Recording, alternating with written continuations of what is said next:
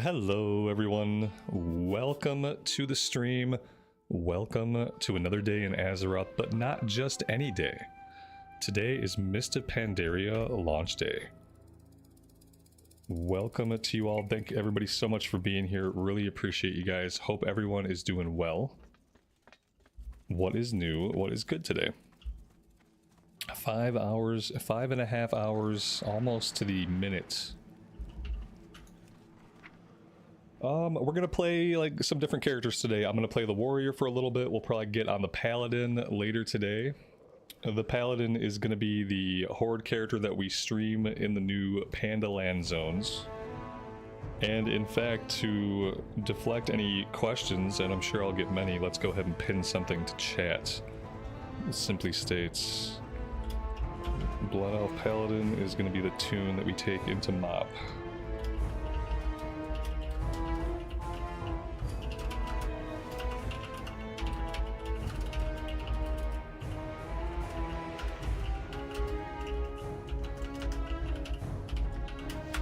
I will do that, I will pin that, there we go. But yeah, we're gonna do some varied stuff today in Pandaria pre-patch. I sold some stuff on the auction house, it looks like. Basically, I've been selling everything. Any mats, any greens, I've just been putting them up. And that seems to be working. 12 gold, even if it's like a low amount, I'm still selling it. And the new auction house makes it really easy to sell stuff, even if you have a lot of junk that doesn't sell for a lot. It makes it worth it because it's really easy to post stuff. Like, I'm selling stuff that I never would have sold with the old auction house.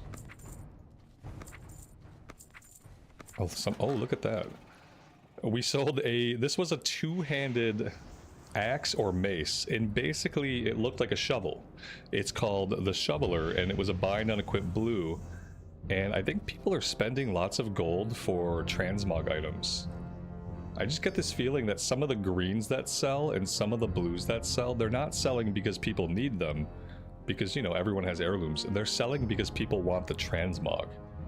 And so apparently I made almost 300 gold off of a silly blue BOE shovel. That's pretty good. So yeah, it's important, I think, to sell everything. Even if you just have trash greens, like, sell the trash greens because somebody might want them for transmog. And you could make some gold. Alright, I think I want to go to Felwood to do some questing. Just ease into things here in the warrior, do some questing. You know, eventually I'll probably run some dungeons. As one does. Now the question is, how am I going to get to Felwood? I took the quest off the command board. It's currently one of the only non-instance quests that we have. Report to 10L Leaf Runner at the Emerald Sanctuary in Felwood. So yeah, now I gotta figure out how I'm gonna get there. Starting with locating the actual flight tower and not trying to go to where the flight tower was in Classic Era.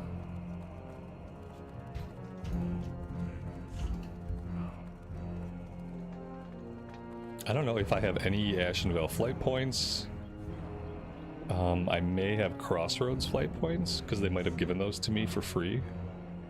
But we might have a little bit of running to do. Hope nobody minds.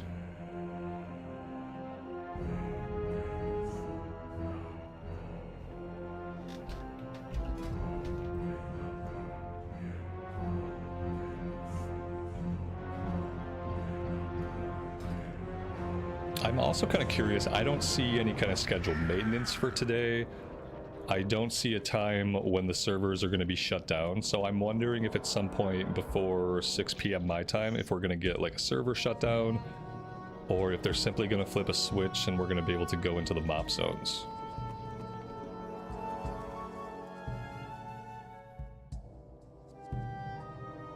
Maybe I need to expand my comment. I think I'm going to have to expand my comment. It's gonna have to include the actual time that MoP drops. Oh my god. Okay, let me do this now. We're gonna need a fuller comment. Let me put myself in flight while I revise the pinned comment and think about what I wanted to say. Where is the Windbride Master? Here we go. What do you need? I need, oh man, not only do I not have Asheval, I don't have Barons. You know what I can do? I can probably run out the back entrance of Orgrimmar. I can probably run into Azshara, and then I could probably get into Ashenvale. Like, maybe that will still work. If I go into Azshara and I just cut through here, that'll get us to Ashenvale, then I can get the Felwood. We can grab some flight points along the way. Alright, new plan. Run through Azshara. Alright, new plan, make a better post for the pinned comment. Let's see. Mop. New content live at 6 p.m. EST.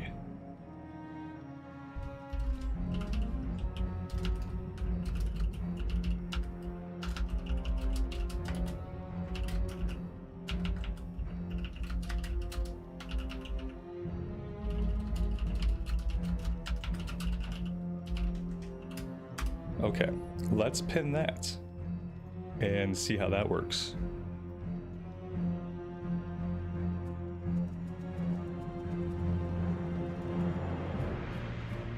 The servers were already shut down. NA servers were down from 7 to 8, so not like a big maintenance. They just took them down for a bit. So yeah, I'm assuming that the new content's just gonna come live whenever they push the button.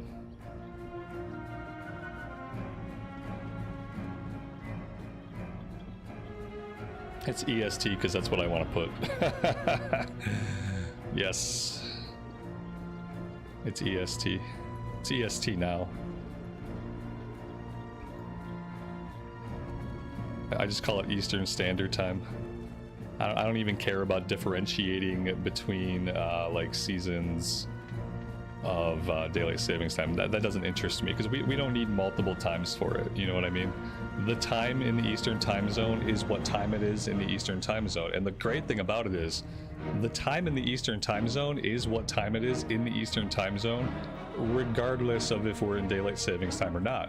When we're in daylight savings time and it's 6 o'clock, it's 6 o'clock. When we're not in daylight savings time and it's 6 o'clock, it's still 6 o'clock. I'm not going to call it something different just because we are in or are not in daylight savings time. That's unnecessary and confusing, and I won't do it.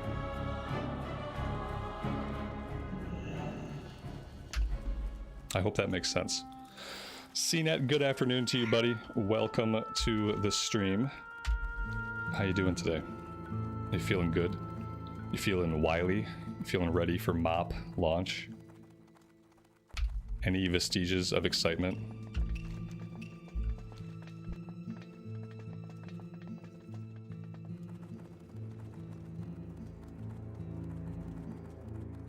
You're feeling great? Okay, cool. You must be on drugs. Welcome to the stream, buddy. Apparently you've turned into Tony the Tiger on crack. Good times.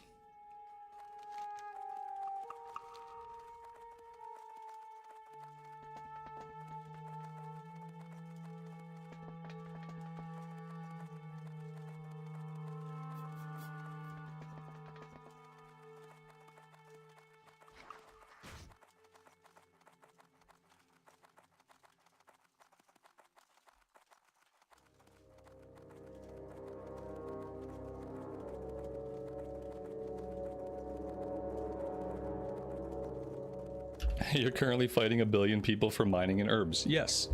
Funny story. I took a half hour out of my life yesterday evening to take my paladin to Northrend and to try to work on their herbalism and their mining. And I flew around and around and around and around, and I flew around for 30 minutes. And at the end of 30 minutes, I had found 2 herb nodes and 0 mine nodes. And then I decided that I'm not doing it. I'm not going to do it. I don't care. And maybe when they like quadruple or triple or quintuple the amount of nodes that spawn or how fast they spawn, maybe I'll revisit it. But in the current environment, like, I'm just not going to bother with it. It's such a waste of my time and I'm not going to do it. I very nearly dropped both professions. Like, after a half an hour of finding 2 herbs, I very nearly simply X'd out both professions but I took a deep breath and I didn't X them out. I'm not going to work on them, and I'm going to turn tracking completely off. In fact, I'm turning tracking off right now. Because yeah, currently there's no reason to try to level up these things. Because if you play during prime time on your server, like whatever server that is, if you play during prime time, you're never going to find any nodes. So it's completely pointless. Like early on, you have a great time leveling these things up. It's easy, it's fun, it's rewarding because you're getting lots of XP, you're selling stuff on the auction house, and so it hooks you.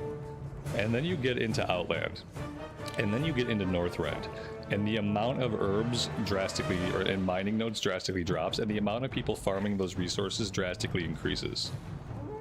And it just creates this like horrible sensation of just absolutely wasting your time. So yeah, I'm all done with mining and herbalism for now. If they make any changes or they fix it in some way, then maybe I'll revisit it, but it's not worth my time.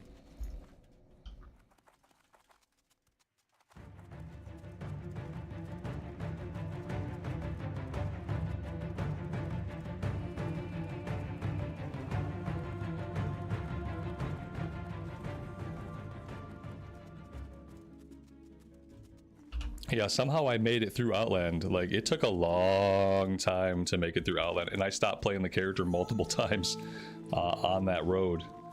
I set the character aside a couple times, but I managed to get through Outland. But then getting into Northrend, yeah, it's all done. I'm done with it. If you're gonna level professions, it'd be much better to waste your time leveling something like fishing and cooking. If you want something useful that you're actually gonna be able to level up, and you want to use your time in a way that's gonna be beneficial, just level up fishing and cooking. And then you can sell feast and stuff on the auction house, and you can sell fish food and stuff.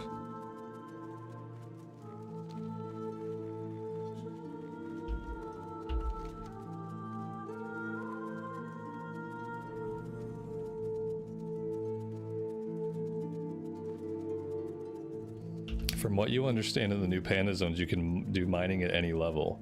That doesn't sound right, but I don't know. That sounds like a profession squish, and I don't think they did a profession squish in Pandaria.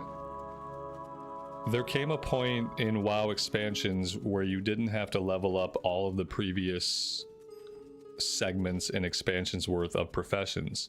You simply went into the new expansion and you would take Legion mining, Legion herbalism, and that would allow you to just, you know, do the professions in those new zones without having to level up 500 skill points of old content. But I don't think Mist of Pandaria was the expansion that started that. I thought that was Warlords of Draenor, or perhaps even Legion, that moved to that model of professions. Yeah, if they do professions like that, then I'll do professions. Like, if I can just take Mist of Pandaria mining, Mist of Pandaria herbalism, and try my best in the new zones, I might try that. I might change my professions up completely if we can do that. But I don't think Mop put that in. I think that came later.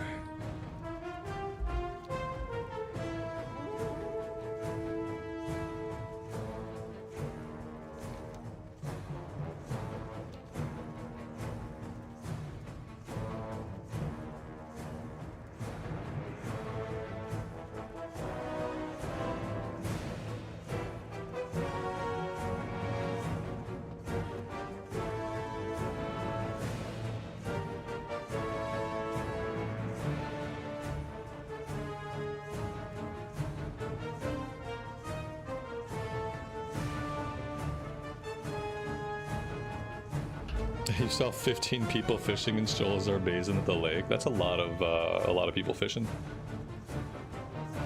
That's like a holiday. Do the audio levels seem lower than usual? You'd have to tell me what audio levels you're talking about. I haven't changed anything, but it's possible the in-game volume could be different than the classic era in-game volume because it's all different settings. So I have to have audio settings for everything in each version of the game. So what exactly is it that sounds quiet? Or do I sound quiet? Because I haven't changed my own volume. And I haven't changed anything about the microphone setup in like a week and a half. So I should sound exactly the same, but maybe the music or something is off. No one has said anything yet. We've been going for a little while.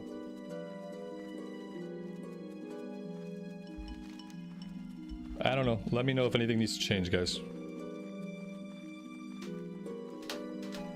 Sounds like yesterday. That's what I figured. It looks the same. When I look at the sound meters look like they're hitting exactly where they normally hit. Everything looks good on my end. But it's possible the music could go up or something. I don't know. Here, let's just crank the music up. Maybe that'll help.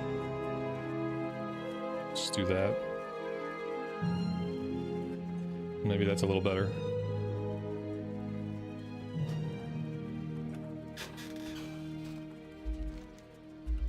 Didn't seem to change anything too significantly.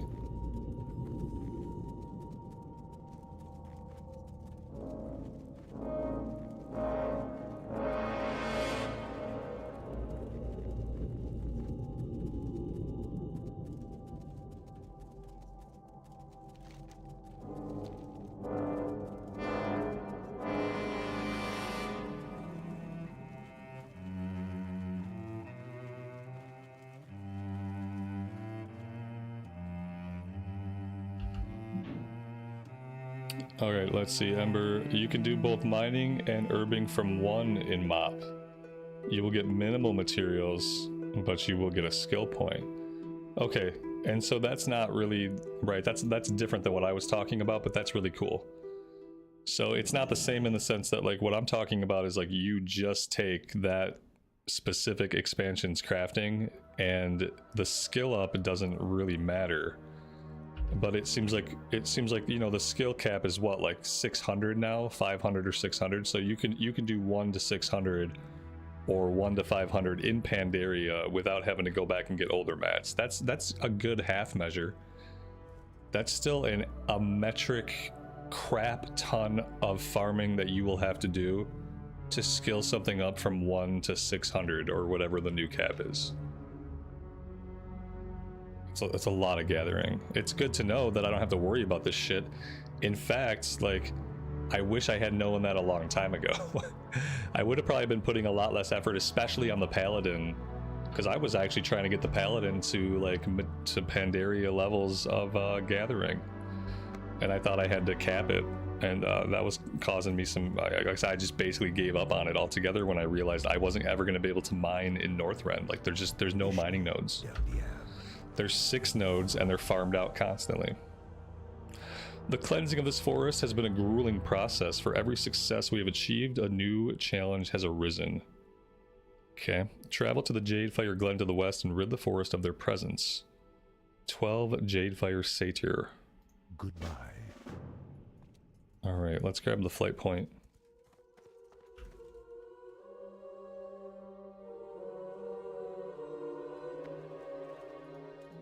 What brings you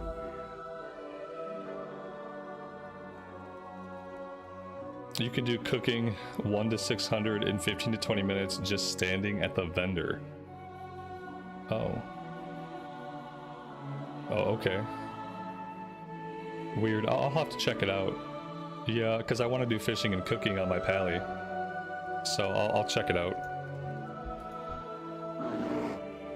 Let's see if we can figure out how it works. The Furbolg village to the south is the home of the Deadwood tribe, sworn enemies of the Timbermaw. They are corrupted and foul like so many others, driven mad by the taint of these woods. Go speak with a totem. Okay. The druids can get every node in flight form and don't have to swap out. That's kind of cheating. It's a good thing that that boomkin form looks so stupid. So like having to deal with boomkin form kind of balances out all the good things about druid, so that's okay. Culling the corrupted. The sickening corruption of demons pervades this entire forest. The soil, the trees, the animals all grow thick with fell magics. We of the Emerald Circle have sworn to cleanse this forest, and doing so requires a constant battle. Collect 10 corrupted pelts. Ancestors watch over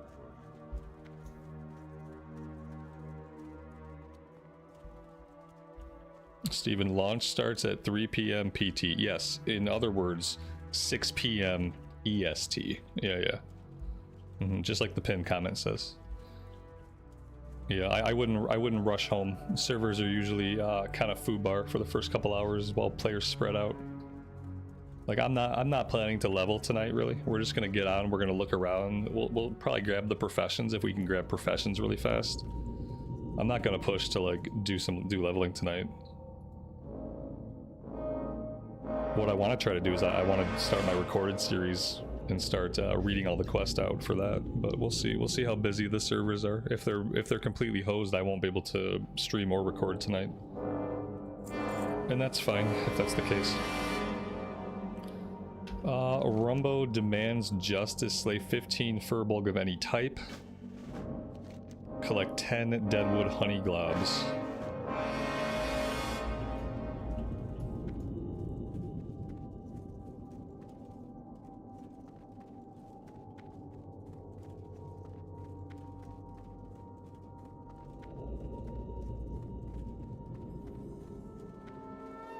How am I collecting the honey globs? Did they get... Oh, they gave me an item.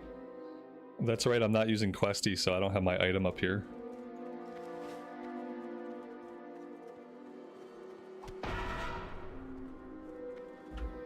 Bees! Jump in the water to get them off. Oh my god. Do I have to? Can I just ignore the bees? It seems like they're just doing like very little amounts of damage. It's probably not very important to cleanse them. Well, they go away after a minute anyhow.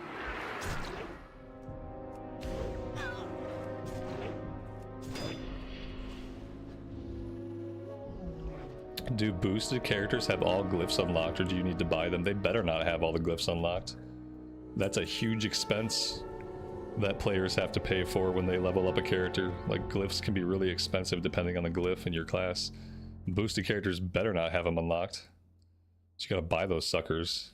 Some of them are cheap and some of them are expensive. It's impossible to say because it's like a glyph by glyph basis.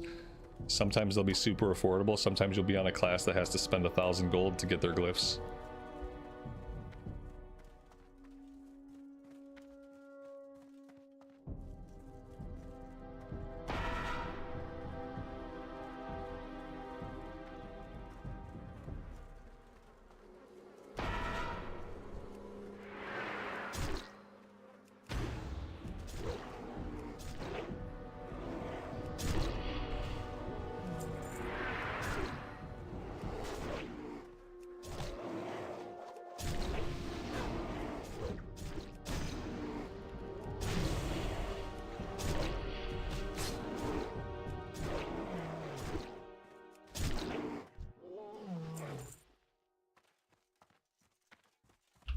Ember, they don't include free glyphs. Awesome.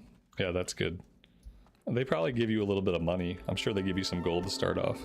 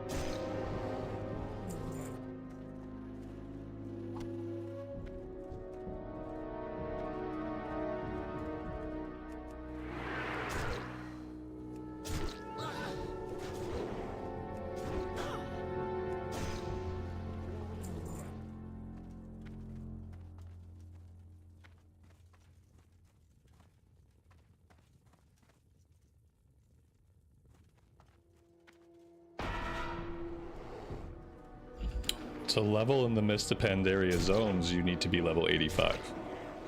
The new Mist of Pandaria zones are leveling content that takes characters from level 85 to level 90.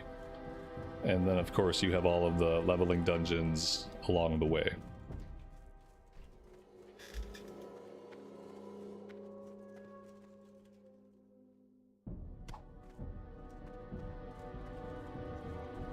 CNET, I'll do some dungeons. Your warrior is 36.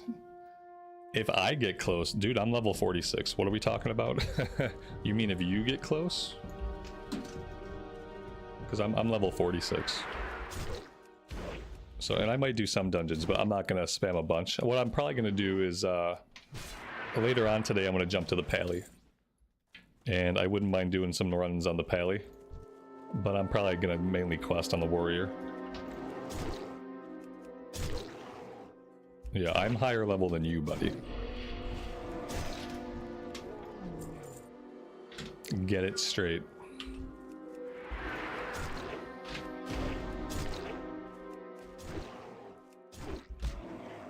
But if you want to do some heroics later or whatever, I'll be down to do that over on my Pally.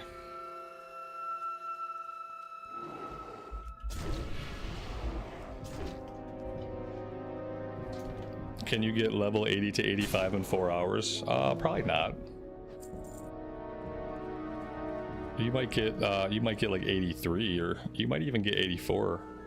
You probably get like 83. Especially, unless you, maybe if you have heirlooms, but I'm assuming you probably don't have a full set of heirlooms. And I guess a full set of heirlooms at this point would just be the helmet and the cloak. The helmet and the cloak you could buy from a guild vendor if you were in a high enough level guild and had enough rep. That would help you a little bit, but no, I'd say 80 to 85 is probably going to take a little bit more than 5 hours. Might take 6 to 8. And as we all know, and we all know this to be true, if you don't play on night 1, if you can't level your character on night 1, day 1, minute 1, hour 1, there's not even a reason to play the game. You might as well just uninstall it until the next expansion comes out, because God forbid you can't play the new content the moment it comes out. Then the new content obviously has no value. It'll be valueless a week from now. You know, God, if you had to wait 3 days to do the new content, what's the point of doing the new content in 3 days after other humans have done it? That'd be awful. I would say just uninstall the game and never look back.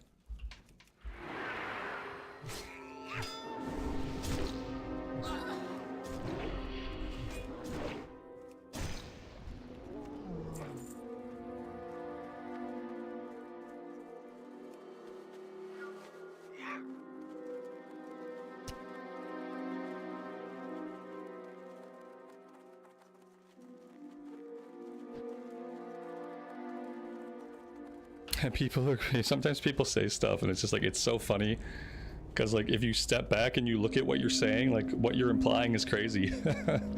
Like the implication is that like if you can't be there moment 1, day 1, it somehow has less value to be there later is nuts.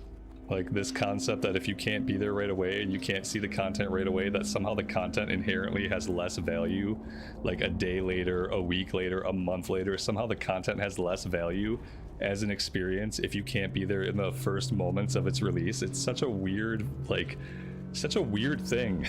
Like, it doesn't make any sense. And yet it's, in WoW, it's absolutely 100% the norm for players to feel like the content has less value if they can't be there for the opening moment of it.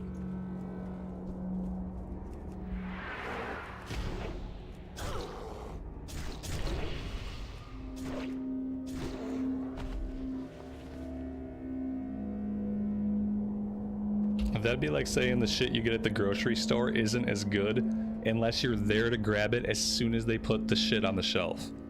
Imagine like waiting at your grocery store as they stock and just like, okay, these products are not as valid if I get them a day after they've been shelved or a week after they've been shelved. I have to get them the moment they hit the shelf. If you were like that at a grocery store, people would think you were insane. You'd be like a crazy person. If you do it in WoW, it's completely normal behavior.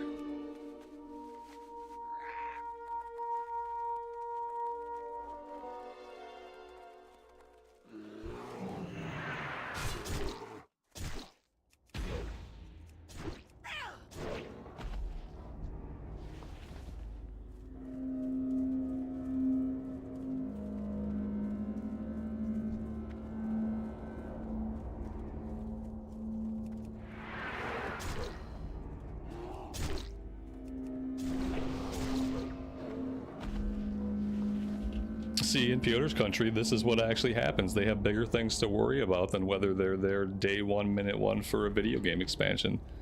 They're fist fighting over groceries, like crazy people do. Sometimes people are driven to insanity by their circumstances. Sometimes people drive themselves to insanity by their choices, but the result is the same.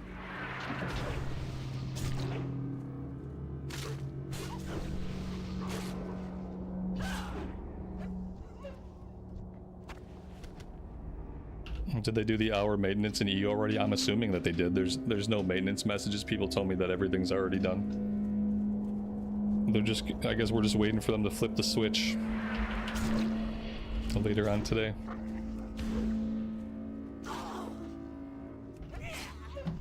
If you didn't buy a house as a toddler, you might as well never even do it. Just go live under a bridge. No reason to even have a house. You didn't get it right away. Done. Over.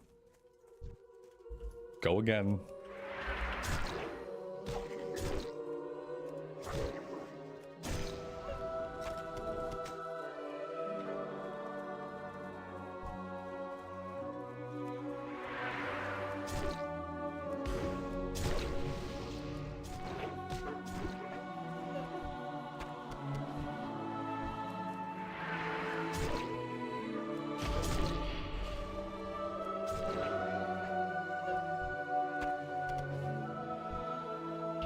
Blizzard Standard Time. I like BS.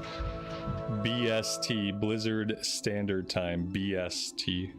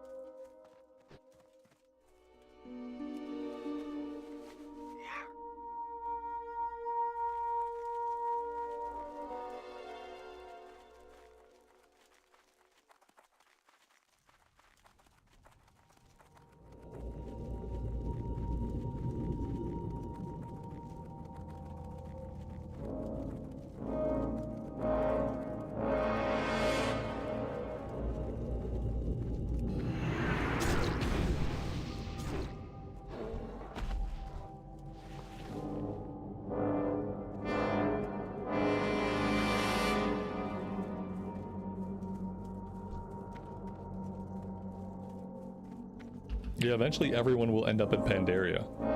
And guess what? That's where we're gonna end up in Pandaria, and we're never gonna leave Pandaria. So, you know, what's the rush? Oh my Jesus God. Okay, I don't think I need to go in here. Yeah, we're not... I don't know what's going on there. I don't like it. What are we doing here? Satyr. I didn't see any satyr. I saw a lot of imps. Maybe we try to go around the imps? Maybe there's like a cave we're supposed to go in? Because yeah, I'm not seeing any satyr.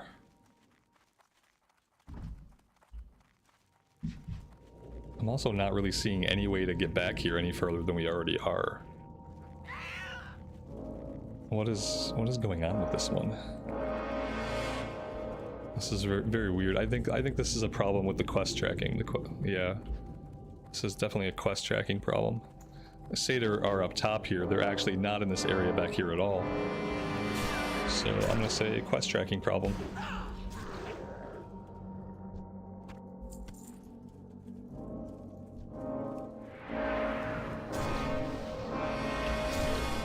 It's not an infestation. It's an imp-festation. An imp-festation. Get it straight.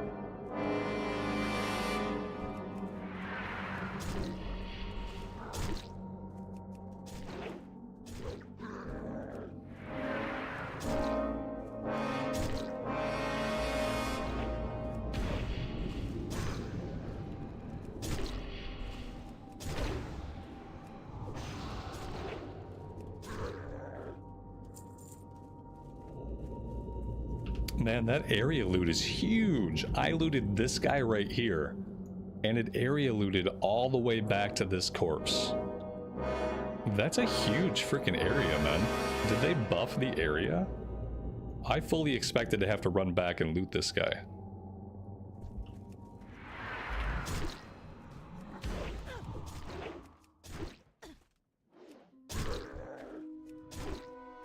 That's huge quality of life for people like me, who perpetually forget to loot or stop caring enough to loot everything.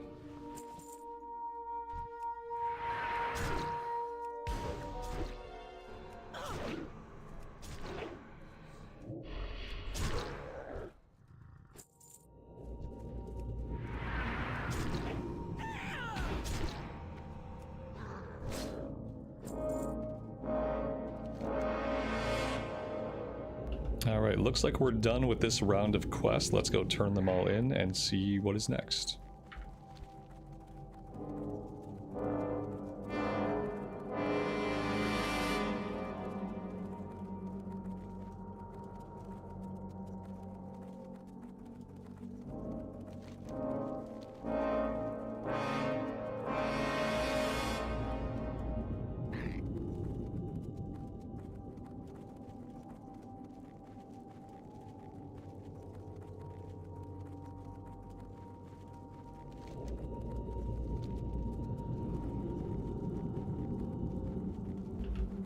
I'm really looking forward to the panda zones too. I'm looking forward to like anything visually new. Anything visually new to me in WoW right now, or even like not brand new. Obviously, I've seen some of the zones and played through some of the zones in the past, but just like anything visually different. Any kind of visual auditory change would be very welcome. And the zones are really pretty, and the music I remember being really amazing. So yeah, that's the one thing that I am looking forward to, that I know I'm looking forward to for sure, is seeing the zones, hearing the music. Can I assist you? Let's hope that the button pushing is also fun. Let's hope that the quests are also interesting, but beyond anything else, just looking forward to seeing new and hearing new.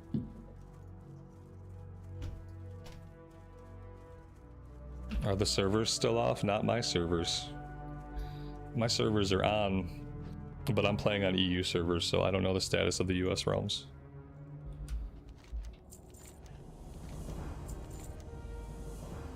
You have done well, Blood Elf. Roombo is pleased by your bravery and the delicious honey you have given Roombo. Now, you must dance. Yes, dance for Roombo. Dance. Do a silly dance.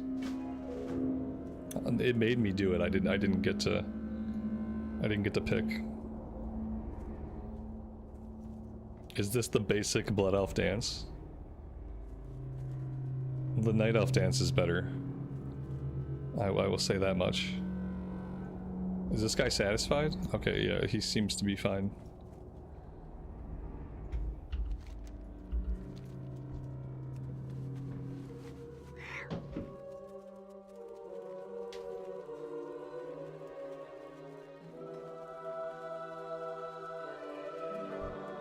So a lot of MoP is actually going to be new to me, because I leveled up in MoP, I got to max level, I started doing some heroics, and then I burned out really hard. And then I didn't come back to the game until the Timeless Isle had been out for a while, and Warlords of Draenor had been announced. And at that point, I was coming back for Warlords, not to play in MoP. So like, so much of MoP should be and could be very new to me. I've seen the zones, but I'm not familiar with them. I've done a little bit of questing in like MoP Remix, but not very much. I quit MoP Remix pretty early. So yeah, I'm excited about that stuff. As excited as I can be about, you know, what is technically just re-released content. Hello. An arcane ally. The Emerald Circle is sworn to accept the help of any who wish to fight the demons of Felwood. Though my people have long shunned the arcane, we cannot afford to deny ourselves such advantage here. Arcanist Delaris is a surviving highborn mage and helps us battle the Jadefire Satyrs. Follow the road to the north and you will find her at our encampment overlooking the ruins of Constellas. We're gonna hunt down an elf mage, a night elf mage. I mean, in Cataclysm you're able to be a night elf mage, so I'm glad they kind of wove some characters into the story here.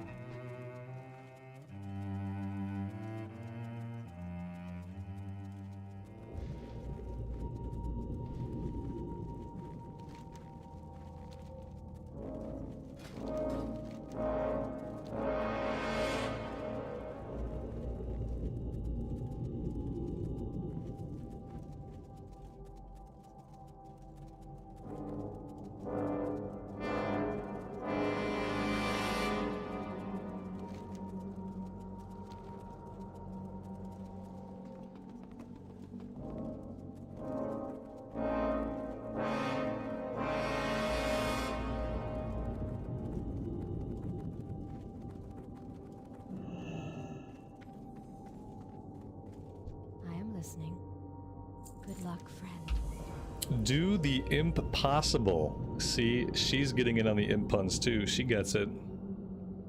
The Satyr hide their corrupted moonwell behind an impenetrable barrier of demonic fire. Their forces must have some way of getting through it. Interrogating the Satyr will be useless, but the imps they consort with will be easily swayed. I have a specific one in mind as well. In the foothills to the east, a lone imp has been seen wandering, far from the other demons. He should prove easy pickings. Weaken him with combat, and then use this enchanted sack to capture him. Then I'll do the talking. An enchanted sack, you say? Awesome.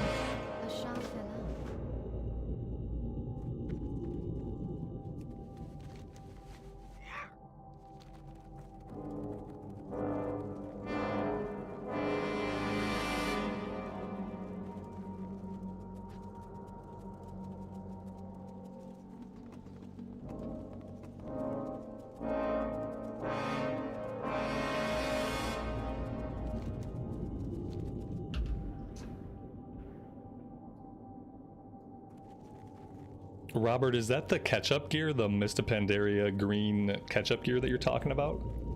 So I think I gotta figure out where to get that too. I think my pally might need some of it. Is it 272? Oh, that's actually really low. Maybe I don't need 272.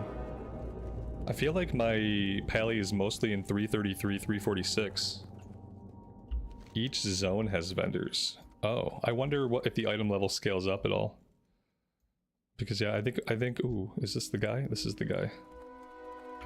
I think my pally is in 333 and 346, so I might not need it. Do I have to beat him up first? Oh, once he's been weakened, okay.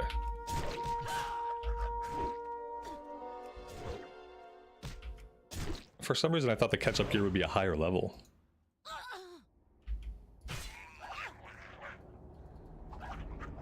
So people that have raid gear, man, they're just gonna run around one-shotting basically every single mob through the entire X-Pack. The first dungeon's item levels are 325? What? Are we sure these numbers are right? Because, like, I feel like you can get 390 gear in Cataclysm pretty easily by doing, like, the corrupted 5-mans. My Shami has a bunch of like 390 loot. So like what? Like I wouldn't replace 390 loot till like endgame and mob. I'm not even gonna replace 346s for a while. People that are fully raid geared are gonna just walk around one-shotting every single mob in the entire X-Pack. I mean, I guess that's just how it is. Huh. Very interesting. I mean, in some way that's good. It's not like all of the gear you collected in Kata is immediately invalidated by mob greens. I would just expect it to scale up a little bit. I would expect by the first dungeon that I'd be getting 346. Something like that, you know? Well, I guess we'll have to see it and see how it feels. Hello. Imps are creatures of deception. With so many of them spotted at Shadowlurk Ridge, I'm positive something is being hidden there. Our little friend will tell us exactly how to find it. If he doesn't want to go back in the sack. Back in the sack with you. Collect 8 batches of cursed ooze.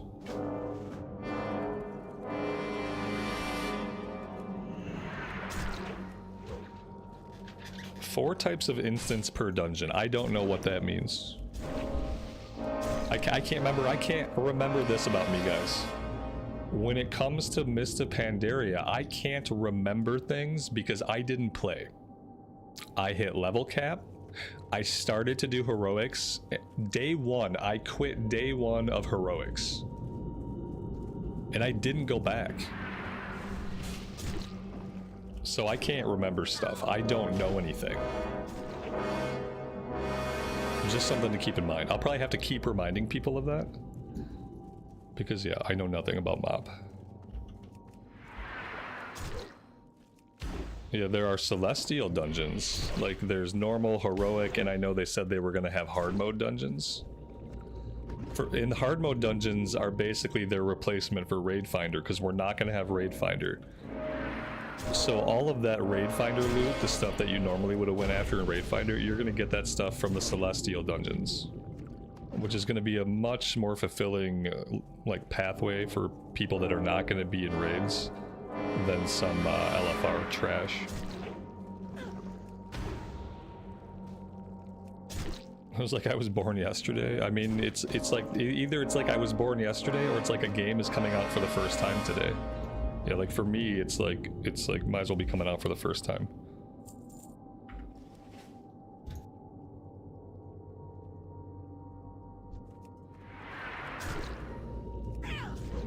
Yeah, that's right. At first, we're only going to have access to the normal modes and the heroics, from what I understand. And yeah, the Celestials are going to come out a couple weeks after the raid launches. You know, to give raiders an advantage. They want people who are able to put together a raid and put out a raid. They want them to have a little bit of time advantage when it comes to gearing up, which makes sense.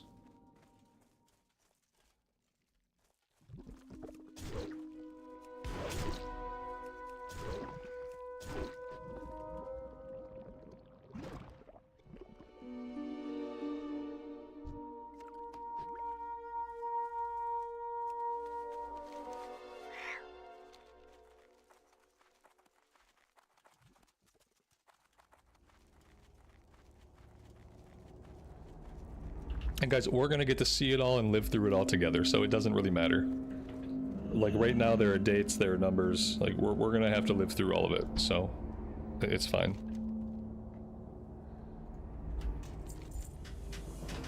We don't need to know every single thing or have every single thing written down, like planned out, thought out. We'll just play the game and we'll figure it all out. How do I feel about no LFR? I feel good about no LFR. LFR fights are just trash. It's just garbage fights where people just go in, they face roll because they want the gear, they need the gear, but the content sucks. And the content doesn't suck because the players want it to suck. The players just want the gear, but they can't get into a raid team. So taking that gear and putting it on hard 5-man dungeons that actually are going to offer players a challenge, an actual challenging gameplay oriented way to get that gear, is much better than throwing 25 people into a slop raid fight with half its mechanics gutted and letting them face roll their way to victory. That kind of gameplay is not fulfilling, and ultimately that kind of gameplay is bad for a gaming community. It's going to be so much better to have the challenging 5-mans and have that be where the raid finder gear is at. It's going to be better for players, and it's going to be better for the overall health of the game. Like, raid finder is trash. People don't need Raid Finder, they need a way for solo progression. They need a way to say, I am a player that doesn't have a lot of friends in the game, I don't have a guild, and I can't do a guild schedule, but I want a way to progress my character and get better loot. 5-mans are the way to do that. 5-mans are the way to not slop Raid Finder fights.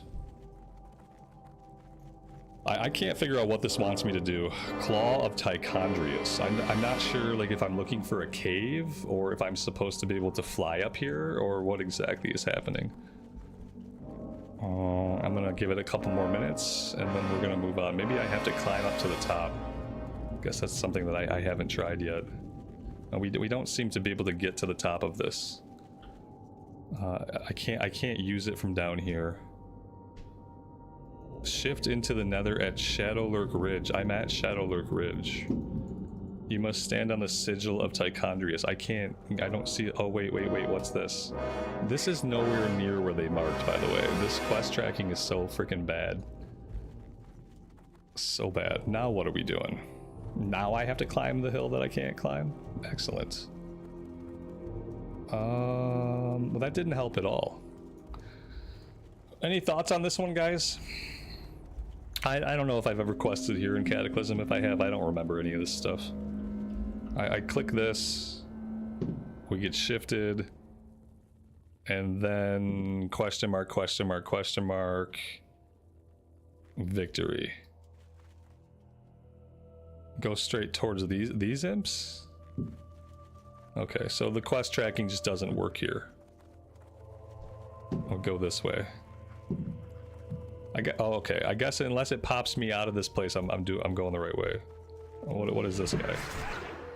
This seems like a guy I'm gonna have to kill.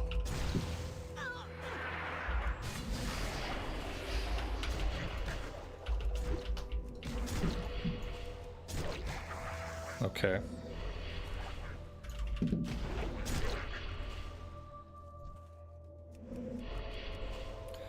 Okay. I don't know what happened, but apparently I did it. Okay, great, perfect. Hey, that was a really something. Let's see. With the claw, we are ready to break through the Jadefire's defenses. Head into the ruins to the northwest. Beyond the front line of the Satyr, you'll find a narrow pass heading into their corrupted moonwell. An enormous wall of demonic flame bars the path, but the claw of Tichondrius should be able to dispel it. Beyond the barrier, you will find the leader of these forces, Zavathris, guarding the corrupted moonwell. Slay him once you are through. Slay Zavathris. And we have another quest here. Fight the power. Slay 8 Jadefire rogues or shadow stalkers.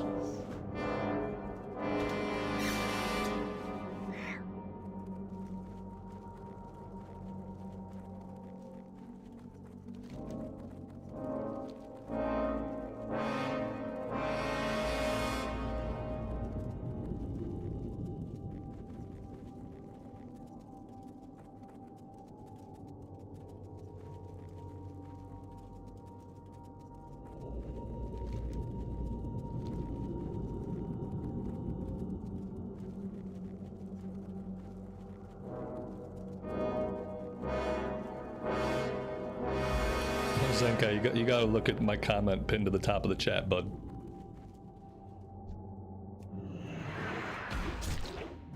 It's almost like I knew people would ask this question a lot today.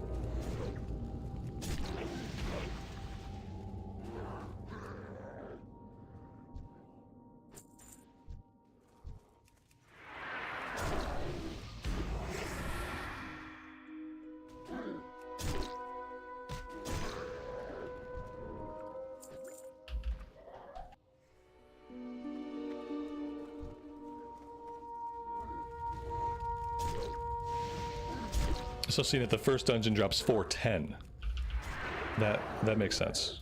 There you go. That aligns with more of what I thought it might drop. Thinking about the gear that I'm currently in, etc.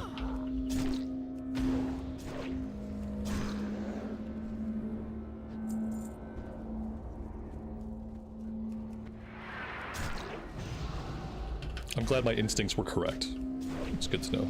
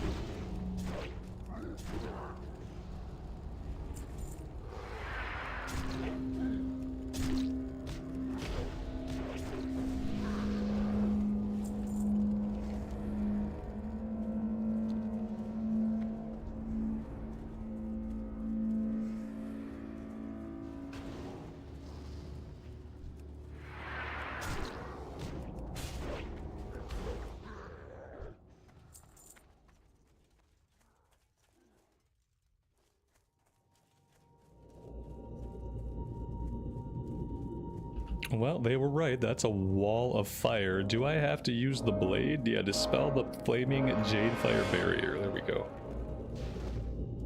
Perfect.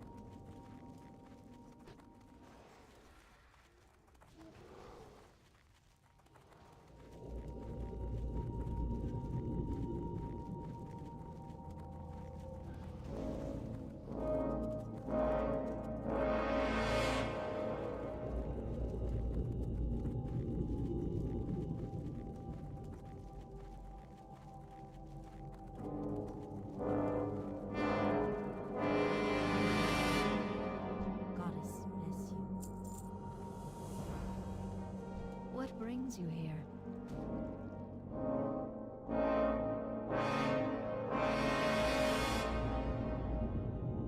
Be careful. Open their eyes. Before you go, I've taken advantage of my alone time with Impsy here to learn some interesting facts about imps. Specifically, he ended up telling me the one thing that all imps fear most, something they're absolutely terrified of. I thought that sounded useful as well as interesting, so I've done some basic conjuring. This prism will project an image of, well, of what Impsy described.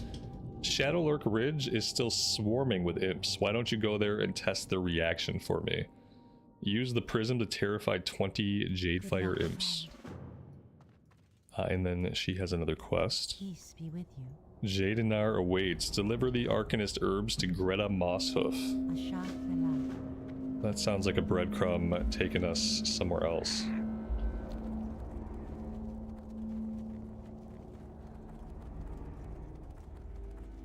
The music here is interesting. Yeah, it's like ominous, brooding tones.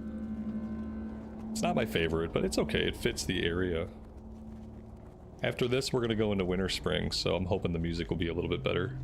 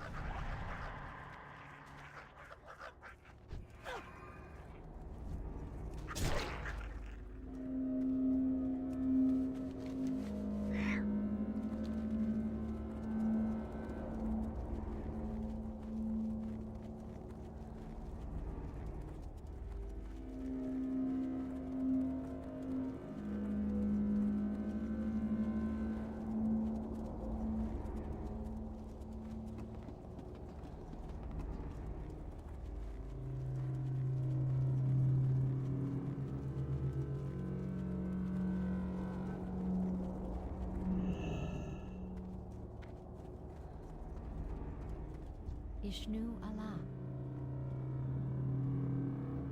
Ashat Allah. Alright, that is level 48, and after that quest, it looks like we are moving down the road a little bit.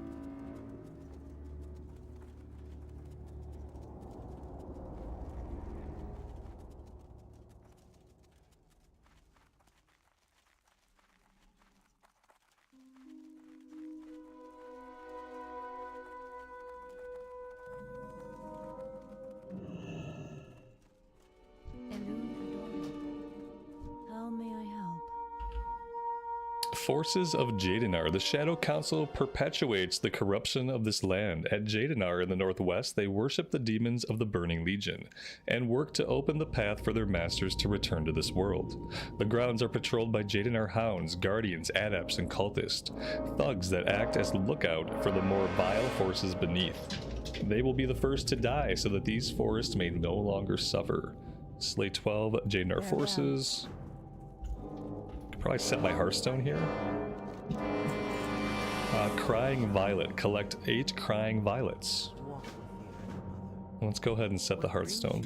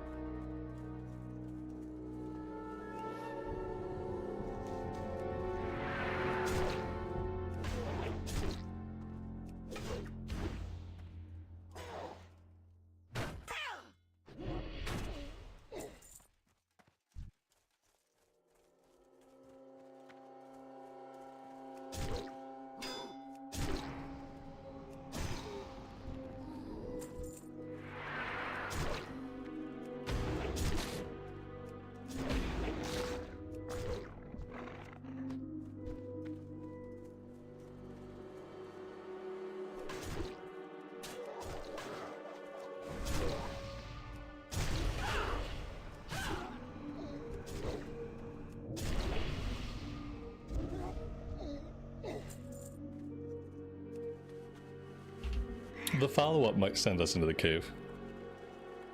It might. Although a lot of times in Cataclysm, they like refrain from sending us into places. It's marking this as back here. Maybe I have to come back here? Yeah, there is a turn-in back here. Okay. This guy's like hiding out.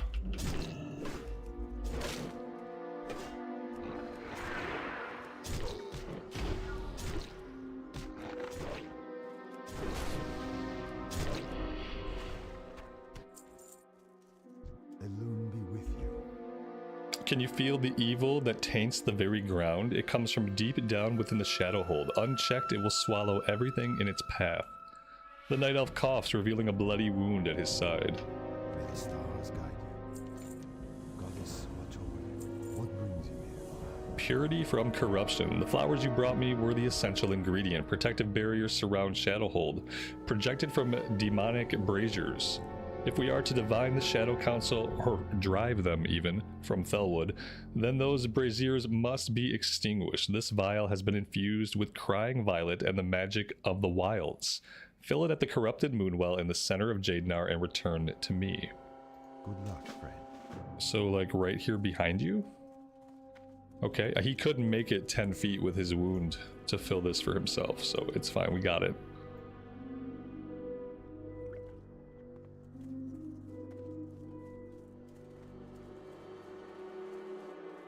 I am honored. Be careful. Till next we meet. Alone light your path. With their outer sentries gone, the greater members of the Shadow Council are next. Deep within the corrupted barrow dens, you'll find powerful Jadenar warlocks, hunters, enforcers, darkweavers, and legionnaires. I'm glad he had to list them all off for us. They must be defeated if these lands are to be saved. Slay 12 defenders. Good luck, friend. Demon Prince, slay Prince Zavalis. Till next we meet. And dousing the flames of protection. Use the purified moonwell water to douse 4 braziers of protection which within Shadowhold. Goddess, watch over. Okay, so we're clicking fires, we're killing guys, we're looking for a named guy. It looks like we're going down here. This is the barrow den that we're actually going to investigate, not the other one.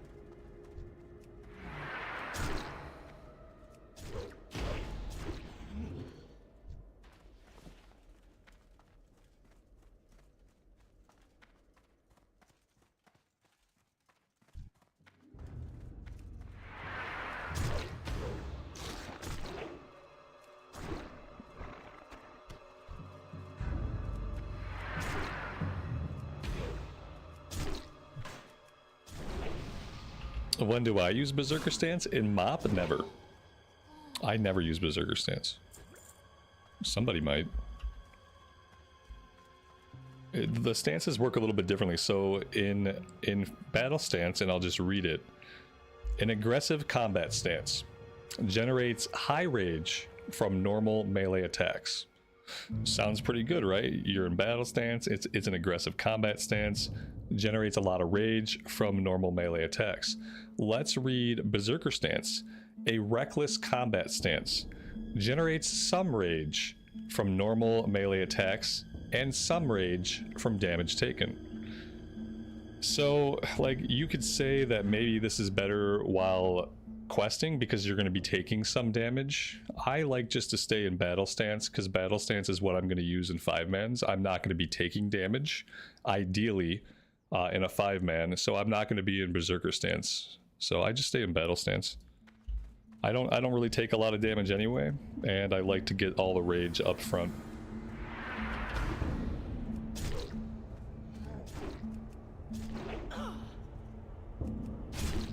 But basically, the important thing to think about is it doesn't affect your DPS, like your damage, the way it does in Classic. So in Classic, when you're in Berserker, you're flat out dealing more damage and taking more damage. In MOP, the stances have nothing to do with damage dealt or with damage taken. They only have to do with rage generated. There you go. Berserker is for PvP. It's for PvP. You can make a case for it for soloing in the open world because you're getting hit sometimes. But I think even with soloing in the open world, you're taking so little damage that it is worth it just to have battle stance on. And then yeah, in PvP, when you're taking potentially lots of damage, that's when you want to have Berserker, because there are times in PvP when you're probably taking lots of damage but you're not doing damage yet, and so you want to be banking all that rage from getting hit so that when you go on the offensive you'll have rage to burn.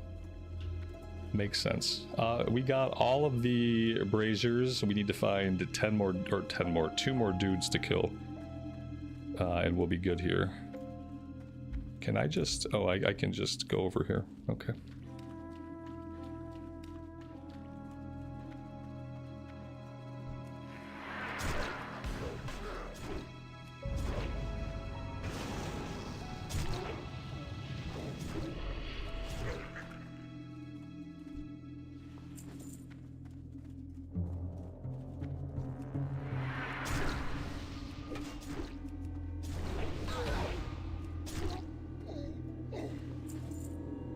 Probably just Hearth out of here. Wait. No, we still have guys to kill.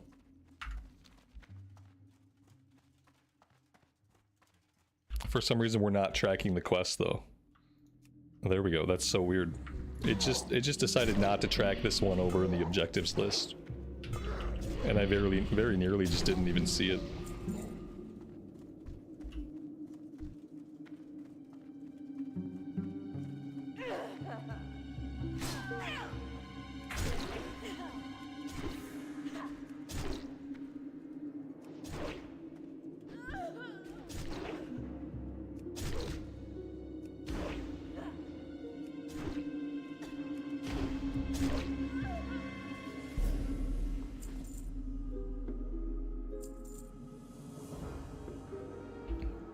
Alright, what else? Shadow Lord Felwood. Okay. So maybe we gotta keep going here. This has been quite a little adventure. I like this quest line. I'm glad that they sent us really far down into the barrow den here and gave us good reasons to really explore the whole place.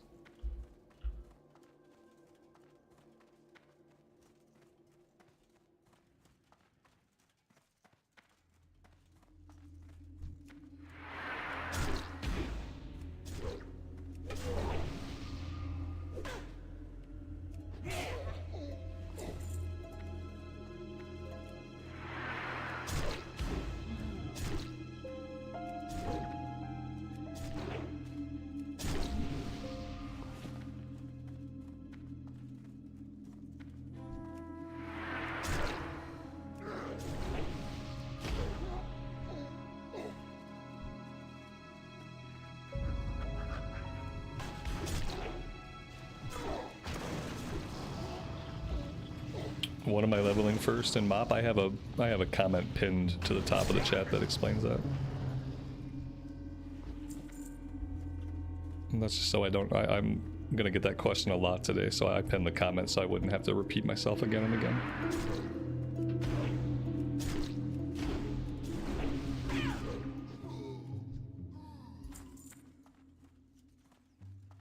Looks like this is a dead end. Okay, so let's go this way.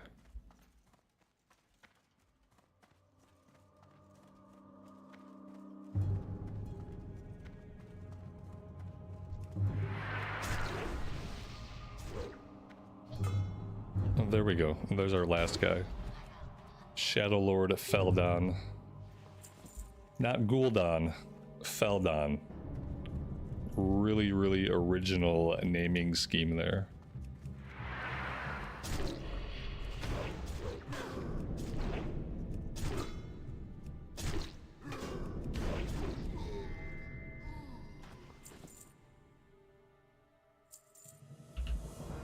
Only one final power remains lurking in the depths of Shadowhold now, Lord Banehallow.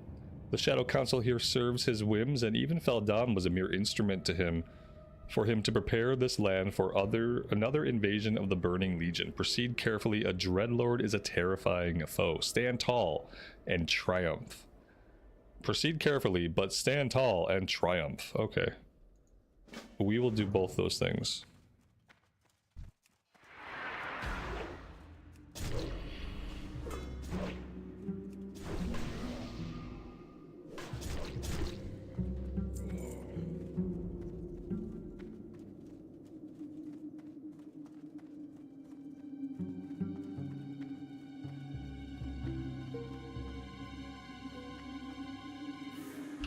Brett's looking pretty powerful. Yeah, I mean, the other thing to think about, though, is that I'm sure they're going to do rebalancings and stuff like that.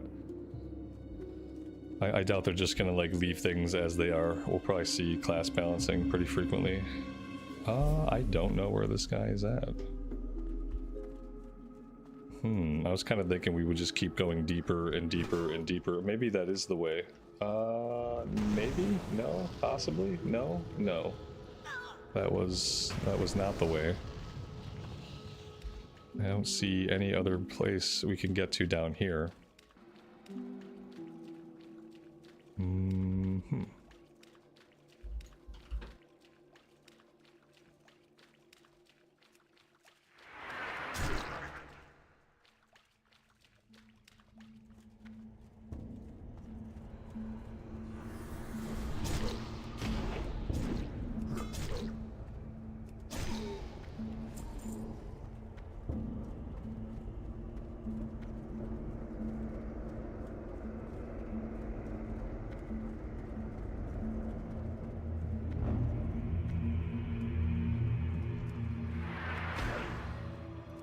Yeah, I'm really not sure how to get to this last guy. The rest of the time we've just been kind of going forward, kind of proceeding with the flow of the area, but there doesn't seem to be anywhere else for us to go. If we can't get it done, I mean, I guess that's fine, but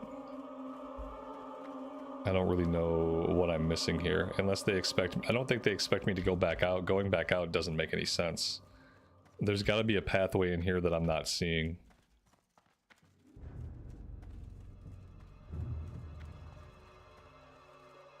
Yeah, I'm not sure. I'm gonna look around for a couple more minutes and then we'll probably hearth out of here.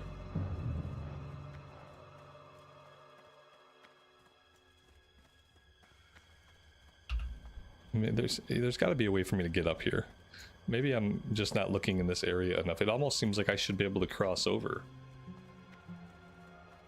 Oh, here we go. Wait. Okay, here we go. I'm just like bad at exploring.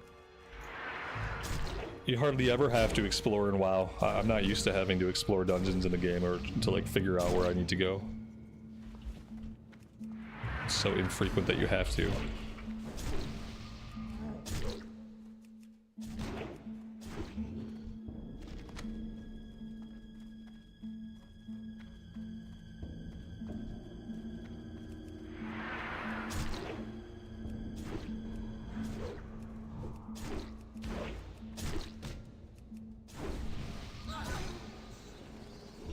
Very nice. All right, it looks like, yeah, we can hearth out of here. It looks like everything turns in back in town.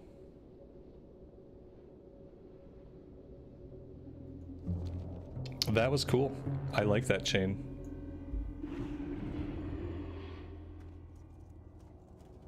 The winds guide you. Ancestors watch you. Can I assist you? Be careful. I am honored. Del Nod. It's level 49.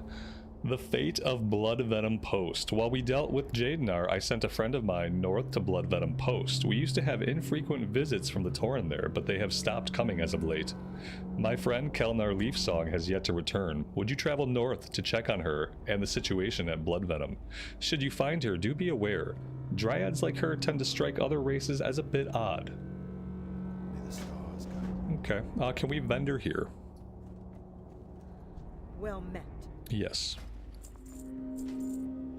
I'm just gonna basically sell everything. I don't think we need anything. When I get an item from a quest, that adds it to my transmog library, correct? When I get a quest item, I don't have to equip it first, do I? Before I vendor it. I know BOEs and stuff I have to equip, but I'm pretty sure that with quest rewards, we just get them into our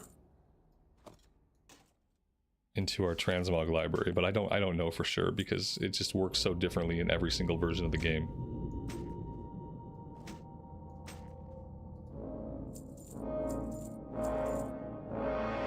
There should be messages. Yeah, I'm not seeing any messages like that. I'll try to keep my eyes open, but I haven't been seeing them.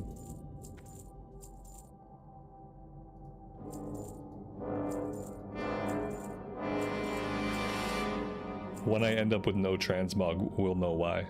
May the eternal sun shine upon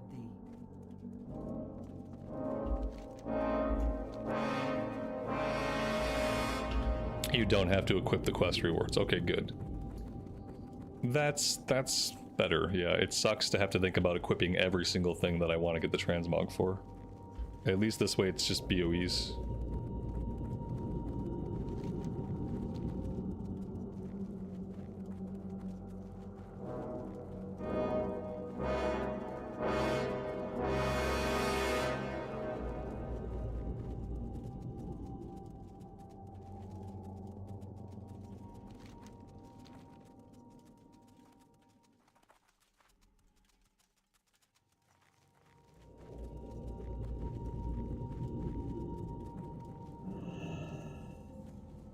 Hi.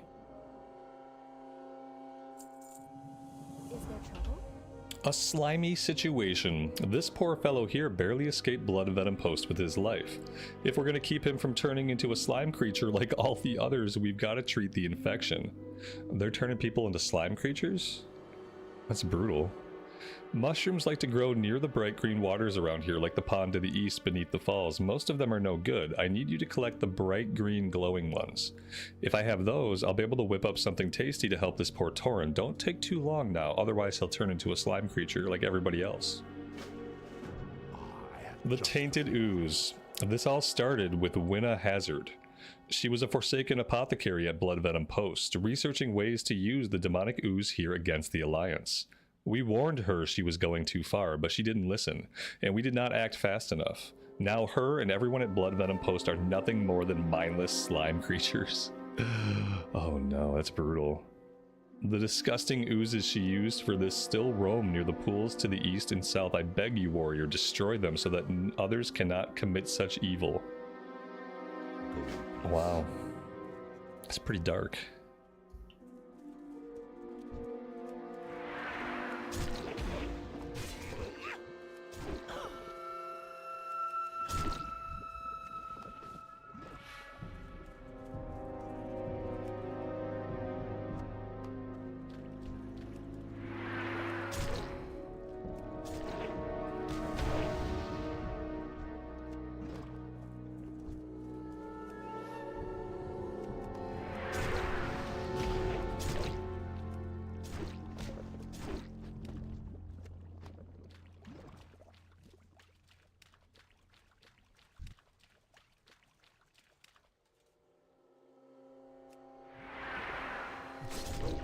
I'm sure swimming in this is healthy for us.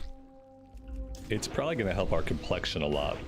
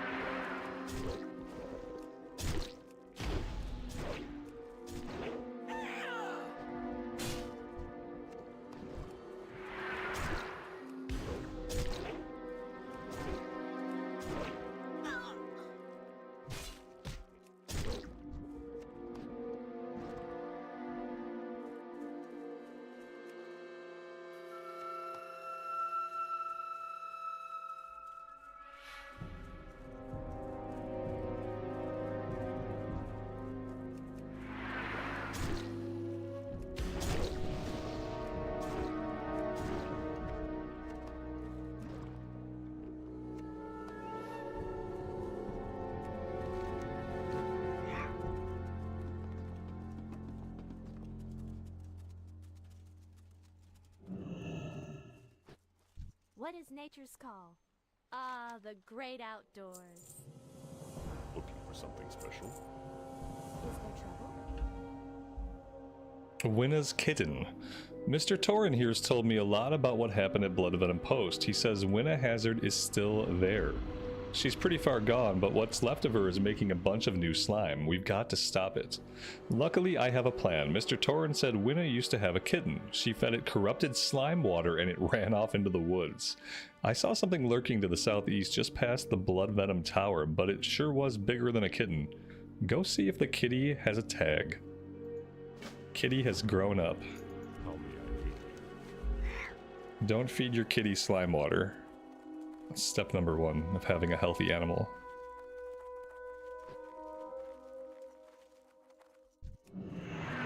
Oh my god, this is what they look like. They were just like, they're just taken over by the slime. It's on their head. That's kind of terrifying. I don't like it. Oh, there's Kitty.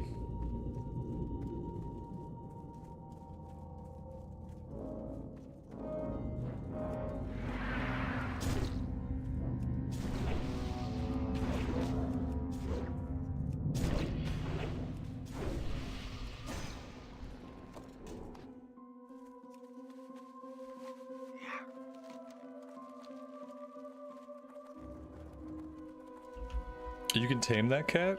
Oh, that's really cool. It should have like a special poison ability. What is nature's call? Ah, the great outdoors.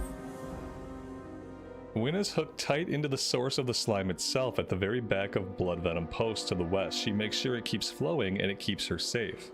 But if you can get her attention, take the ear tag and show it to Winna. If there's even a little tiny bit of her left, maybe it'll get through. Maybe her regret for the poor lost kitty will come to the surface and she'll feel sorry for just one more time and come out of the slime.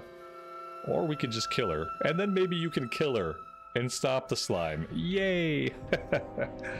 Yes, we are definitely gonna kill her. This girl's onto something. Oh, this guy's not doing so good. Blurg! He said blurg. When someone blurgs at you, they're not doing good. Excuse me, I am still a little... Ugh, my stomach. If you're going to Bloodvenom Post to the west, could you please... Oh, this guy is not feeling good. I thought we were going to cure this guy. Has that not happened yet? Be careful. Maybe we're not... I hope we have to kill this guy at the very end. After he morbs out into a slime person.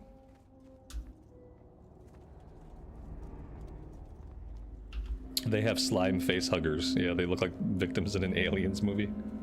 A little bit like that, yeah. The only thing that could make it better is if when you kill them, more little slimes burst out of their abdomen. That would obviously make this better.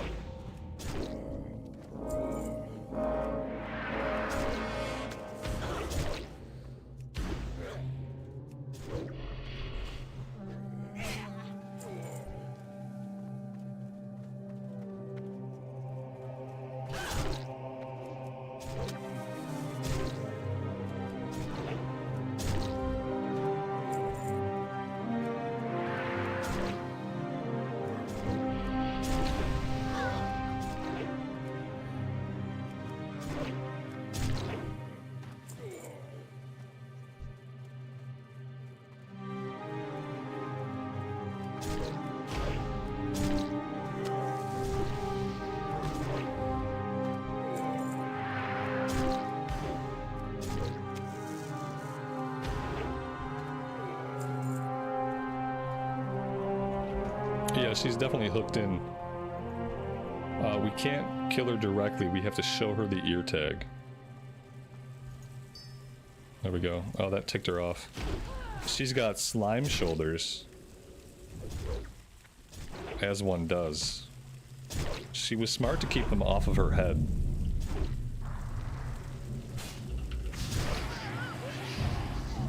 There we go. Problem solved. It didn't really seem to stop the slime, so I don't know if the problem's really been solved or if it's like a temporary fix until the next lunatic comes along. But yay, we did it.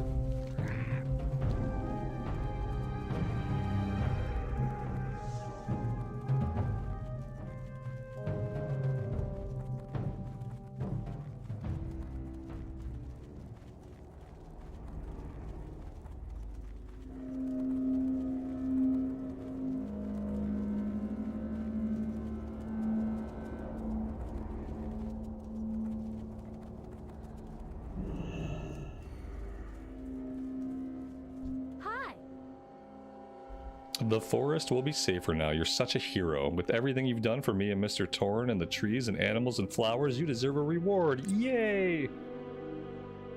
Best dialogue rating in the game right here. Oh boy, I hope this guy doesn't turn into a slime creature. You still might not want to stand too close just in case. He's feeling much better now. Farewell. Okay, it looks like he's fine. What is nature's call? Whisperwind Grove, you've been such a big help here. I'm gonna stay here a while and look after poor Mr. Torn until he stops throwing up so much. Why don't you head north to Whisper Grove? Or Whisperwind Grove, I'll get it right. It's really pretty there, and all the druids are so friendly. You should tell Miss Puregrove I'm okay. She'll worry if I'm gone too long. She might ask you to help with her flowers. So fun. Alright, we're going further north. The flow of questing here has been really good. Felwood in Classic era, you run back and forth and back and forth and back and forth and back and forth and back and forth, and it's like, oh my god. It's a cool place and the questing is cool, but all the back and forth running makes me like basically never look forward to coming here in Classic era. So I like, in this case, I like that they've broken it up into the multiple questing camps. That's been really smooth. This might go on the list of zones they didn't ruin with the Kata revamp. It's a short list, but sometimes it grows.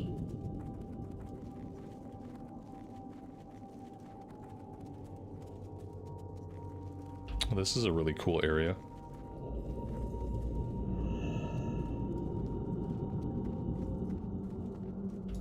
Hello. Good luck, friend.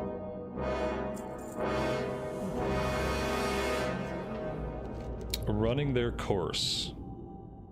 I'd love so much to say every creature in the save every creature in the forest, but as you probably have seen, some are just too far gone.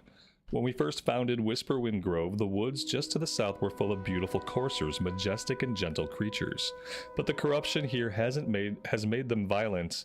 They've wasted away to nearly nothing. Even if they were cleansed, they would know only pain and suffering. Please put them down for me. Okay, we'll put them down. I don't know why we have to get our hands dirty so often. What about being an adventurer makes you think that I want to slaughter helpless animals to put them down? Farewell. That's not really adventurer's work. That's like farmhand work, you know? Like you hire some people to do that specifically. Hire some hunters. Usually you just hire hunters. They should be hunter quest.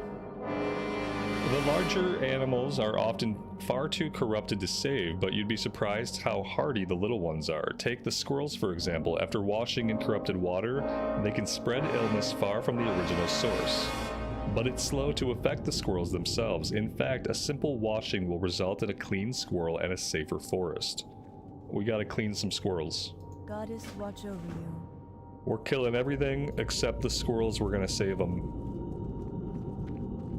That's karma, I guess.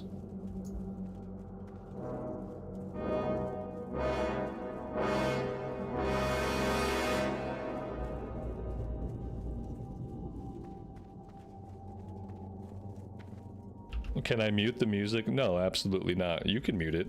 Or if you really hate it that much, then I don't know. There's probably other ways to spend your time than listening to stuff that you hate.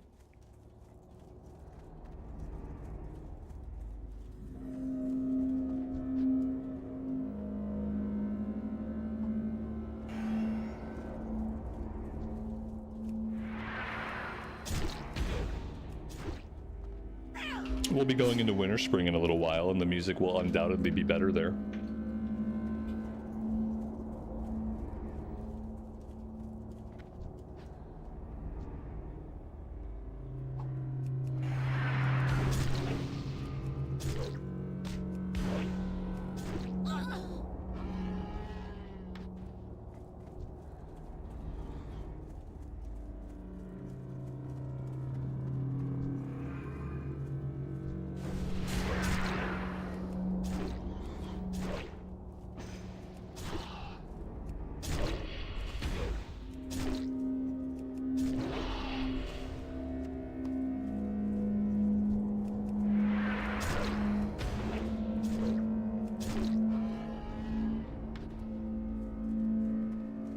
I mean, those are your words, not mine. All I said was that I'm not going to mute the music.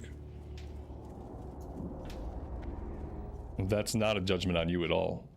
That's just me telling you what I'm going to do and not do. That's all. The music here is not great, but you know, since 2019 I've been just letting the zone music play, so when I'm in a zone I let the music play. Sometimes the zones have amazing music, sometimes they have ominous brooding tones, but you know, usually it suits the vibe of the zone, so I just let it play. It's just how I do. But it's not a commentary on you or anybody else that doesn't like it. It's not my favorite music either.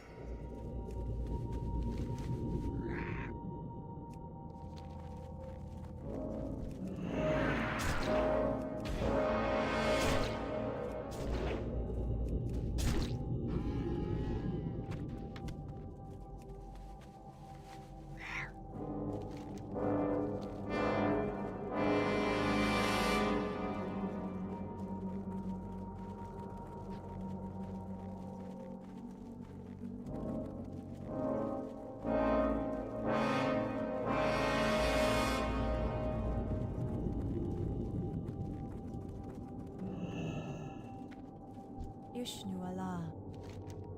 Good luck, friend. Be careful. In a place like this, even something as simple as growing flowers and pulling weeds can require some heroic effort. The orchid lashers that grow on all sides of the grove are a sign of healing, but they're not flawless. Some of them do succumb to demonic corruption now and then. I found the best way to check is just to pull them up. If they're normal, they'll wander around a bit and reroot themselves. If they aren't, well, you'd better be ready for a fight. Del Madras. Alright. Anything else to do? No, just the one quest.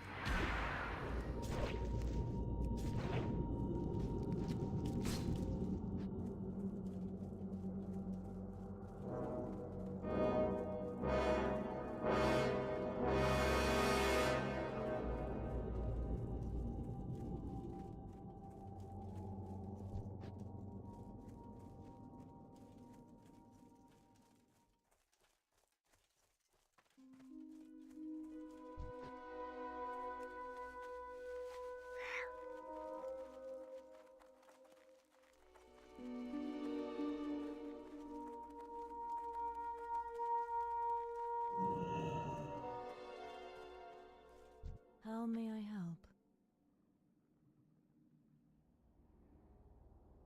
Good luck, friend. Okay, looks like we had a couple of other quests open up now that we've done the intro stuff for her. We got a flight master here now. Don't see an innkeeper yet.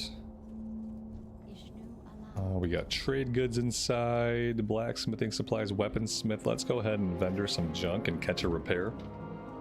Feel free to browse. There we go. Del Madras. Got some scum-covered bags we gotta pop open here. Ishnu Allah. Be careful.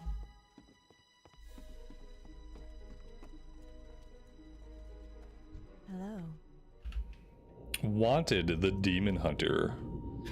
Since reclaiming Jadefire Run from the Satyr, the Emerald Circle has sent many druids to begin the long task of cleansing the ruins. Last night, several of them were murdered by a night elf. A witness says it was a demon hunter, a crazed disciple of Illidan, a rare sight. No doubt he's gone mad with power, just like his master. I'll pay top bounty for proof of this murderer's death. He's been spotted just off the road to the north in a valley beneath Jadefire Run. Farewell.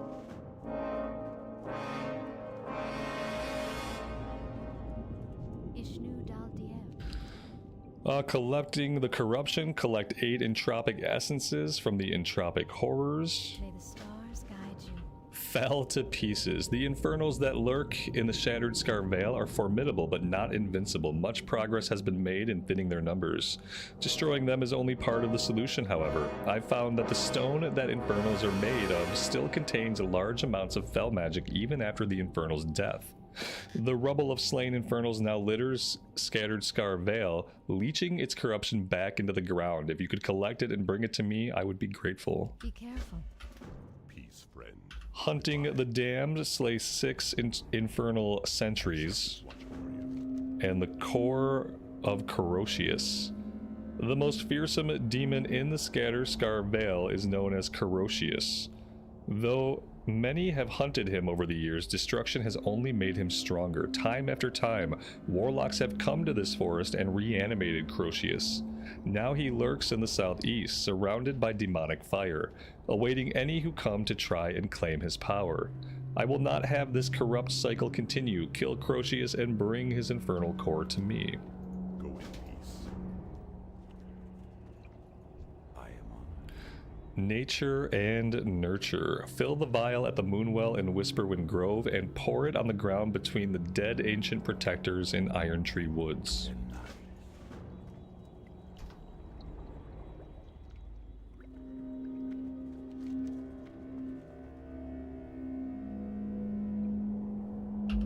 It looks like we have quests to the north and to the south. Let's go to the north first. Starting over here.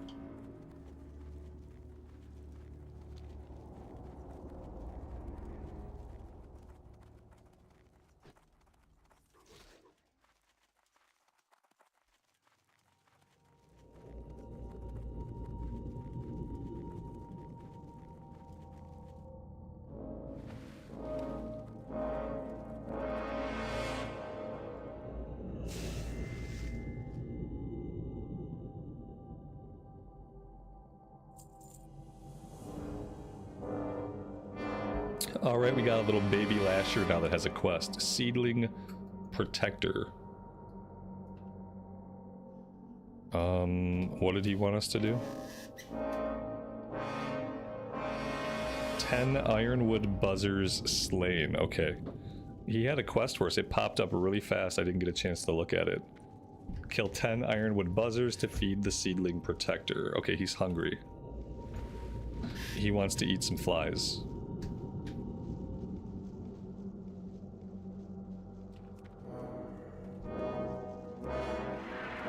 I hope that means we just kill him. Let's see. Yes, we just kill him and he eats him.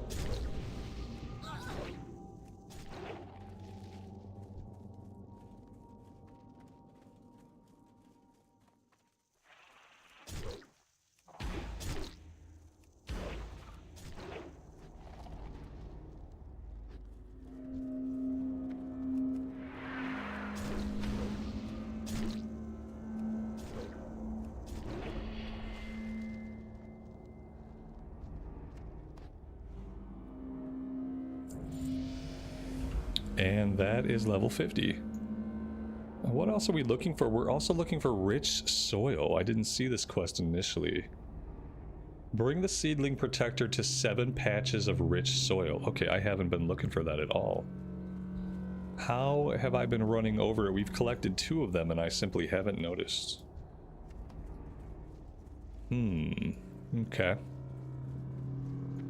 I don't see anything sparkly on the ground. Oh, I see little piles of earth though. Okay, they are sparkling pretty faintly, but it's there. Level 50. I get nothing at 50, right? We get nothing. Okay, talents. Oh, wait. No, we get nothing. Yeah. That's the bummer about the talent system is that, you know, when you ding a level, it's nice to have something to do to show for your progress. And with the new talent trees, we don't get that. We just get to see the number go up.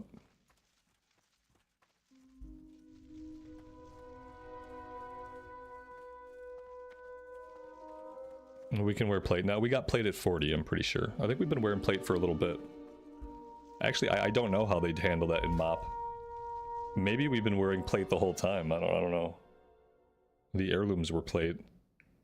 We have some mail on though still, but we just haven't replaced it. I have 0 gear because I haven't been doing dungeons, so we got none's gear. It might be mastery. I have no idea. Alright, we need a few more soil samples. It didn't ping me for anything. It didn't say like, hey, you unlocked anything. It just said level 50.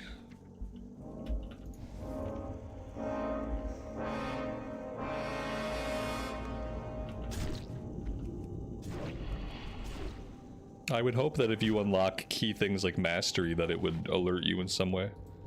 Like, hey, you just unlocked mastery. Here's what mastery is. But you know, it's WoW, so probably not.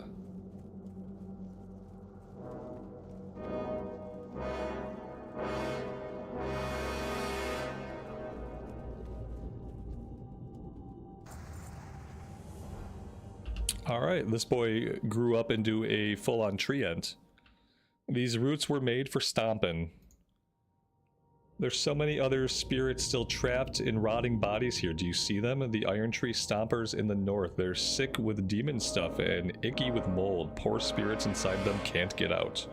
Chop them down.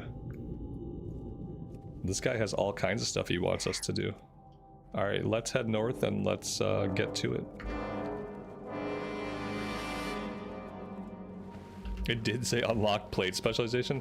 That's hilarious because we've been wearing plate since level 40, as one does. Maybe the specialization is that thing where like if you equip all plate, it gives you a bonus. That must be what it is. Because we've been wearing plate for a while. We've been getting plate and equipping plate. So it must be that thing where like when you equip all of your armor type, you get a bonus of some kind. That must have been what it meant when it says plate specialization unlocked.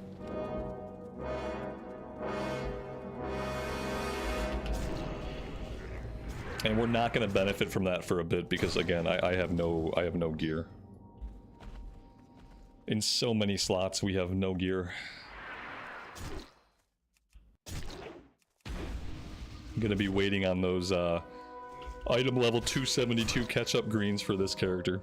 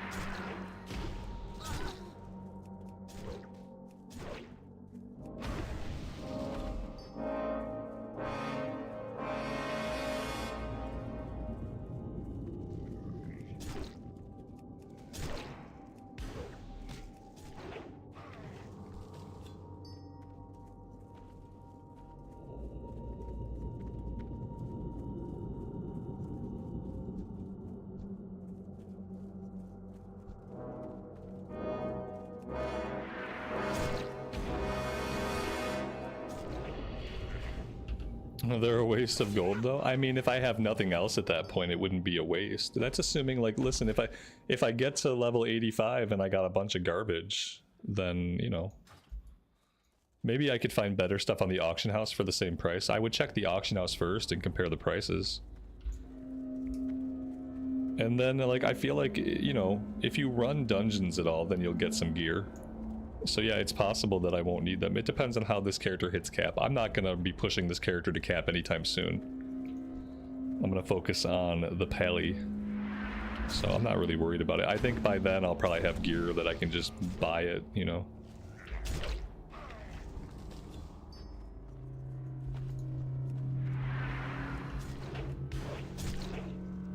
Also, can we upgrade our heirlooms in Mist of Pandaria? Do the heirlooms get to continue until level 85 if we upgrade them? Or no? I know eventually we'll get access to leg heirlooms from the guild vendor, but I don't know about any of the other heirloom changes. What else are we doing here? Sunbeams. Oh, we have to actually be standing in these sunbeams. That's why there are sunbeams. It's part of a quest. There we go. We just gotta drag him into the sun. They go to 85. Do they go to 85 automatically now? Mine still say 1 to 80. I'm assuming maybe they have to be upgraded. I mean, the back and the head, they go to 85, but they always did.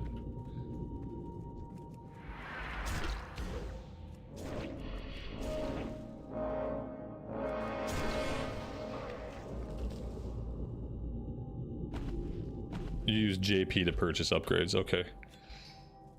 Yeah, I still want to get all of the heirlooms and get them fully upgraded. Because when my Mist of Pandaria classic stuff rolls into my retail side, like when the collections combine, I want to have all my heirlooms. And that's going to be a lot easier to accomplish in Mist of Pandaria. In retail, heirlooms are just based on money and they cost way too much gold. So I want to get all the heirlooms, get them fully upgraded in Mist of Pandaria. Like, ideally, over time, I want to get everything.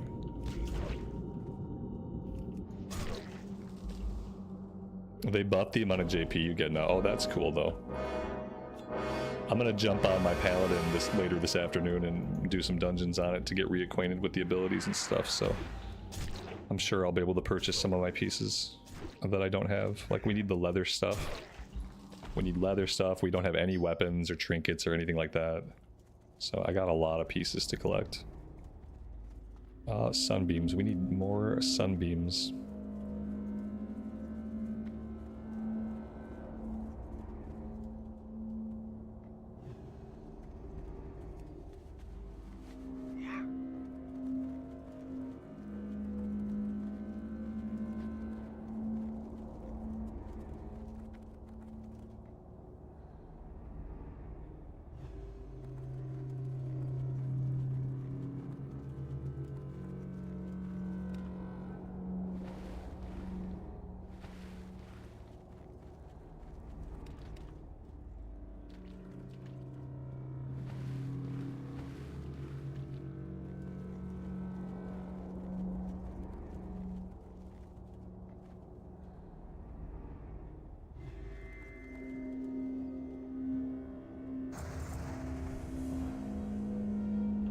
Oh, look at that. Now he became an old boy.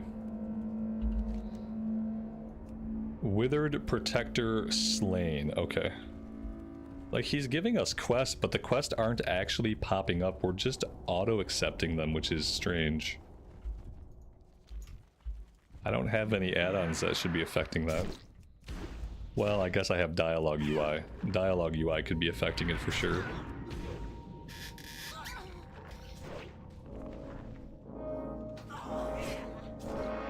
Topper, check the pinned comment up at the top of the chat. I think you'll find the info you want there.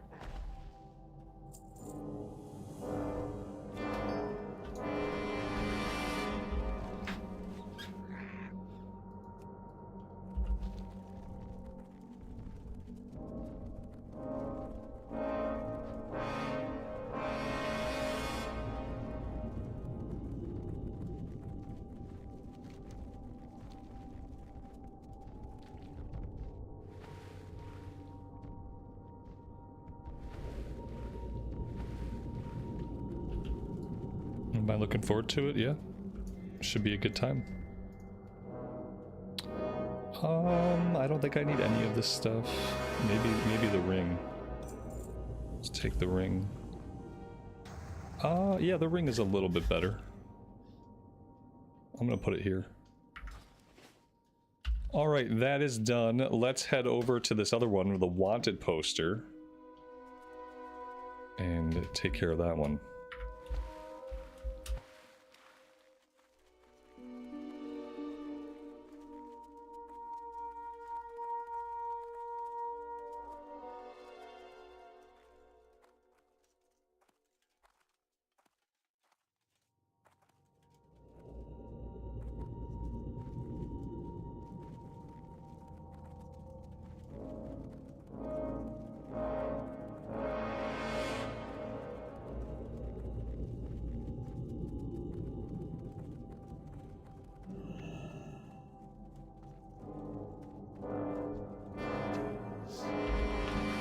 I'm here to put an end to your killing.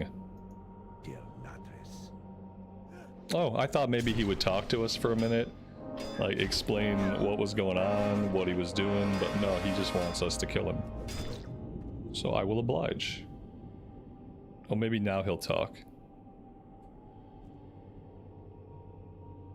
There we go. I am listening. How noble of you to blindly kill without questions. Dude, you attacked us. To come for my head on the barest word of another. Sheath your fury and hear my tale first. You'll see what noble ignorance has done to these lands. My kind has always been hated for what we do, despised outcast, accused of corruption beyond redemption. Yet if it was not for a demon hunter, these very woods would be the greatest stronghold of the Burning Legion on Azeroth. I speak of my master, Illidan Stormrage, the Betrayer. See for yourself, see what occurred here when Illidan was first freed. And the demonic forces of the Dreadlord Tychondrius ruled this forest completely unopposed. Relive Illidan's battle with Arthas. It's like going back to Warcraft 3 with this.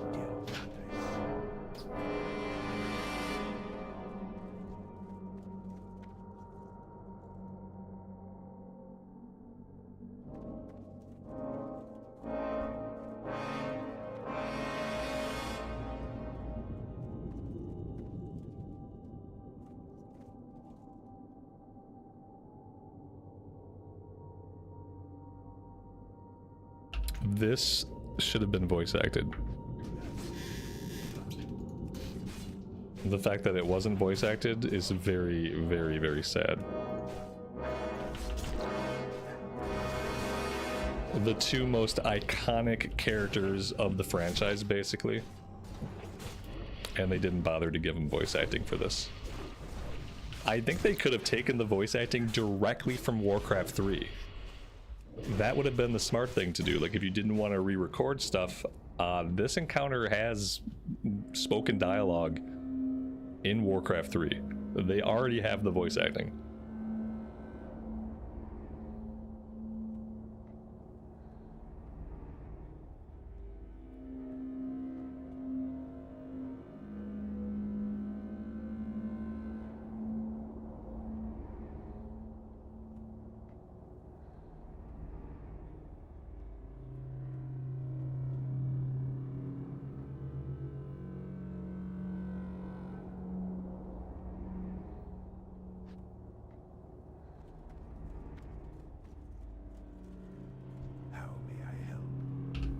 And so my master set out to find the skull, risking his own life against an army of demons to find the source of corruption in Felwood.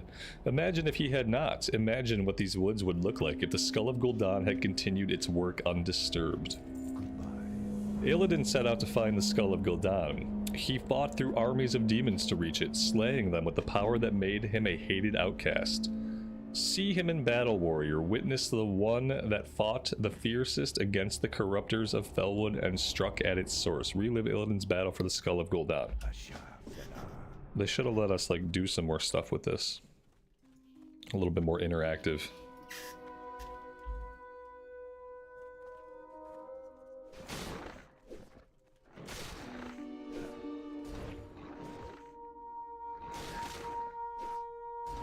Oh, they do want me to help. Okay, I'll help.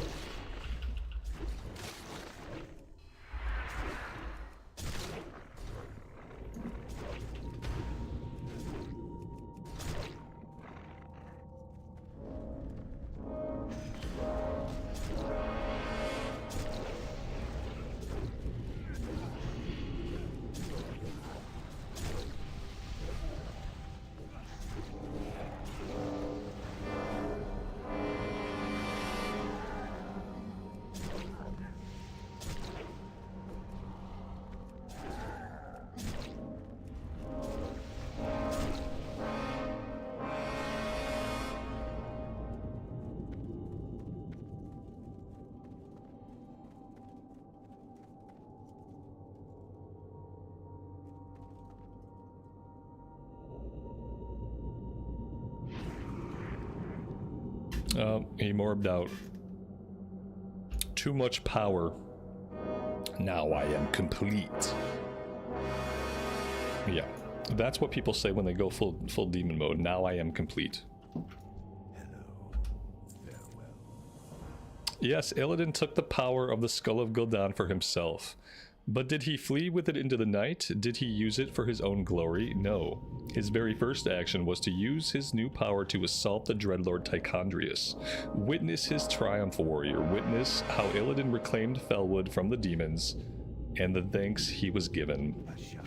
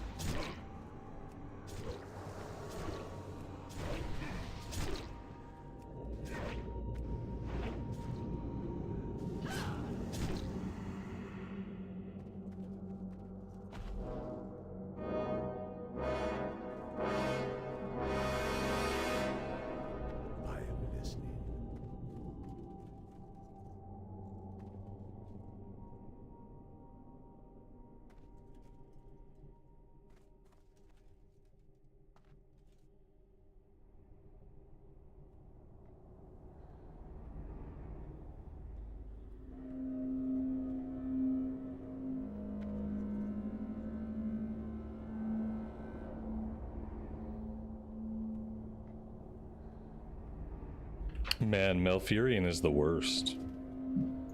Worst brother ever. Maybe one of the worst characters ever. Ishnu del Diab. Do you see now? For doing what was needed to drive the demons from these lands, my master was banished. Now these druids pick up the pieces, patting themselves on the back for scrubbing the remaining vestiges of the Legion's forces. But that is not why I killed them. Oh, yeah, that's right, you were killing people. I forgot the point of all this. Del Natris. Now that you've had a lesson in keeping an open mind, perhaps you'd like to learn why I killed those druids. The answer is simple. They are not druids at all. Demons still roam the ruins, now hiding in plain sight in the guise of friendly caretakers. See for yourself. This blindfold is soaked with demon blood. Take it north up the hills to Jadefire Run and place it on your eyes. It will show you, even the most oblivious fool, the true nature of any demon. Oh, okay, I think he just burned us.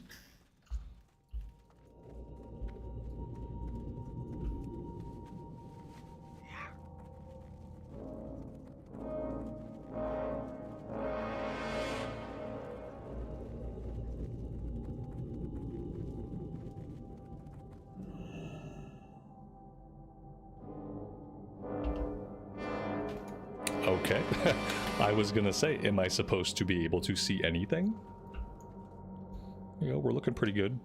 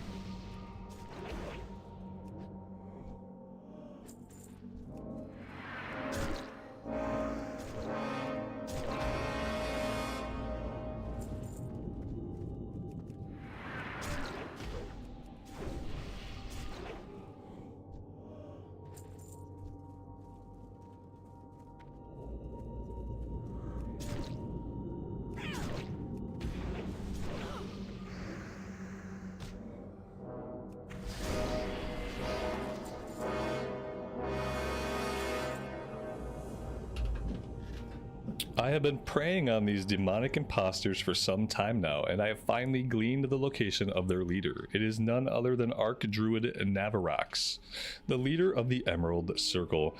The demon shields himself with innocence. If I entered Whisperwind Grove to hunt him, I would be set upon by ignorant protectors. But you can catch him unaware. Return to Whisperwind Grove, climb the Druid Tower, and you'll find Navarax at the top, in his room amidst the bows. Slay the demon impersonating Archdruid Navarax. I feel like this could easily go sideways for us, but okay. Let's head south and we'll kill him. See how that goes. I'm sure people are going to be really happy and understanding.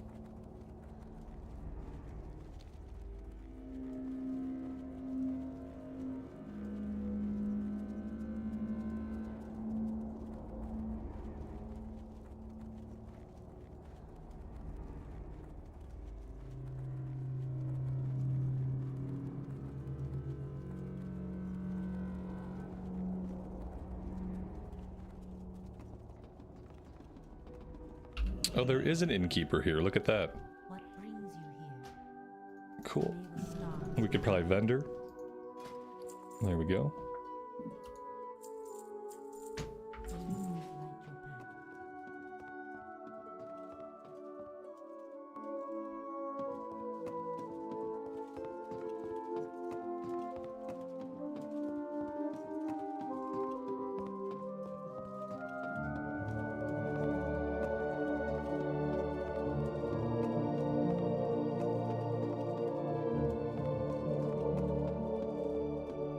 What brings you here?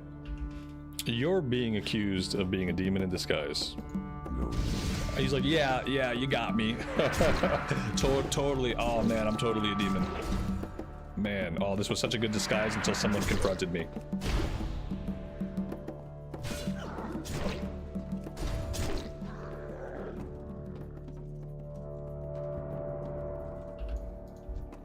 This guy's like, what? Sorry, bro. Dude was a full-fledged demon. Y'all are pretty dense around here.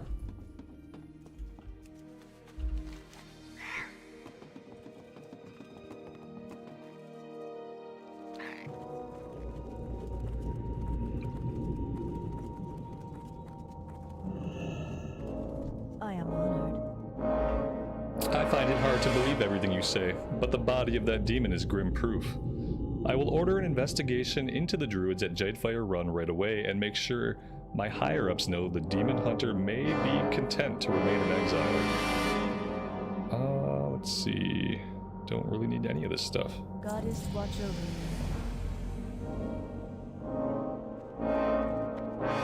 you. They follow the Fury, what do you expect? Yeah, they're not the brightest. You know, the fact that some of them are thousands of years old has not lent them much wisdom. Hey, how you doing? Back to business. Take a flight to Iron Tree Clearing and speak with Darla Drilldozer. Be careful out there. Do I have to? No, I don't have to, because I have some stuff to do to the south first. Alright, we're gonna keep questing here to the south. I have to bio. I will be right back.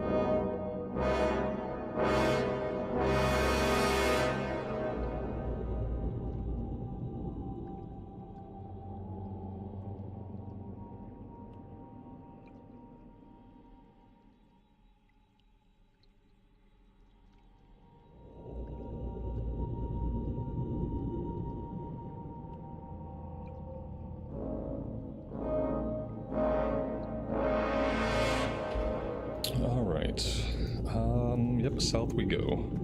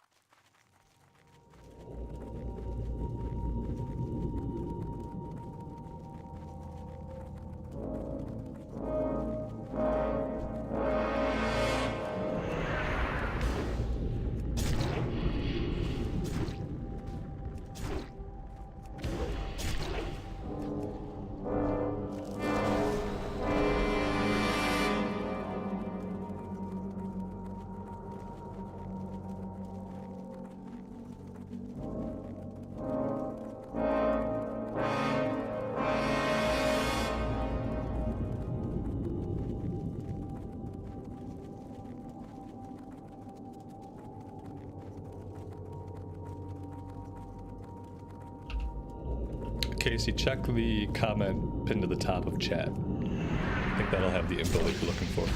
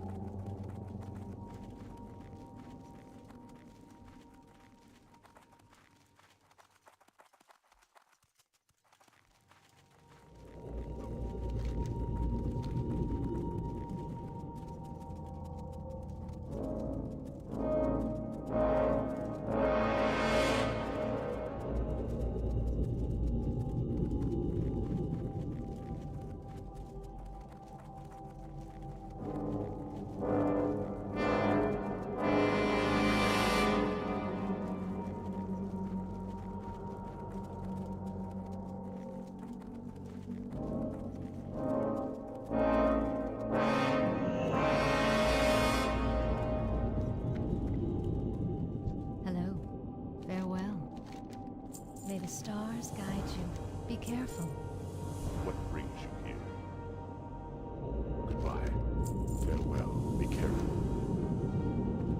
Ancestors watch over you. You hope they fix the mail indicator that's hidden behind the calendar? Why fix it? It's clearly working as intended. Listen, it's a feature, not a bug. It saves screen real estate by scrunching them really closely together. This guy said we could take a flight. It was one of these silly goblins. Take a flight to Iron Tree Clearing. Okay, this sounds like goblin stuff, which I usually don't like, but we'll go see. What brings you here? Farewell.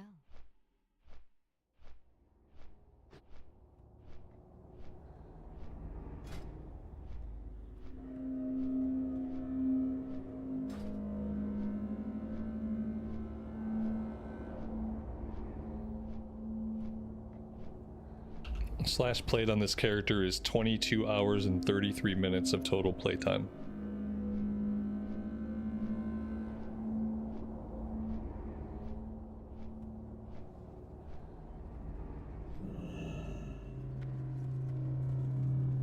Yeah? What do you want? See you around, friend. It's time to oil up.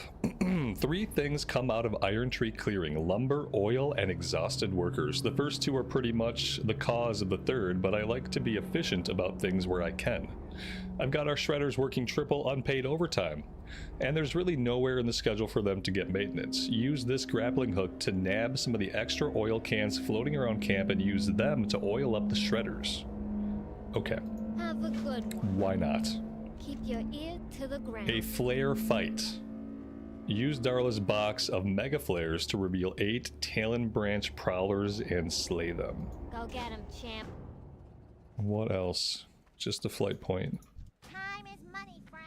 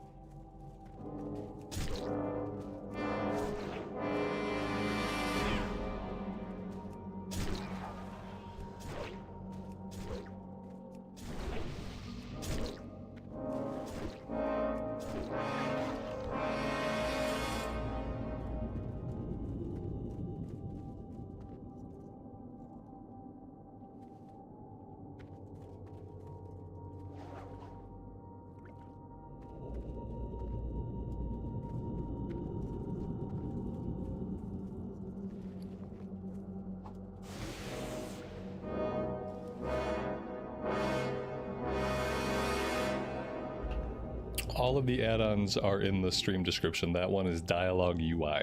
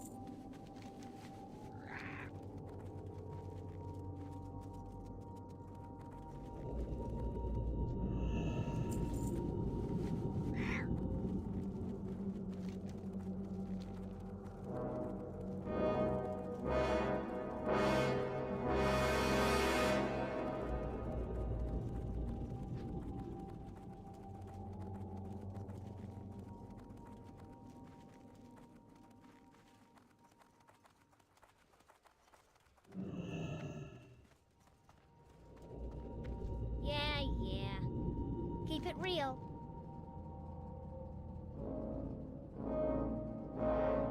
Be careful. Don't be a stranger. Catch you on the flip side. Take it to the tree. Those mangy curs think they can just snoop around my site and get away with it. I'll show them. And what I mean by that is, of course, that you will show them. You and the small army of axe-wielding goblin hires I've sent to Talon Branch Glade. The place will be swarming with Worgen by now, just where we want them. Head to the southeast, join up with the rest of our forces, and let some fur fly. Okay. Thought I could help. And Keep your wisp ear to the napping. ground. Use Darla's wisp magnet to collect 5 Talon Branch wisps. Have a good one. No other quest givers yet.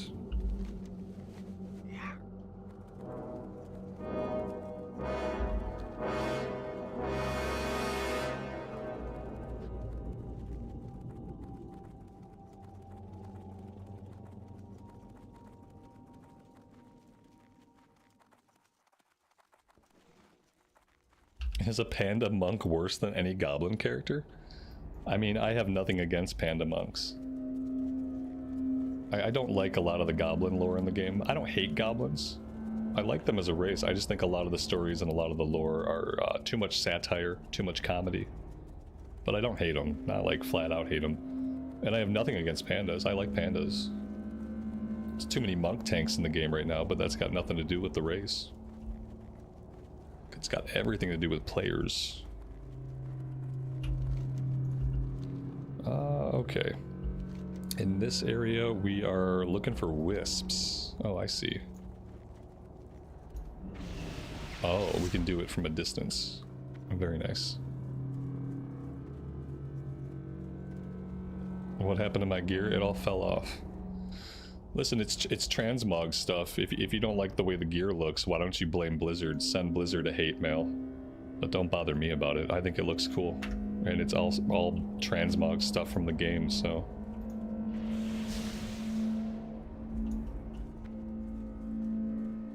Don't hate the race, hate the player. Exactly, exactly.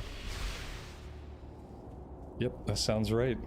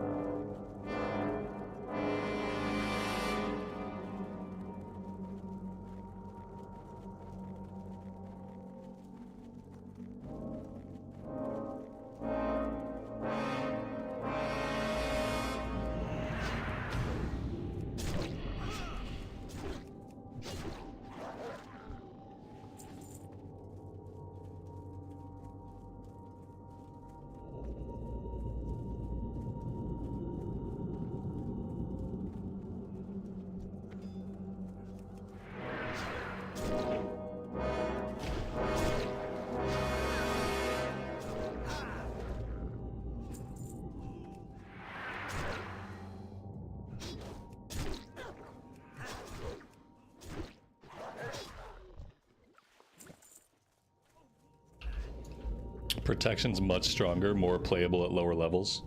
I haven't had any problems. This is Mr. Pandaria Classic. And in Mr. Pandaria, basically any spec is viable. Any spec in the open world can run over mobs. Any spec can basically play the game just fine and do anything. Because at this point in WoW's history, like, leveling is pretty easy. As you can see, I'm just decimating mobs. So ultimately, the spec that's best is the spec that you have the most fun on. As it should be.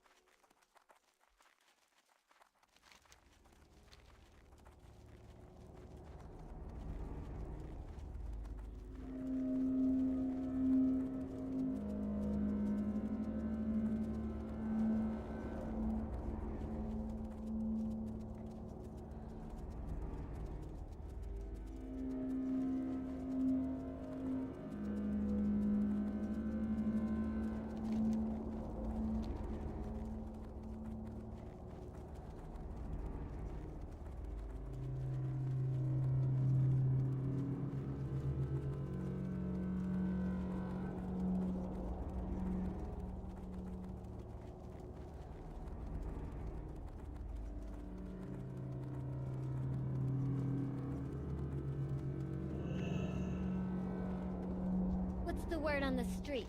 Don't be a stranger. Go get him, champ. Slap and cap.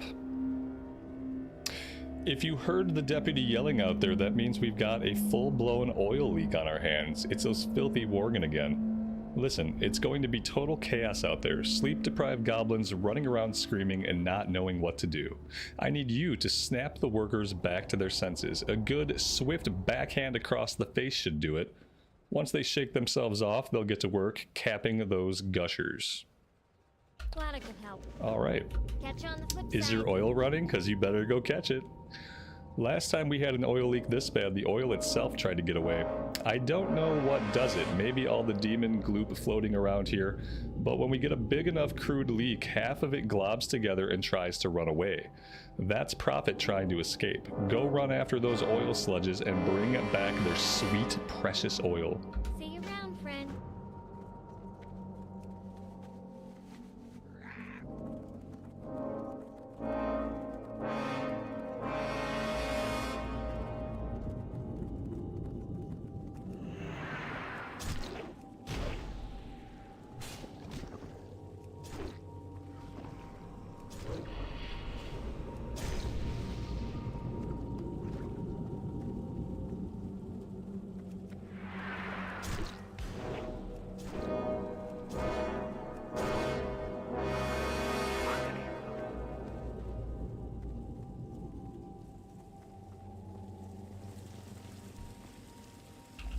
I was kind of hoping we would get like a sick backhand animation. I wanted to see like how a blood elf lady would backhand somebody. I bet she would do it with class.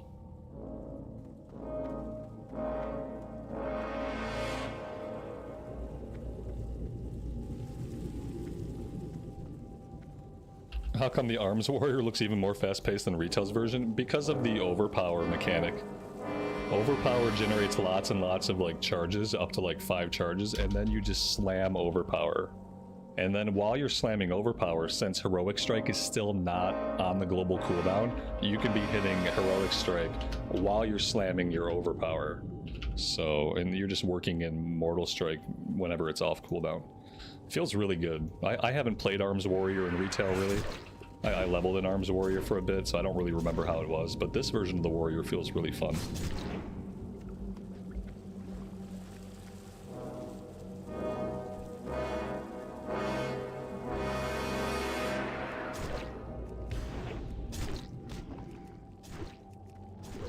Yeah, and we have a Crusader enchant, to be honest. It's an item level 44, level 39 weapon. We're still rocking it at level 51. Yeah, that's probably like overpowered for some reason.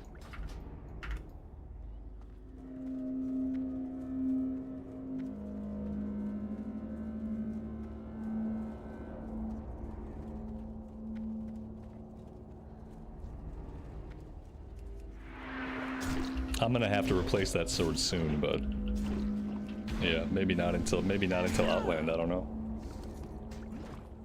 It's not like we've been getting a lot of good weapons thrown at us.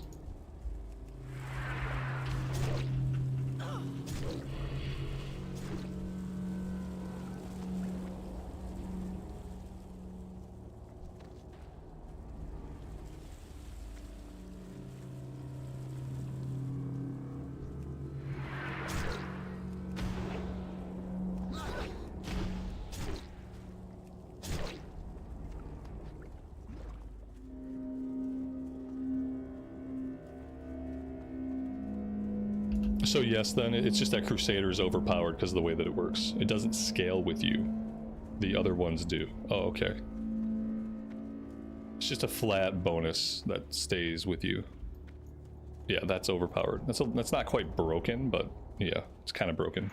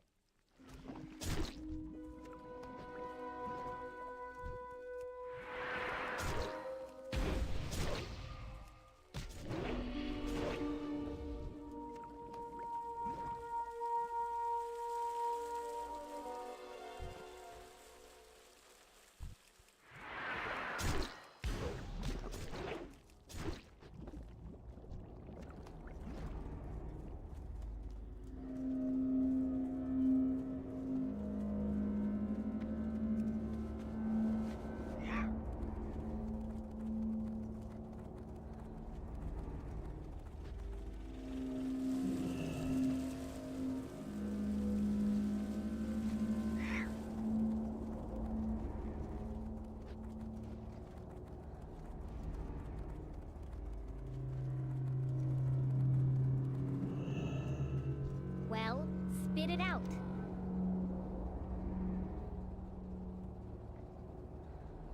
Keep it real. Be careful out there. What the heck is going on here? Foreman Pickwick should have shut the valves off by now. We can cap these leaks all day, and if the central valve is off, we're just delaying an enormous explosion. Listen, if you value money, your life, or either combination of those two, you'd better head south to the Iron Tree Cavern and see if you can find Foreman Pickwick. Go get him, champ.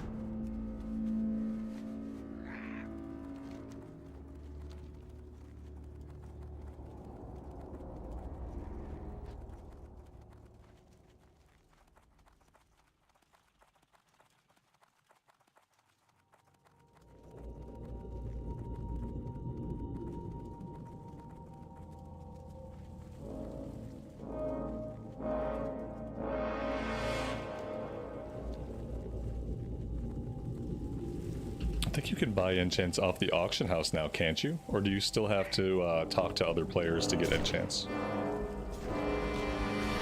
I feel like at this point in WoW's history there should be enchant scrolls you can buy on the auction house, but I don't know. Yeah, the AH, there you go. So not a vendor, but you can go to the AH and buy it.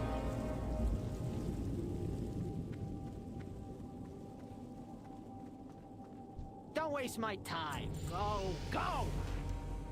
Turn it off, turn it off. It was those darn Worgen. They blew right past me into the cavern.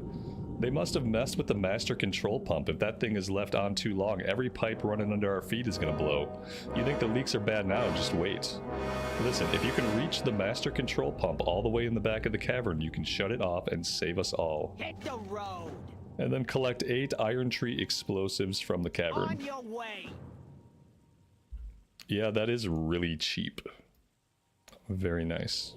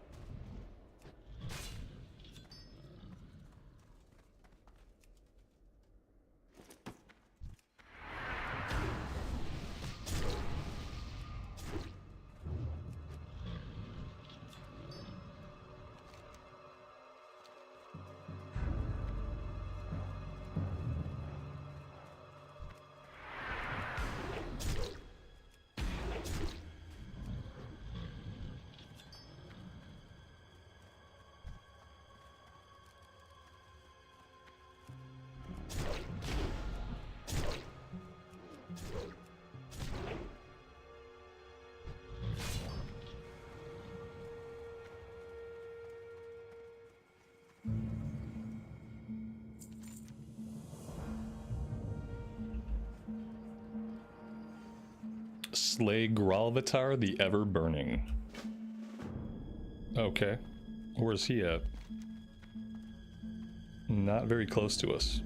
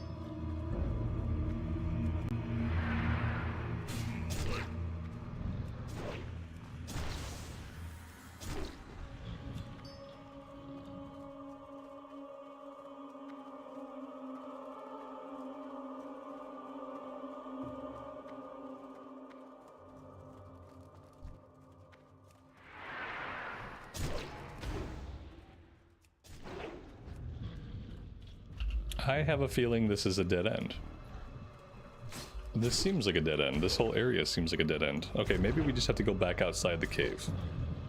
It seems silly to send us into the cave to give us a quest to kill a guy outside of the cave, but maybe. We definitely have nowhere else to look down in the cave.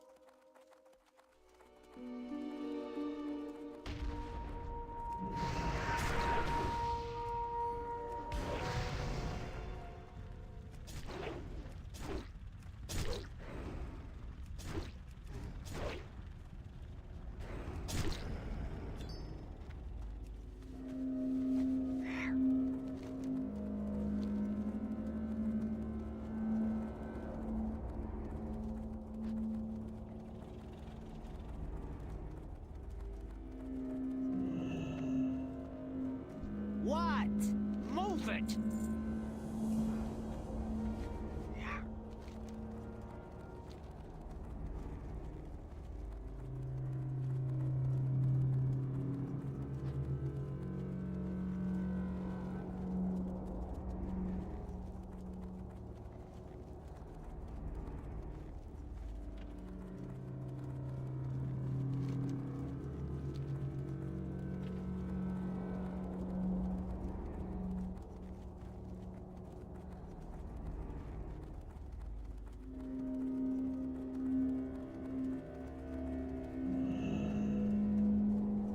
Yo.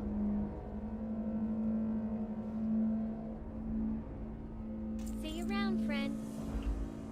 Timber Maw Hold. Okay, I know this is a long shot, but I figure it never hurts to ask. While I deal with the fallout of all the ridiculous nonsense that just went on here, I need you to go speak to some bears. The Timber Maw Furball control the forest to the northeast, and they're not too fond of us. I wonder why. I just need someone to give them the idea the Horde isn't all bad. Head northeast up the road to Timbermaw Hold, don't go into Felpaw Village, and ask the Furbolg outside if they have any favors they'd like done. Keep your ear to the ground. Alright.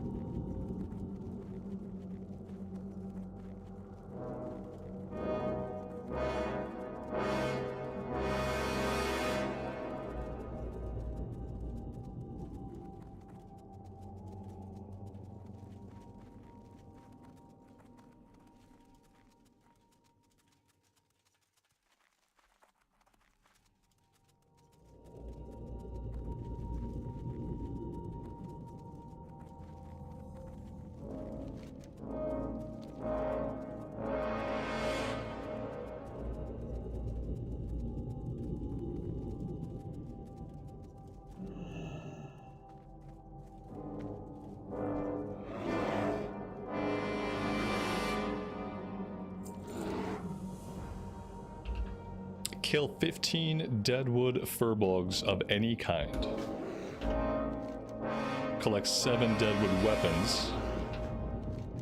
And report to Denova Snowden in Winterspring.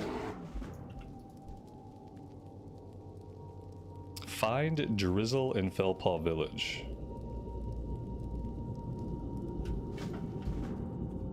Alright. Everything seems to be happening right down here.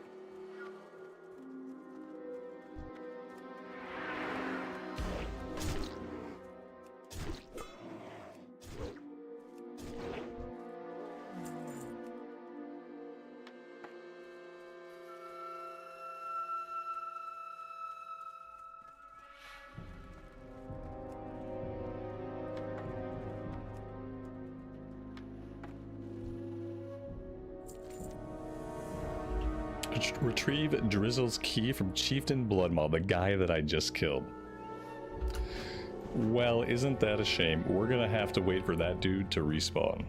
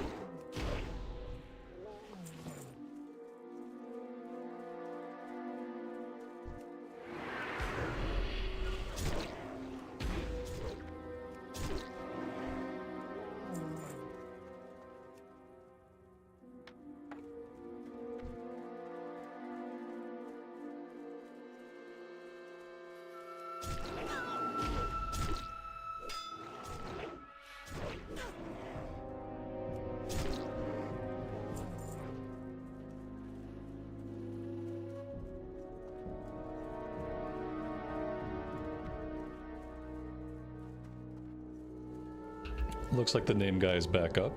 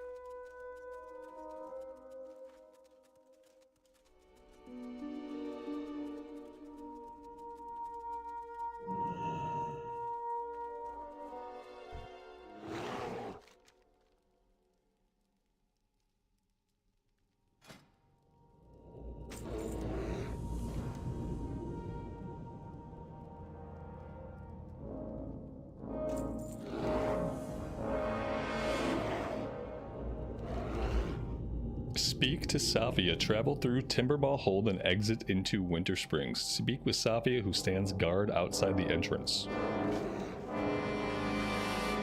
Okay. It looks like that's it. It looks like we are now headed into Winterspring, which is awesome. We did everything that we could in Felwood. Felwood's a pretty good zone. I think it goes on the list of zones that were remade in Cataclysm that are actually still decent. I might even like it better than the original Felwood. I could have lived without the goblin stuff, but the goblin stuff wasn't too obtrusive. And it was only a little bit of goblin stuff.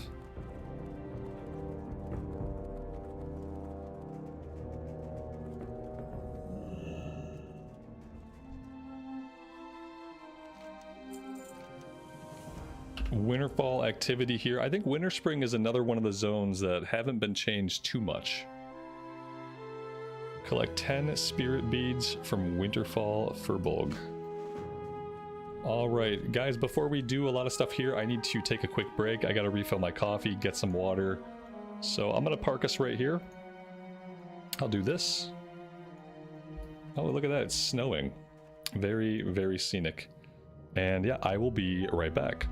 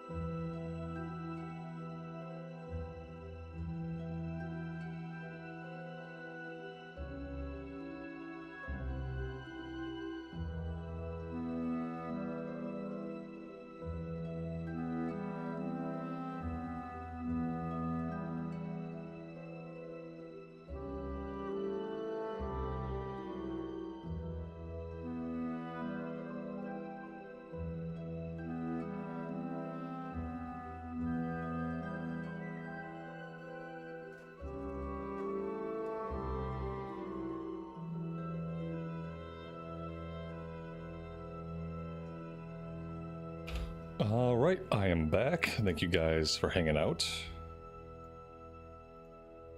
Turns out I had to eat a little bit of food too, to keep my body going.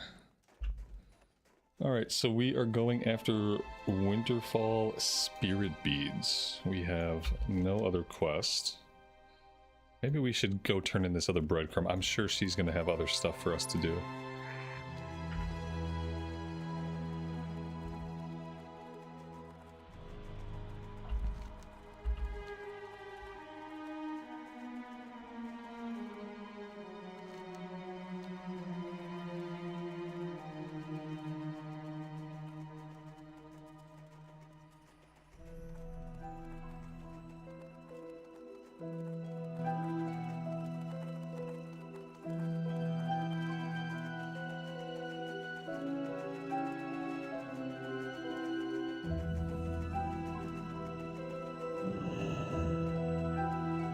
What's on your mind?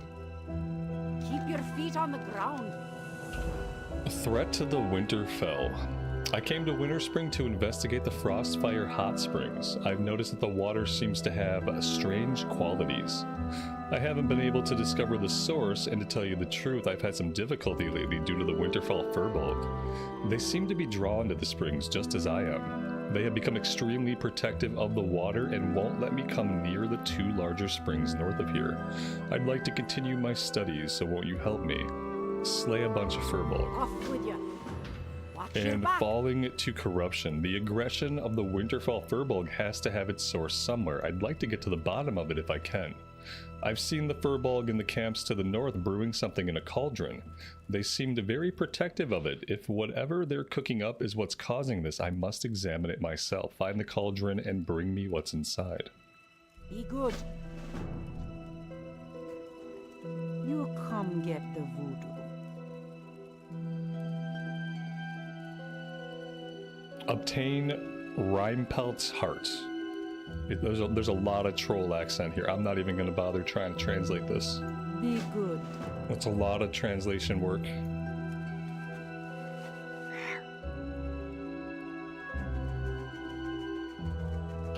Is it still possible to play Anniversary Classic in a casual way and do all of the classic raids before TBC? Is it possible? I mean, anything is possible. Yes. I think the simplest answer is yes. Obviously, one would have to put effort into doing those things. TBC doesn't come out until spring of 2026. So, yeah, we got a long time till TBC comes out, thankfully.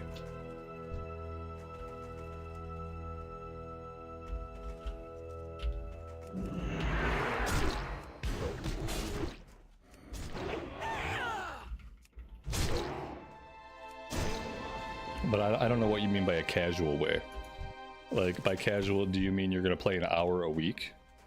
Because if you're going to play an hour a week, no, probably not. It all depends on the effort that you put in. You have plenty of time. And so if playing Anniversary is a goal you have, and seeing the raids is a goal you have plenty of time to achieve that goal. But like any goal, you'd have to put in the correct amount of effort and the correct amount of time. You could have a million years to accomplish something, but if you're not going to put any time or effort into it, it's never going to get done. You know? Relax. Bye-bye now. An hour a day, I mean, maybe. It takes about 200 hours to level a character. That's 200 days. Like, maybe. It'd be close, but yeah. I will say Classic Era is not the version of the game you really want to get heavily invested in if you don't have a lot of time to play. Or get heavily invested in it in a way that has nothing to do with raids. Good to meet Like, you. just see if you enjoy the leveling journey, because Classic Era, especially for a casual player, Classic Era is all about the leveling journey. As a casual player, Classic Era is not designed for you to raid. I mean, if you do have a raid night, that raid night's going to be like, 2 or 3 hours long. That's already more than an hour a day. Yeah, if there's not really, like, there isn't really, like, casual raiding. Like, if you want to raid super casually, then you need to play retail. In retail, you have LFR. You can jump into the LFR queue and you can casually do a raid. If you're a casual player and you have very limited time to play, retail is a really good option. So is Mr. Pandaria Classic, I feel like, although there is no raid finder in Classic mobs, so stuff to keep in mind.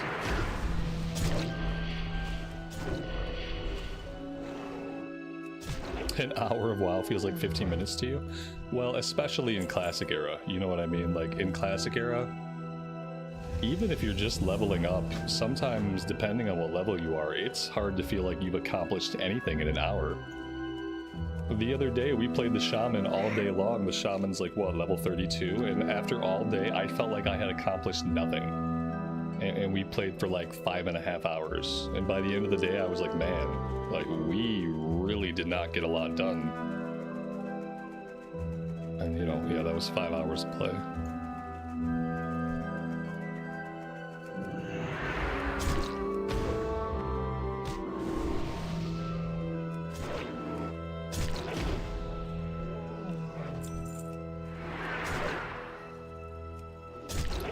Three hours equals 3 bubbles of XP. Oh yeah, that gets brutal. That is brutal.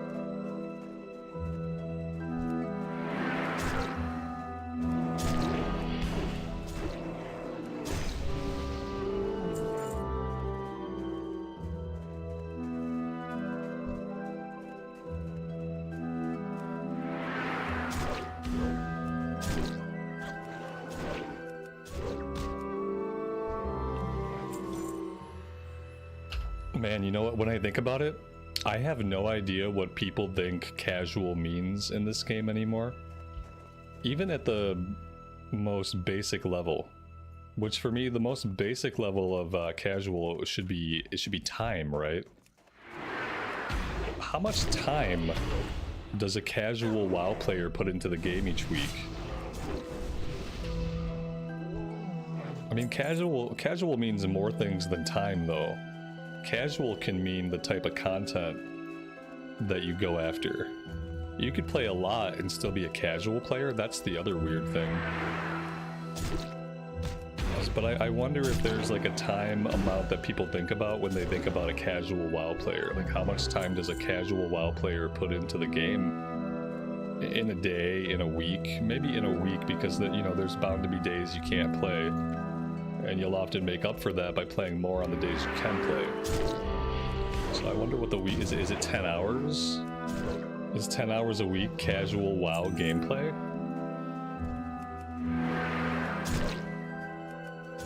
I feel like I casually play single player games in the evening, like in my downtime in the evening. And I typically play like an hour and a half to 2 hours a day. And that's on days where I work. And so, like, I feel like I'm casually playing Metaphor Refantagio for the second time, which maybe that's not casual already. But I'm putting like an hour and a half, 2 hours in most days. Some days a little more, some days a little less. So that's like 20 hours a week I'm playing of Metaphor. And I feel like I'm playing it pretty casually compared to like the way that I played JRPGs back in my youth, where I would just play them for like 6 or 7 or 8 hours straight most days. I feel like I'm pretty casual. But I wonder what WoW players think is a casual amount of time per week.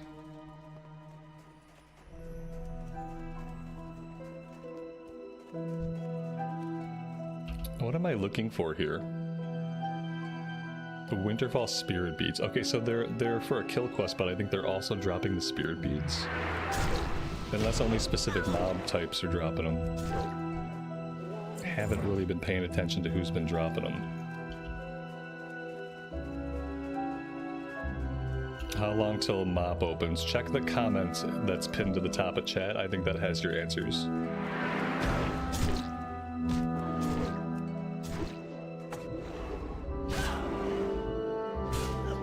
I also like how you said USA time, even though USA has like 4 different time zones. And like, there's 4 different time zones in the USA. There is no USA time, unfortunately. We all are in different time zones. Am I gonna stream a bit later tonight? Yeah, I'm gonna check out, you know, I'm gonna go into Pandaria, we're gonna run around, and we're gonna appreciate the opening night madness for a little while. I'm not gonna try to really level the character a lot today, because leveling on night 1 tends to be pretty impossible. And I'm not stressed about it. I'm gonna come back on tomorrow, and hopefully tomorrow the servers will be stable, people will spread out a little bit, and we'll level tomorrow. But yeah, I'm gonna play a little bit into the launch tonight.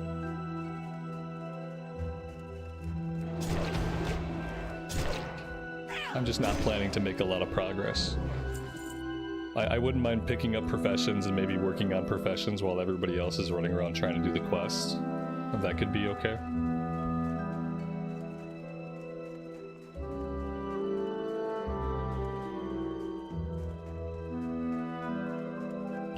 Casual to you means to not take it too seriously, nothing to give you mental hassle. But that should apply to any video game you're ever playing. Like what you just said. No video game you're ever playing should give you mental hassle. If it does, you should stop playing it and go play something else.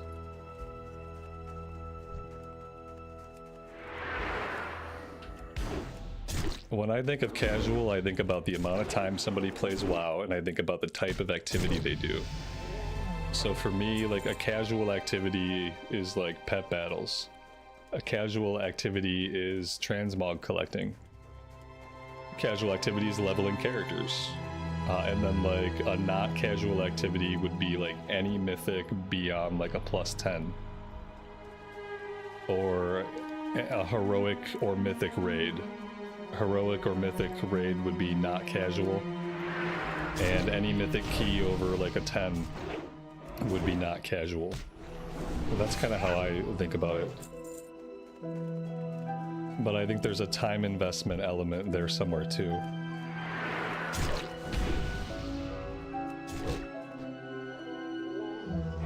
So I'm gonna stay live past my usual stop time today? Yes, that's what I'm saying. I mean, I typically stop around 6. I don't have like a hard stop time some days, but yeah, I'm gonna stay on a little bit into mop launch, whatever that means.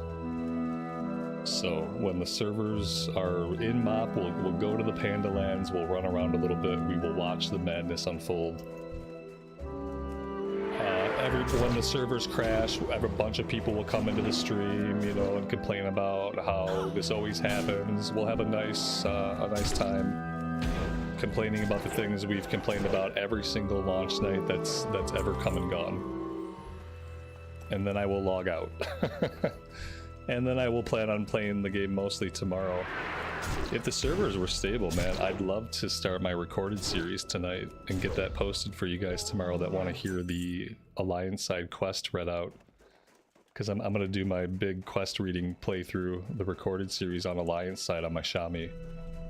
And then we're just gonna level the crap out of the Blood Elf on the streams. Like, I'll probably read some of the quest on the Horde side, but I'm not gonna read every quest on the Horde side, I don't think, because I kind of want to level the Blood Elf pretty quickly. And then the recorded playthrough will be where I take my time and read almost all the quests. Am I done here? I feel like I'm never going to be done here. I need one more Spirit Bead. Oh my god. This is like a classic era drop rate. It's kind of nuts.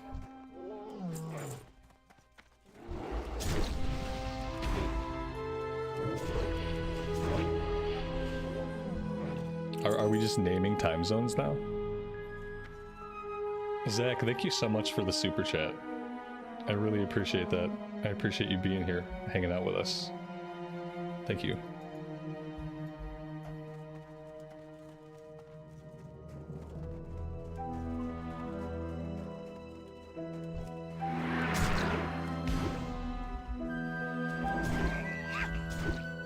First level 90 by tomorrow night? Oh yeah, for sure.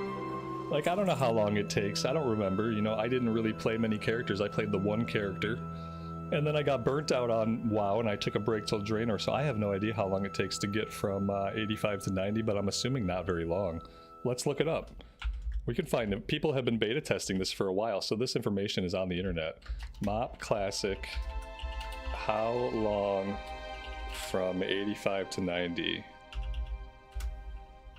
Yeah, this information's out there because people have done this very recently. Oh man, there's no 10 hours. There were approximately 10 hours in a pre-made without any optimization, just queue and go. Oh, they're talking about dungeon grinding. You could dungeon grind it in 10 hours. Average player will take around, oh, that's days played for classic. Okay, yeah, it looks like about 10 hours. So yeah, I mean, there will definitely be people who are 90 tomorrow night. Absolutely. I think that's completely normal at this point. Alright, I think I'm actually done with these quests. Let's go over here and try to turn this one in. 10 hours of dungeon grinding sounds unpleasant. Yeah, it doesn't sound like the way I want to do things, for sure. Especially when the zones in Pandaria and the music is like gorgeous, like everything's gorgeous. I don't want to spend 10 hours, especially because, like, listen, you're gonna get to endgame, you're gonna have to grind heroics. If you're not a raider, you're gonna have to grind celestial dungeons. So like, you're gonna have to do lots of dungeons. And it's not like retail, where every season brings a different lineup, or where you have time walking dungeons to kind of like refresh you for 5 mans and let you experience something different. No, this is it. These are the 5 mans that are going to be in the game that you're going to have to grind for heroic and for celestial runs. So why immediately burn yourself out on like basically some of the only content there is to do? Seems like a really bad idea. You know what I mean? Seems like a really bad idea. Just a way to make yourself just fucking hate the game, you know what I mean? So yeah, we won't be doing that on any character. We will be doing a mix of questing and dungeons, like a healthy combination and balance. So that we don't burn out on Mop for a second time and quit the game until Draenor Classic. Because repeating that history for me would be a damn shame. Then I gotta wait for Mop Classic in 15 years to have my go. So yeah, we're gonna do it the right way and not end up hating the game.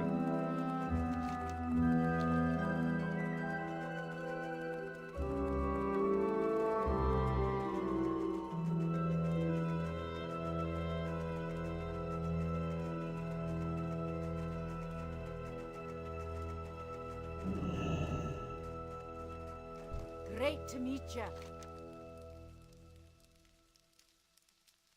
Watch your back. Be good.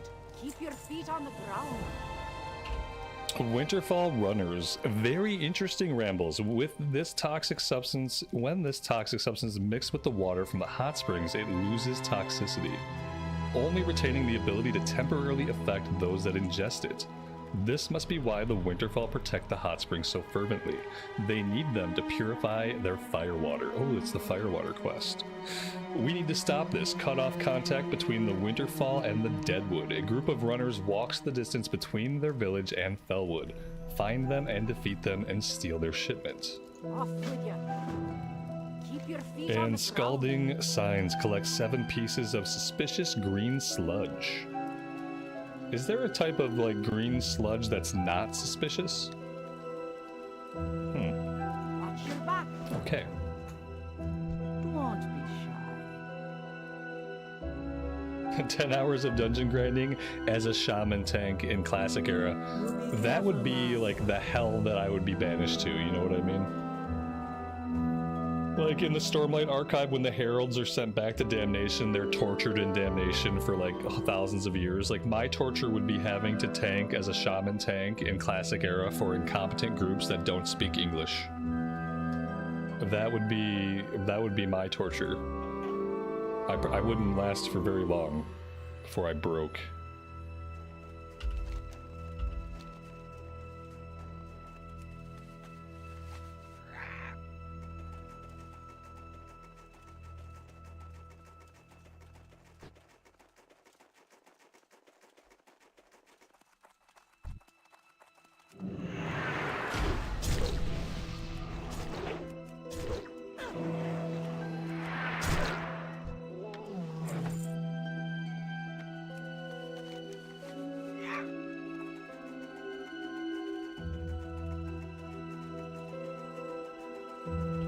What, you don't want Shadowlands Classic? Maybe it's actually the sleeper hit. Maybe it's actually the best expansion. And everyone just hated Blizz so much at the time for stealing milk out of refrigerators that we just couldn't see how awesome Shadowlands was. Welcome. Maybe when we play Shadowlands Classic, we'll realize it was the best expansion they ever made. Be good. Off with you. Watch your back. And that the Jailer was the best villain they ever made. The Winterfell Furbolg are not normally aggressive, and this change in their behavior leads me to think they must be under orders from their chief. We most likely can't undo the damage this has already done, but if their leader is slain, they may not get any worse. Slay High Chief Winterfell. Be good. See, Ember loved Shadowlands. I think a lot of why Shadowlands was bad is that we were very busy hating Blizzard. Like, as a community, as an internet, we were all very, very busy hating Blizzard and Blizzard and the fucking horse they rode in on. And the horse they rode in on most recently was Shadowlands. So we hated Shadowlands. And the horse they rode in on before that was BFA. And so we started to hate BFA even more than we had hated BFA originally. And so I don't think Shadowlands was the best expansion. That's not my take. But I don't think there were as many problems with it outside of like how much we just collectively hated Blizz. Now Korthia was a shit show. Korthia was probably one of the worst patches ever. Truly uninspired patch zone that I came back for, got excited for, and then it was a total letdown. But Zereth Mortis was freaking amazing. Like patch 9.2, if you didn't play in patch 9.2, you missed out on an amazing zone, some really good questing, some awesome music, and just like great vibes. Yeah, Zereth Mortis was really good.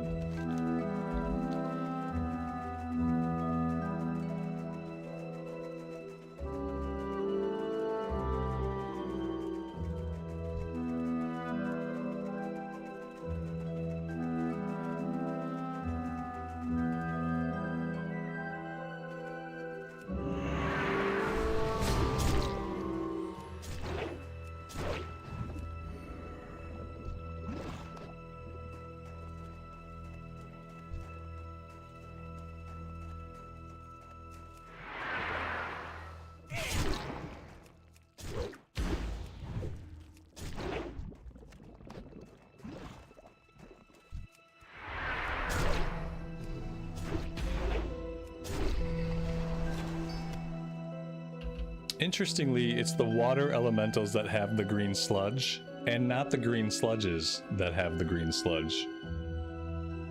In a shocking turn of events.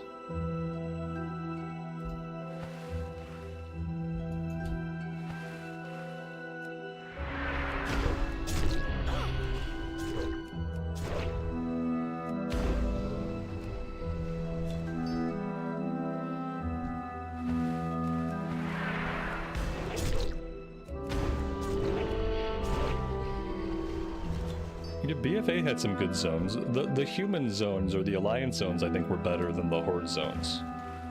The horde, I feel like, kind of got the short end of the stick on zones. Drustvar was freaking amazing. A lot of the questing stories there, like the side stories, were really good. I kind of hated everything where like Finn was dragging us around. Like anything with Finn kind of low-key annoyed me. I didn't really like him too much. I thought he was kind of annoying. So like when we were with him a lot, like that was kind of bothersome, but like a lot of the side content was really good. BFA was when I just started to realize how bad the actual storytelling was in the game. Especially coming off of Legion. Legion did everything so well when it came to like expressing the story elements in the game. But BFA was when I started to realize, man, like the storytelling in this game kind of isn't good. And some of the characters in this game kind of aren't good. I think that's when they started to really suffer for like creative direction. The necessary writing direction and creative direction had kind of ceased to exist.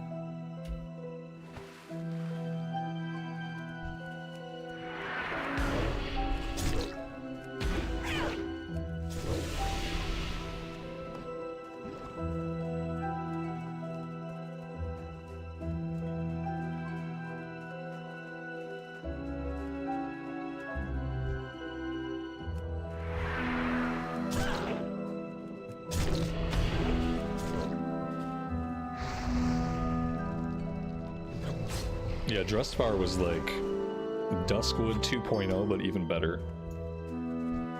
Because Drustvar had an autumn feel to it that Duskwood doesn't have an autumn feel. It just has a dark, spooky forest vibe. But if you pair dark, spooky forest vibe with an autumn feel, that's like so much better. You've already beat the game.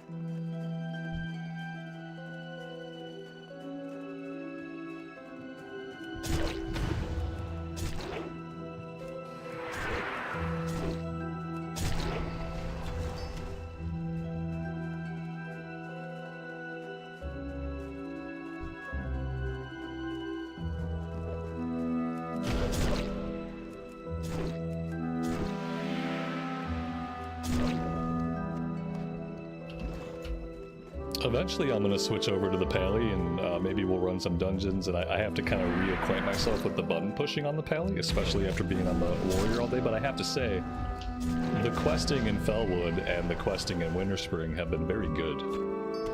And it's just been a nice, smooth, chill day. I think even though questing in Cataclysm and Mop takes longer than dungeon grinding, I do feel like for mental health reasons, it's much better to mostly quest your way up, knowing that it's going to take more time than dungeon grinding. But man, I think dungeon grinding as a means of leveling up, because of how much you have to do, I think it's like very mentally unhealthy. Maybe just for certain people, but I think for me, this is definitely true. And it's not the same when I'm grinding things like mythics, or if I'm trying to get like gear for like JP. If I have a goal that's not just leveling the character, then dungeon grinding feels better.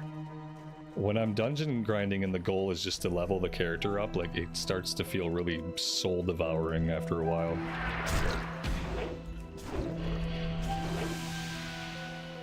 Because then it feels so much then like you're slamming buttons to just move a bar from left to right, which is what you're doing anyway. But I mean, with questing, it has more just immersion. You can kind of just get into a flow of things. You just have to pick zones that are not awful. You got to find the zones that were not completely, utterly ruined by the Cataclysm remake, and really try to focus on just questing in those zones.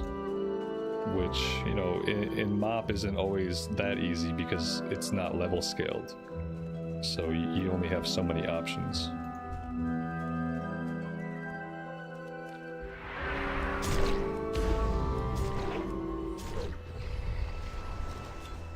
Although I feel like with the exception of Stone Talon, which was butchered, I feel like more Alliance zones were ruined than Horde zones. Because I feel like places like Durotar and the Barrens still hold up. Like, Durotar and the Barrens post-Cata, they're still decent, they're still good. Whereas places like Westfall and Red Ridge, the remakes kind of ruined them for me. They went from being a couple of my favorite zones in the game to some of my least favorite zones. So yeah, I think it's all about just like trying to tactically pick where you want to quest the character up. And then once you get into Outland, it's fine. Like, all of the Outland zones are good, all the Northrend zones are good. It's just the Cata stuff.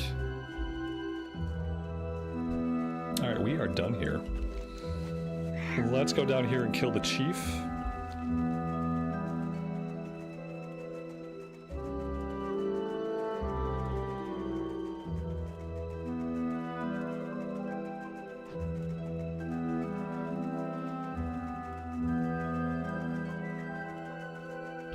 CNET, somebody told me that earlier too.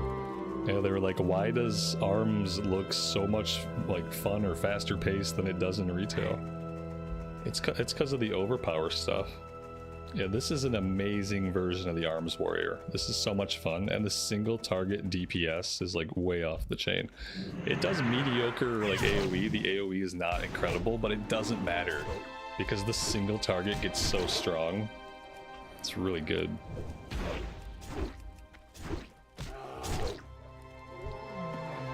If we end up having a lot of fun in MoP and the raids are fun, then this will probably be my alt.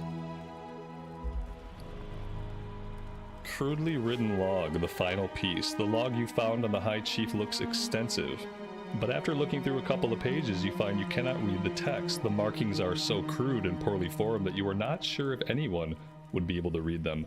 But perhaps Denova will be able to tell you what it says. I don't know why she would be able to.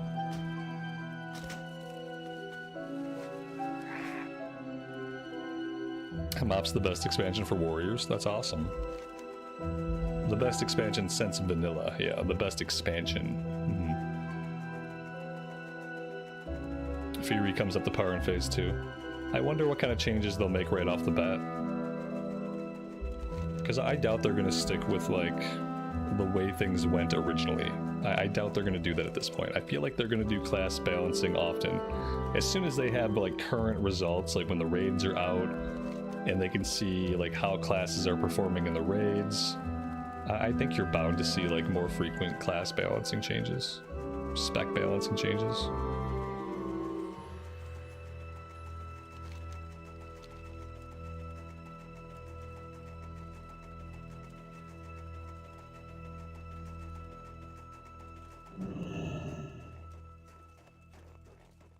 How are you? Keep your feet on the ground. Off with you. Keep your feet on the ground. Off with you. Be good. Watch your back. Words of the High Chief. The Winterfall are no longer a threat to me, but if you still want to find out what was driving the Furbolg to create and consume this strange water, I think you should seek out Kellic Skykeeper. He's a druid that once worked to help cleanse Felwood with the Emerald Circle and has since come here to study the nearby ruins. You might be able to find him to the east at Lake Kelt the Rill, where he spends his time recently. Keep your feet on the ground. Yeah, Ret wasn't supposed to be as good. Then they pulled the WAD pre-patch changes, right? Is that what made Ret better? Was they basically took the WAD changes and put it into MoP? Another reason, an indicator that we're not going to have WAD Classic is because they took a lot of the class stuff that was good from WAD pre-patch and they're actually using it for some specs in Mist of Pandaria. And if they were planning to have WAD Classic, they probably wouldn't do that. They'd probably just hold off on those changes till WAD Classic.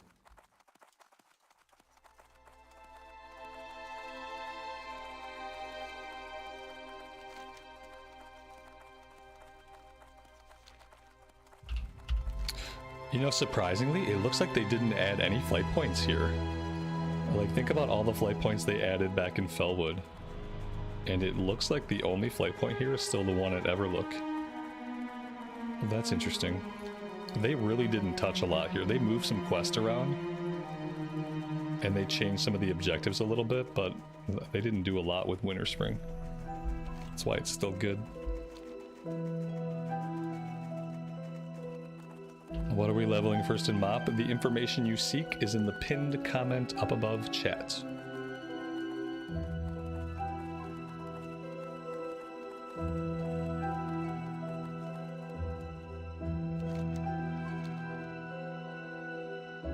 Alright, let's run to town. I want to run to town and grab the flight point.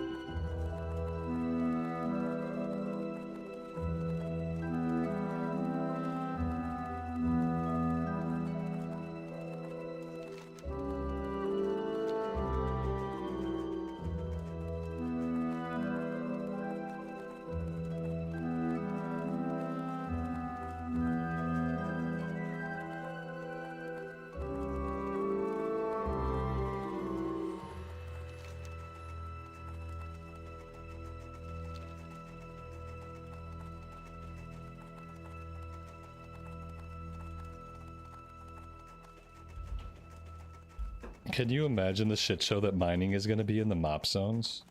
If you can level your mining in the MOP zones from 1 to max and your herbalism from 1 to max and you can do all that in the MOP zones, like... Oh man, I hope they like do something crazy with the spawn rate of nodes. Because, you know, I would like to keep leveling my herbalism and my mining, but it becomes impossible when everything's just farmed out. Yay, goblin music! We all love goblins and their music. Alright guys, what I'm gonna do, I'm gonna park this character here at the inn. Let them get some rested XP. We will be returning to them one day. This is very likely gonna be my alt for MOP once we're into raiding and having a blast with that stuff. I'm gonna switch over to the Pally. I'm also gonna go AFK for a couple minutes here. But yeah, I'm gonna switch over to the Pally. I want to get some practice pushing the Paladin buttons prior to the zones opening up. So let me log this in, and then I'm gonna go AFK for a second.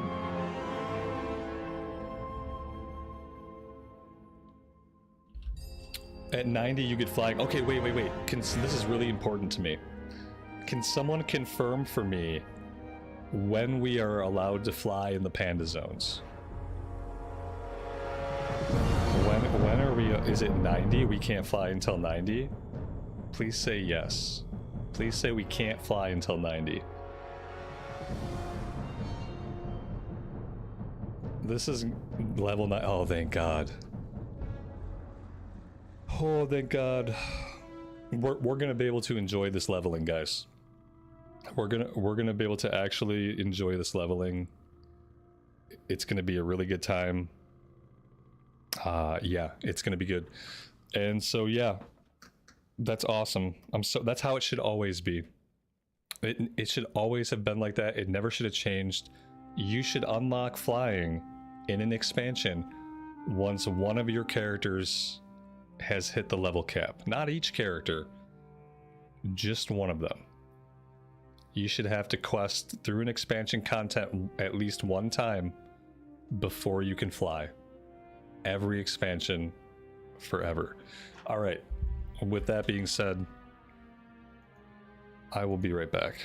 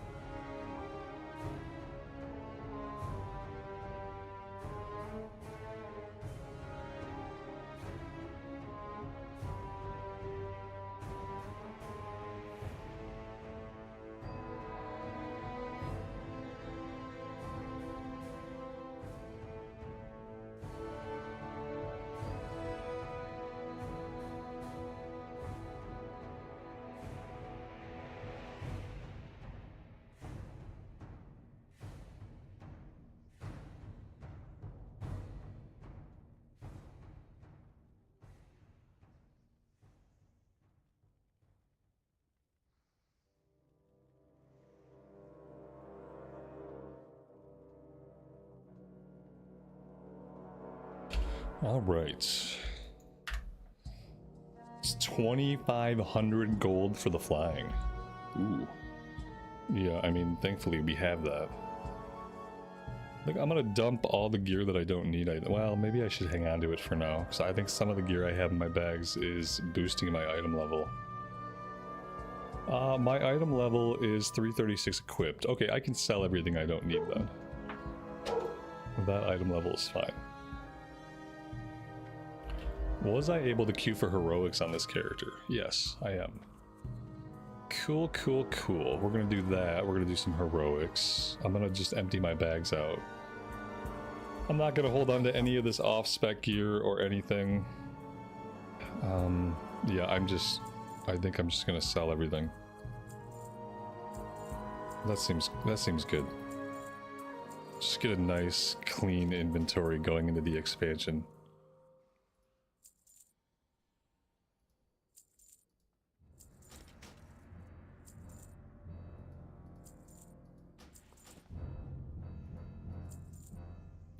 Some of the cobalt ore, I might be able to sell that actually on the auction house. Same thing with the fire leaf.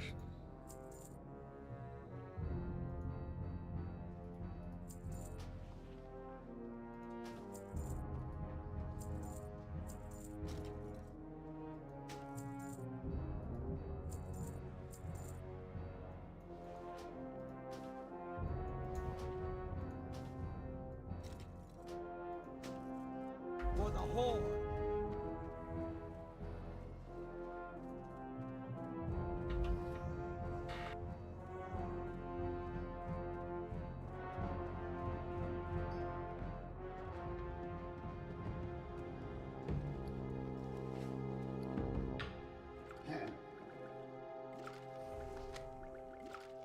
You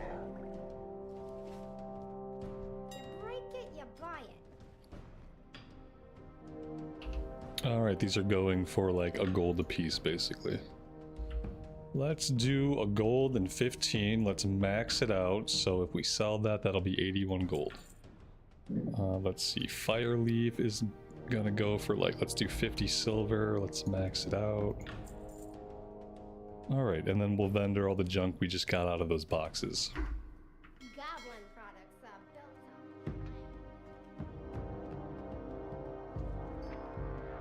up. So we got our herbalism up to 408 and we got our mining up to 395 before it became impossible for me to find any nodes in Northrend. So the cap for Pandaria is going to be what? Is it going to be 500 or is it going to be 600 or what are we looking at for the Pandaria cap?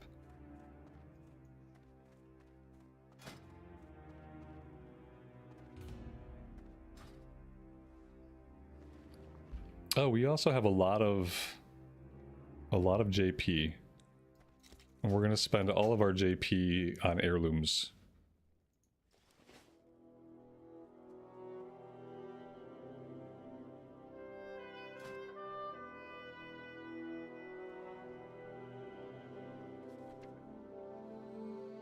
So we got the leather tunic, we should go grab the leather shoulders.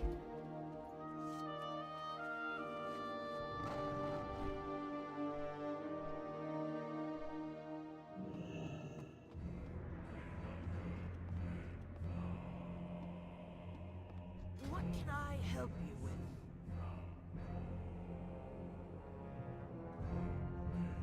But not the intellect leather shoulders. We want to grab the agility leather. At least first. Eventually we'll want the other stuff too. Farewell.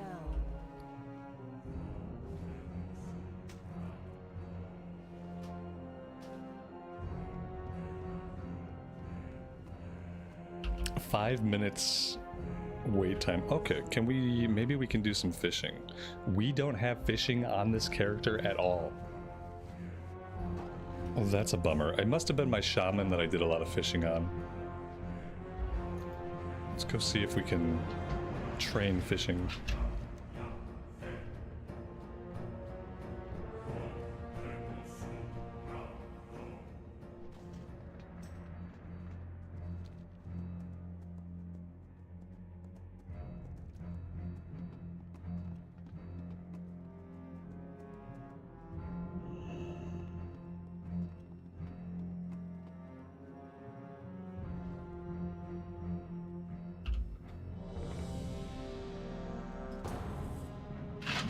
Oh yeah, Ember, I just saw your whisper. Yeah, if you want to heal, definitely. If anybody wants to come along on these, they can. I will, I'll grab you after this one. CNET, you too, buddy. If you want to do some heroics, just let me know. I guess I could have asked in guild. I'm not used to having a guild, so I'm not used to doing things like asking in guild.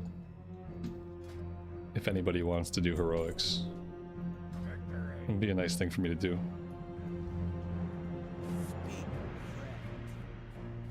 It looks like we're not going to get this one. There we go. Let me see.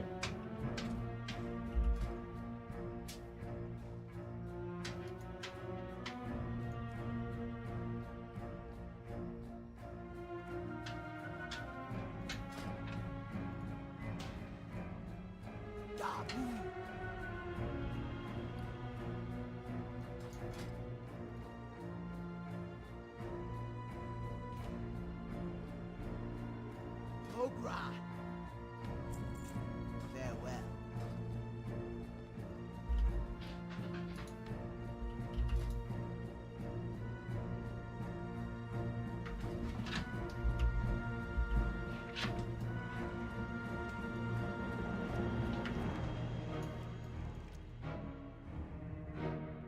With a healer, 2 minutes. There we go.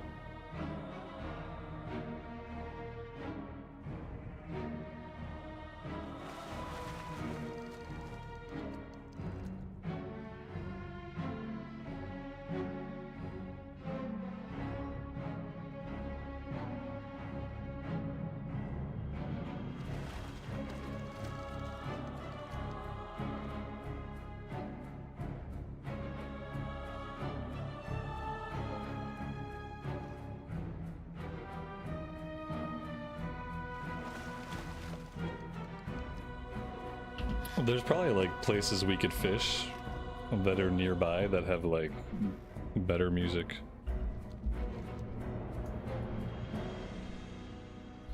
Because yeah, the music here is a little bit obnoxious. We could probably fish in Durotar, we could probably fish in Ajara. Probably got lots of options.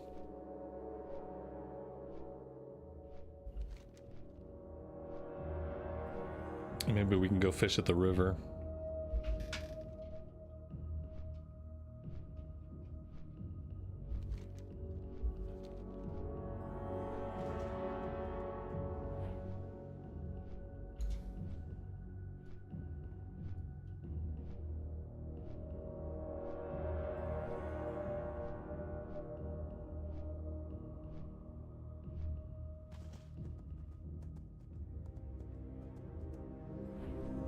I mean, the music here is not that great either.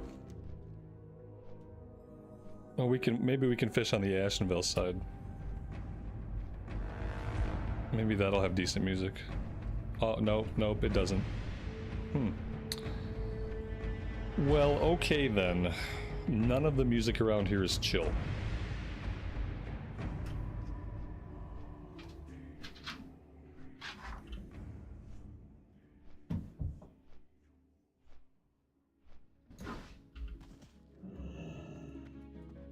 There we go.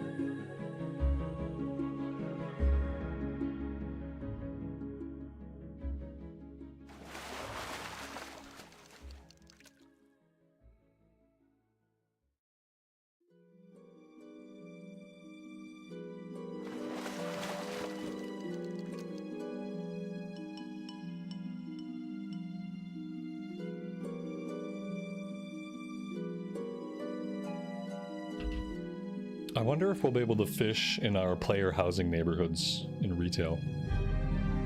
If we'll be able to fish and like look for herbs and stuff like that. That would be cool. I'd like to have a house with a nice little fishing area.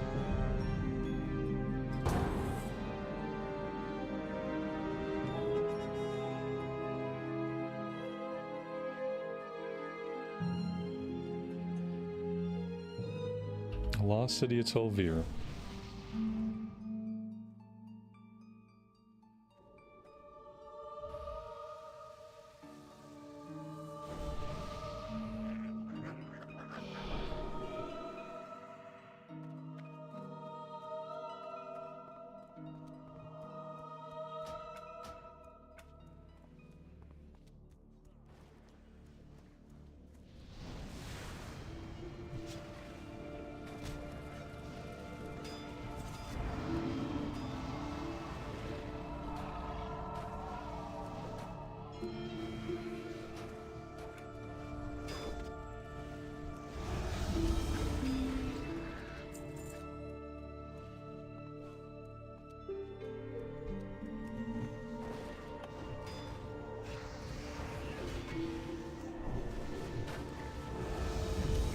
Guys, it's hard to play with a fishing rod. I'm just saying, if you want to do DPS, the fishing rod is not usually the way to go.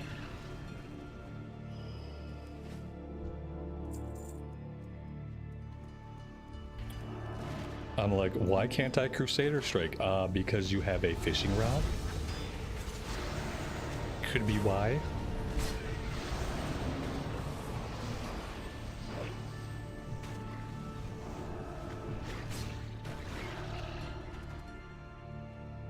You said go! No!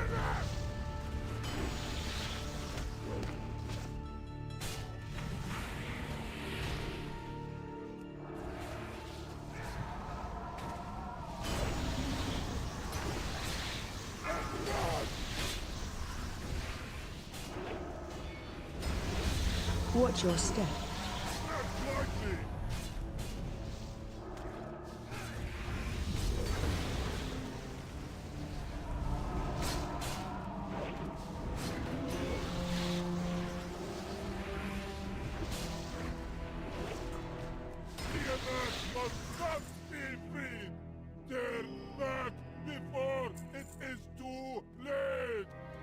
I mean, I guess this is an upgrade. No, wait, I don't need agility. It's not an upgrade.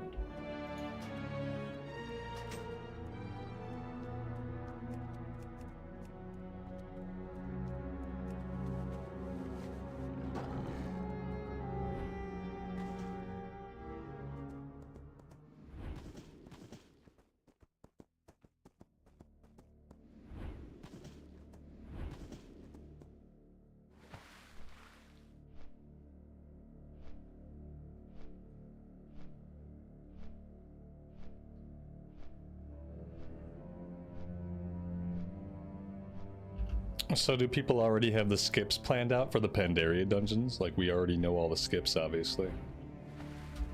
I can't wait to see, like, what kinds of silly skips they've come up with.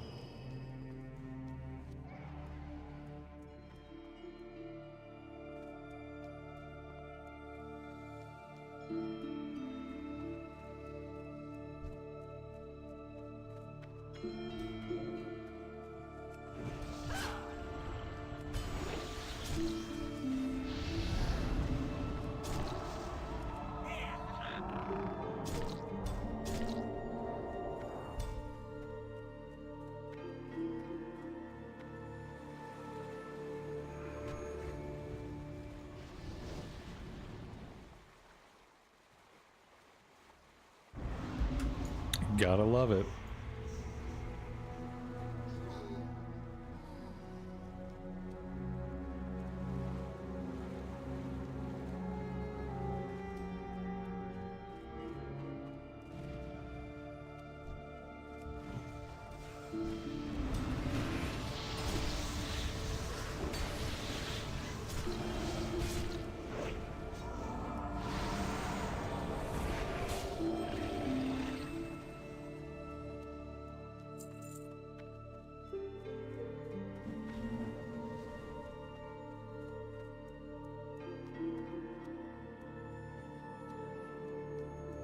Be gone, infidel.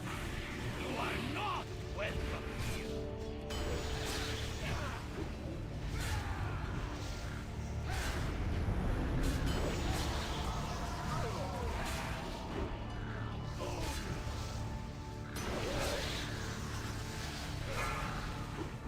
Kneel before me and repent.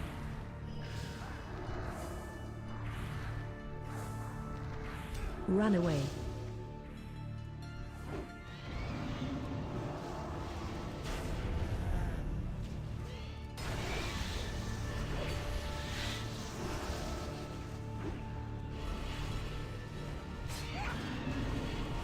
Kill ads.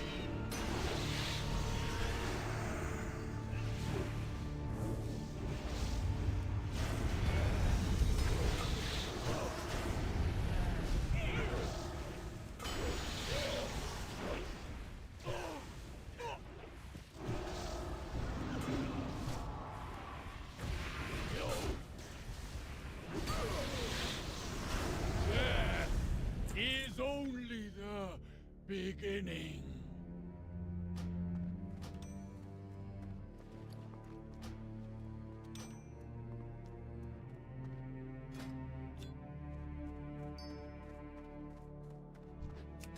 I am unleashed.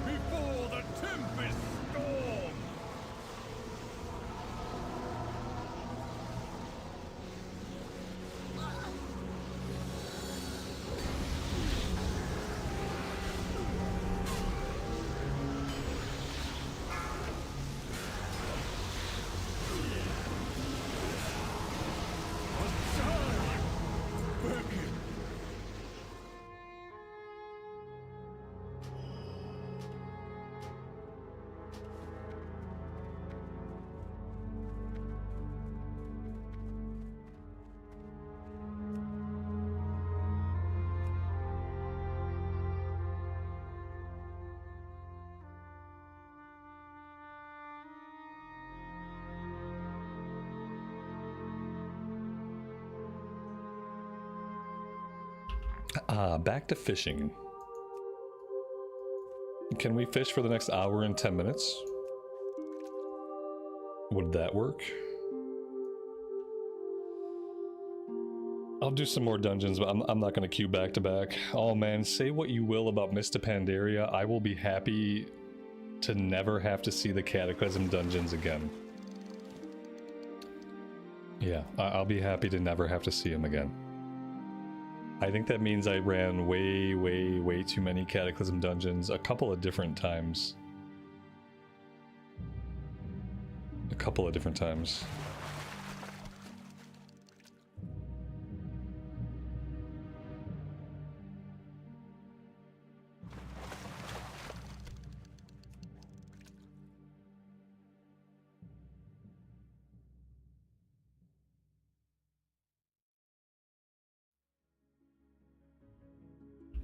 Alright, I want to fish, but this is not where I want to do it. I need to find something just a little bit better.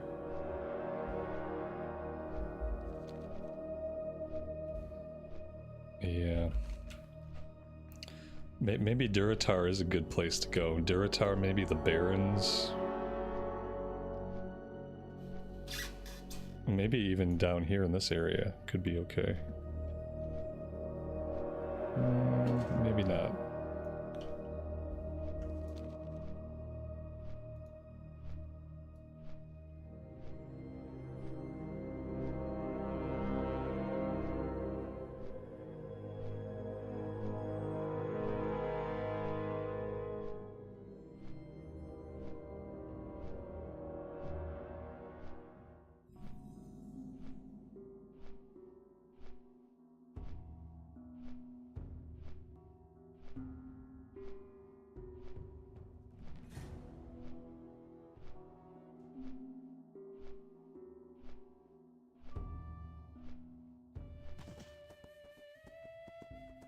There we go.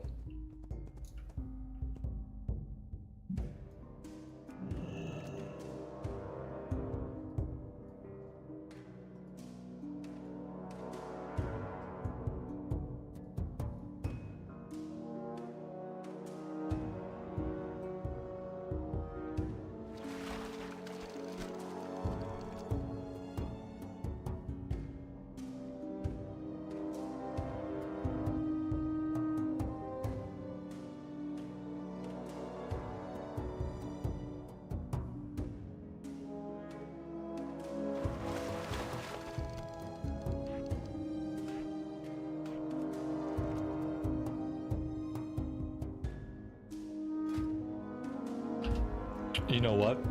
I didn't realize that we don't have to have a fishing rod equipped in order to fish. We can leave our weapon equipped, which could, you know, avoid situations like getting into a dungeon and having a fishing rod on and trying to DPS with a fishing rod. We seem to improvise with like a twig, which is great.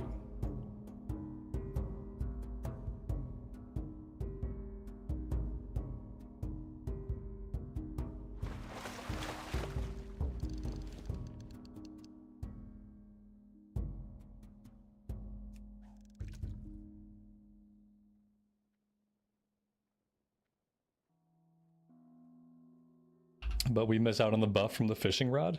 I mean, do we need the buff from the fishing rod? I don't think that we do.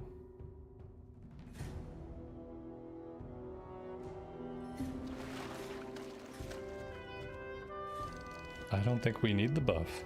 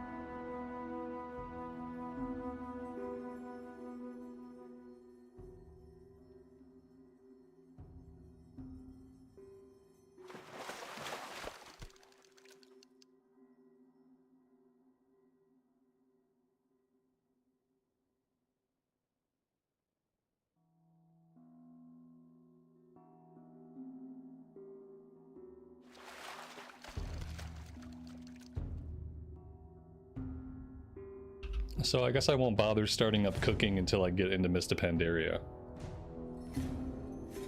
We'll just wait. Because yeah, this character also needs cooking. I don't have anything on this character. Keeping in mind, like, originally this character was Alliance. And originally this character was going to be the alt for the Shaman. And the Shaman has higher fishing skill, and I think the Shaman had cooking. But we didn't do either of those on this tune because they were supposed to be an alt. And now they're a main. So they're lacking a couple things to actually be a main.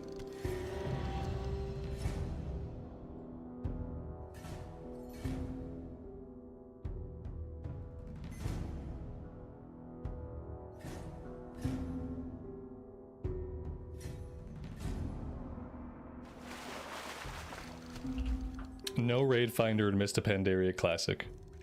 They have officially talked about how they're not going to have Raid Finder. Instead of Raid Finder, all of the gear that you would have had to do Raid Finder for, you're going to have what's called Celestial Dungeons. 5-man dungeons that are a step harder than Heroic, that are going to offer all the same gear progression that you would have gotten from Raid Finder. The difference is, instead of being 25-man slop encounters, you'll get to do actual difficult content and get your gear in a 5-man setting. So yeah, no LFR. LFR is pointless. The fights in LFR are always slop.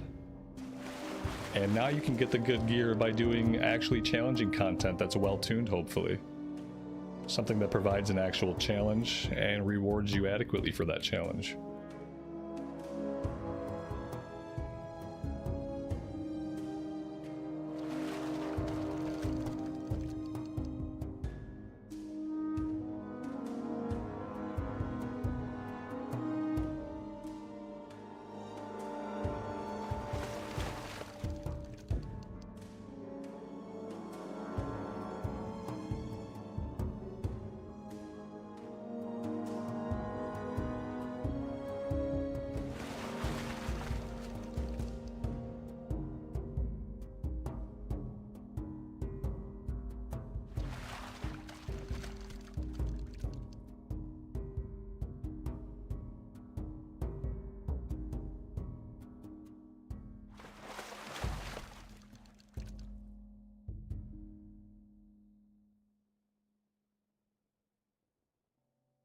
Well, there will be plenty of pugs going out too. Like, you don't need to be in a guild to raid.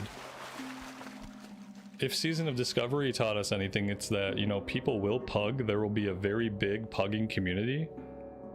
You know, where sometimes the pug will be like part of a guild, sometimes it'll be a total pug. But yeah, there will be plenty of opportunity for people that want to pug.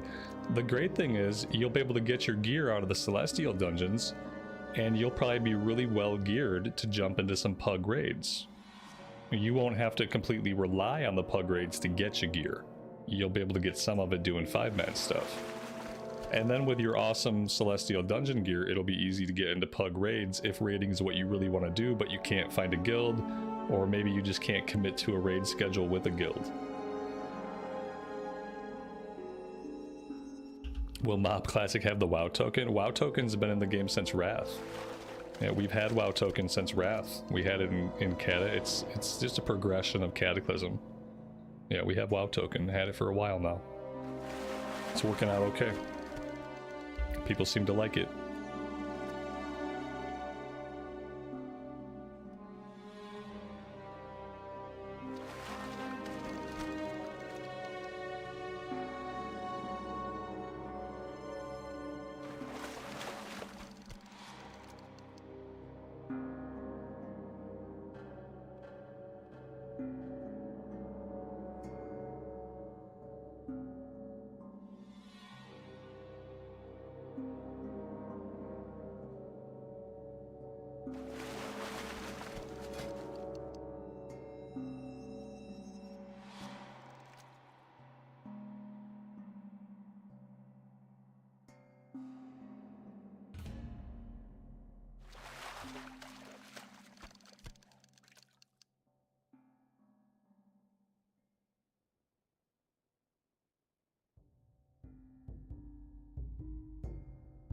We are now officially at the 1 hour mark, guys.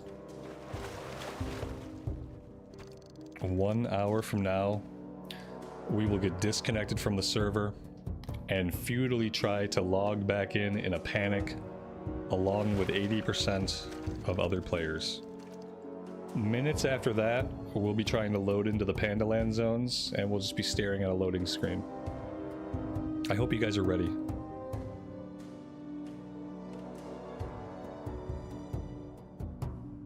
You're ready to tank? The game is ready to tank. In about 1 more hour.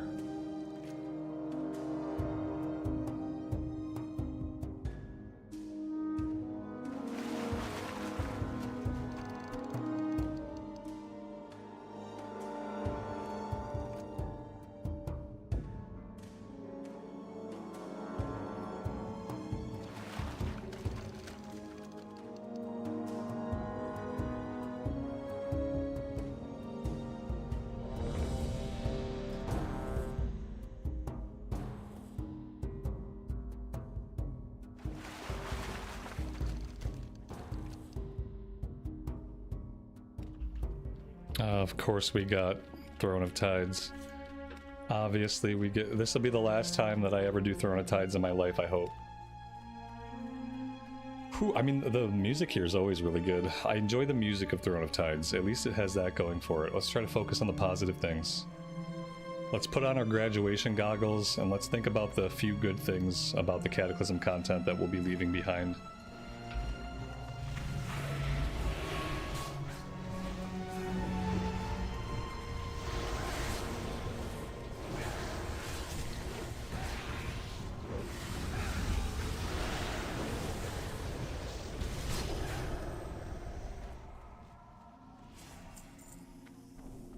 Oh, you're ready to tank in the dungeon now. Oh, Cena, I didn't get you, man.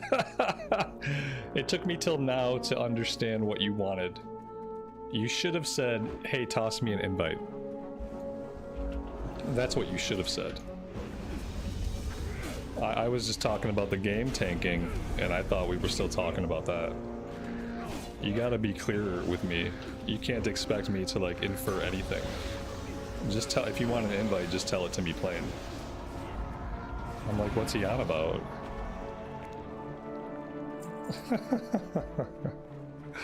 We'll get you in here, buddy. I'll get you in here next time, I promise. You just gotta get me to invite you to the group, like, long before I'm gonna queue up. I'll invite you to the group after we finish this, and then I'll probably fish for a couple minutes. Sorry. You mean you don't enjoy the RP dialogue in this dungeon? Oh, no, I don't. Oh, and you know what? Mr. Pandaria 5-mans are gonna have a lot of RP too, don't they?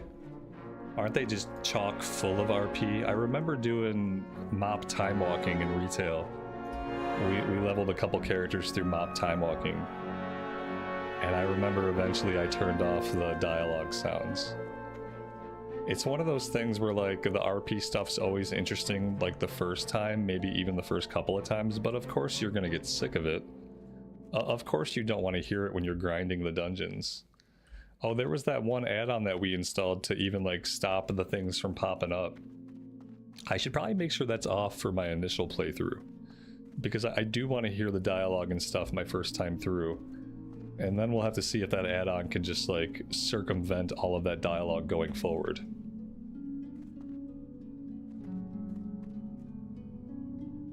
The game should have a setting that just says, like, play RP dialogue once, play RP dialogue always, or play RP dialogue never. It should just be an audio setting. And they should be able to easily code what dialogue is, what's the RP dialogue and whatnot. That'd be the best way to go about it from, like, a player perspective. Wash over our enemies, set the tide of death.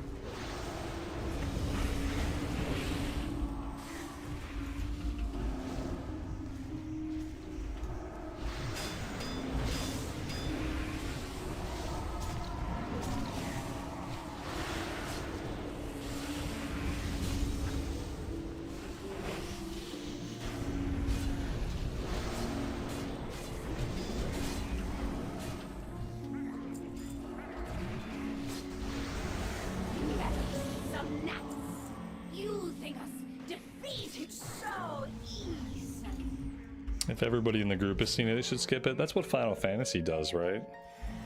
But then I feel like you're always going to get somebody in the group that hasn't seen it on that character, right? Maybe it has to be account wide.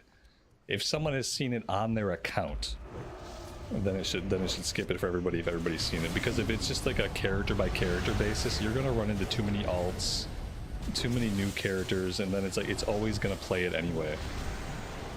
But maybe if it were like on account, maybe, I don't know. I feel like it should just be a personal option for on like a player by player basis. Just a basic audio setting.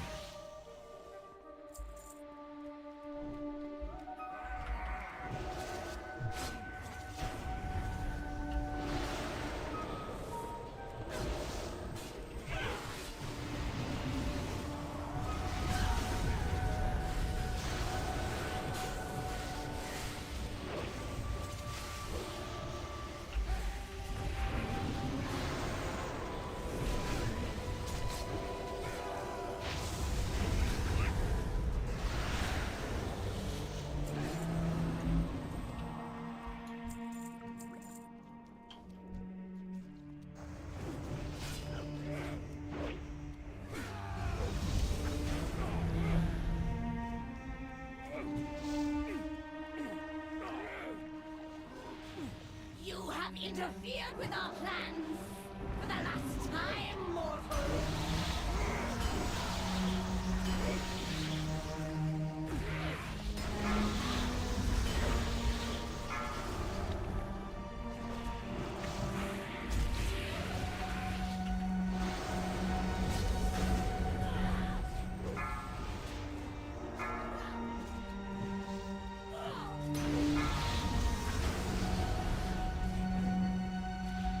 Who was that we lost?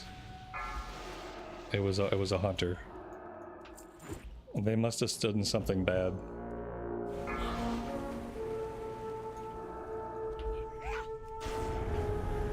Wait. Did she reset? Wait, how did she reset? What's wrong with this lady? This lady's all bugged out. I don't even know what happened. He stood in poison? Did he bug the fight out? The boss just like has bugged out. Can we even damage them? No, they're evade bug. How in the hell did we evade bug them?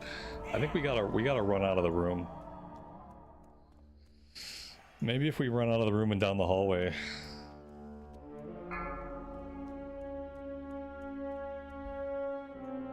I can't believe we bugged the boss fight.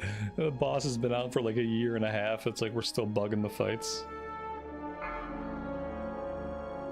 Oh no, what are we gonna have to do to unbug her? Hey, everybody out. That's crazy. It sometimes happens when you pull the big dude into the boss. Yeah, I don't know why people do that anyway. It's stupid and they should stop doing stuff like that. Especially if it has a chance to break the game. Like it's not a shortcut. Just stop doing it. Fight the guy in the hallway and move on. Be a normal person. Like, it's not optimal. Just because both the enemies are in the same spot doesn't mean it's optimal. Just kill the guy and move on. It's not that hard. Oh, all right. And now maybe it's probably going to take her a minute to respawn, right? Like, she's going to come back, but it's going to be a second. Oh, gosh. Here we go. We're back. Well, I mean, he is a hunter. I don't think we can expect much. You know, he chose to play a hunter. That tells us everything we need to know about him. He's playing a hunter because it's the easiest class to play and it does the most DPS.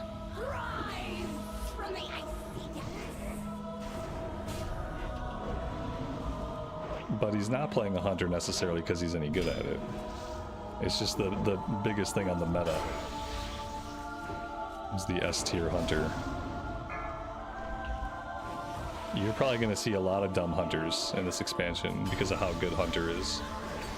You're going to see a lot of dumb hunters, people who have never played hunter before, that are simply playing to the meta. So that's basically all people do now.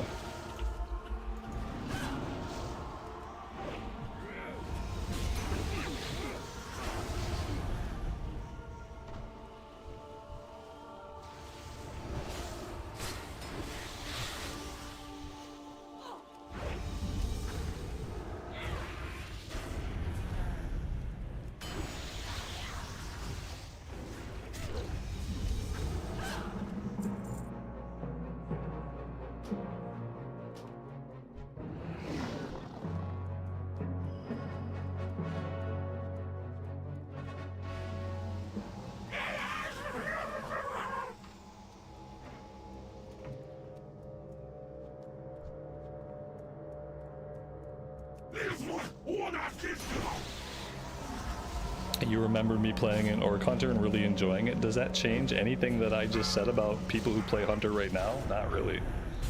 It's not even related. Yeah, I had an Orc Hunter back in TBC that was pretty fun until like level 32. I think I stopped playing them. But I don't think that's related to anything I just said about mob hunters.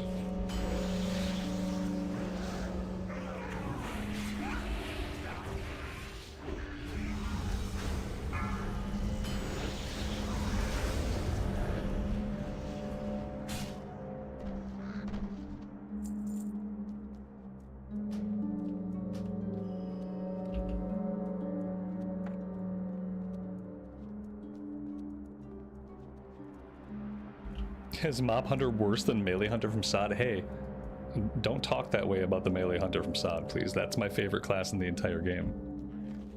Melee Hunter in SOD was like the only time when I really enjoyed a Hunter the entire way, and it was because we didn't have a pet, and we were melee, and we were using a two-handed sword. I was a two-handed sword-wielding melee petless Hunter, and that was a lot of fun. Did these people not did we not realize that we should have taken the teleporter back? I'm just going with it at this point. At this point, we're just going with it. Like, we're gonna jump off here. Let's all just do it. There we go. Yeah. All right. Great job, team. Dungeon over. That's it. That's the run. I guess we just ignored the teleporter. That's the way to do it. That's the real quick way back. I don't know. I was just talking and I decided I would just follow them like right off the cliff. I could have obviously turned around and went back, but yeah, I was just talking and thinking, and if I get the talking and thinking, I just pick somebody and follow them. I just followed the wrong guy. And then once I realized he was jumping off, I figured, hey, why not?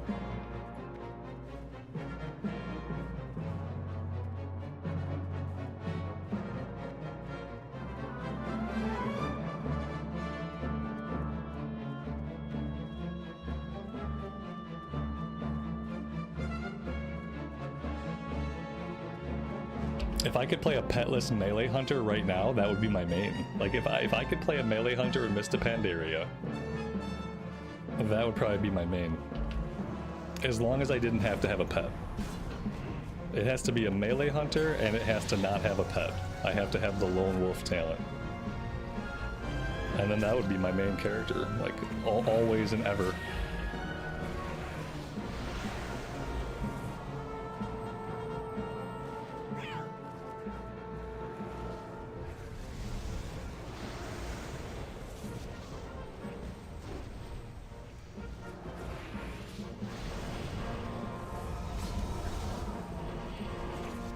A dragon person melee hunter? Yeah, sure. That sounds good. I was gonna say maybe a panda. If it's mop, I'll be a panda melee hunter. Female panda melee hunter. Because people will love that. Assistance, I assume.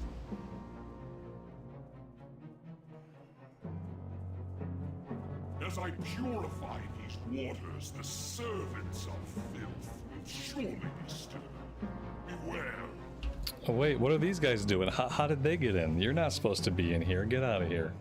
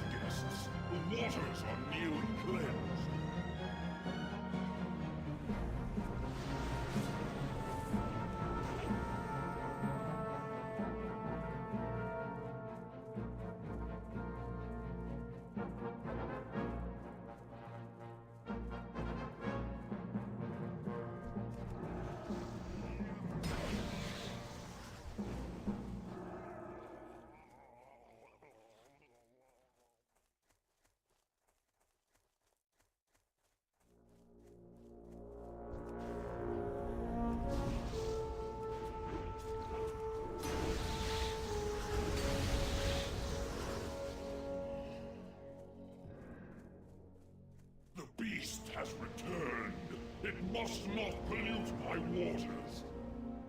Phase 2. Their filthiness stings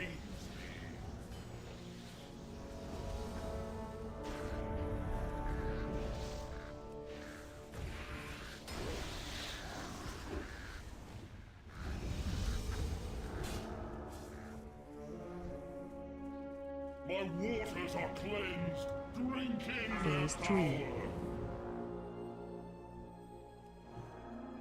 Behold the power of pure water.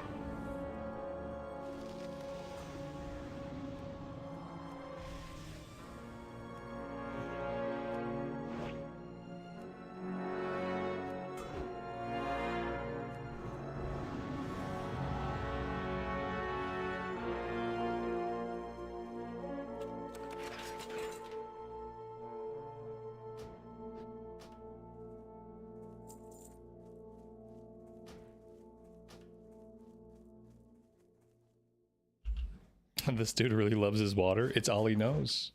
It's all he knows. Alright, let's get out of here. CNET, if you want into this group, man, now is the time. I'm going to toss you an invite.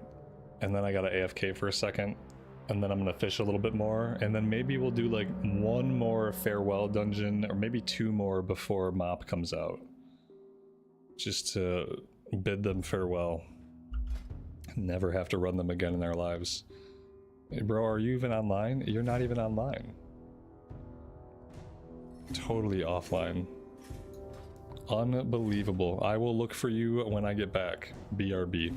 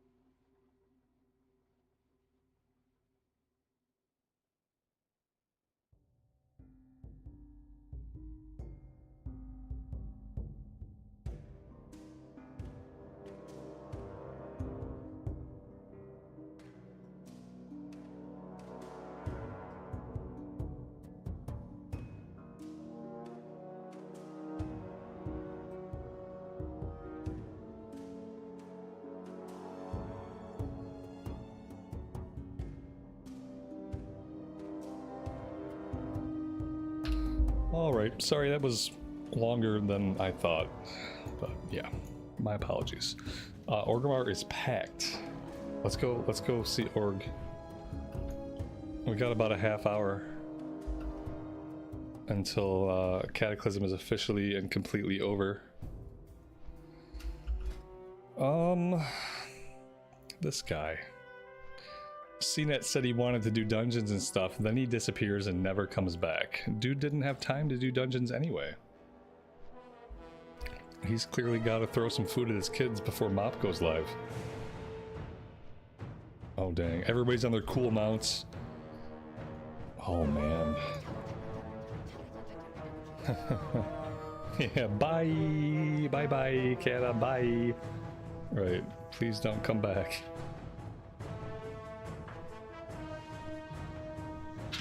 Yeah, Pally's looking good for MOP. And it's pretty fun. I still think the retail Pally is a little bit more fun just because of the melee range, but the MOP Pally is very good. This is pretty busy. See, there needs to be a place that we can fish like right here. So we can fish and watch everybody. I haven't seen a crowd like this since the official hardcore release. I mean, it's a pretty big crowd.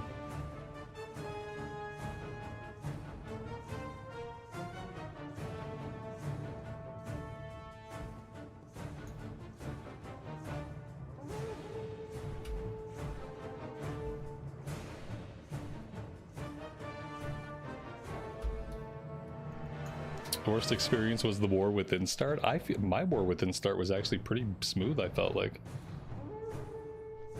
But then again, like for me, launch nights, I never try to make progress on launch nights. I think it's really silly to go into a launch night expecting anything besides chaos.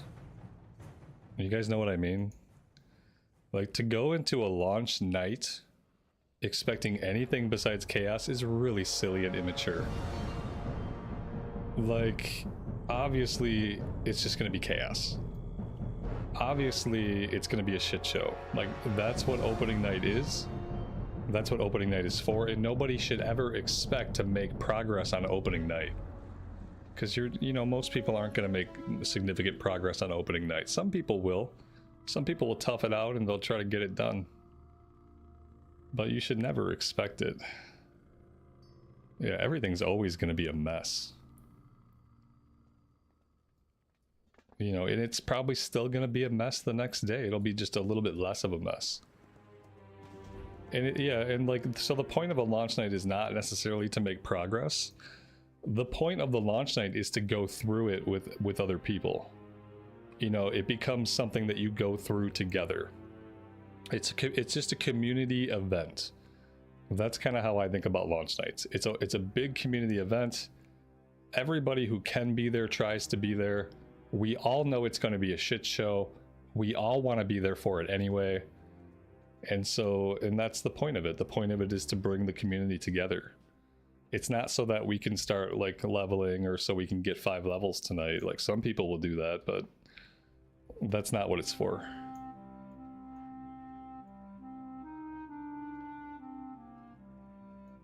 But I haven't had any bad experiences in recent memory with X-Packs. Besides, you know, opening night will be a little laggy, a little crowded, and then by the next day I'm typically able to play. I can't think of any release anytime since Classic came out that I had a really rough time being able to play, especially for like multiple days. I don't think I've ever had issues where I felt like, oh man, I couldn't play for the first couple days. Like I've never felt that way. Even on the messiest of messy launches. But, you know, everybody's experiences and tolerances are different.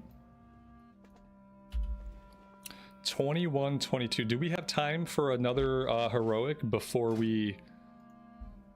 If we're not going to finish this one before the time hits 6, I'm going to end it.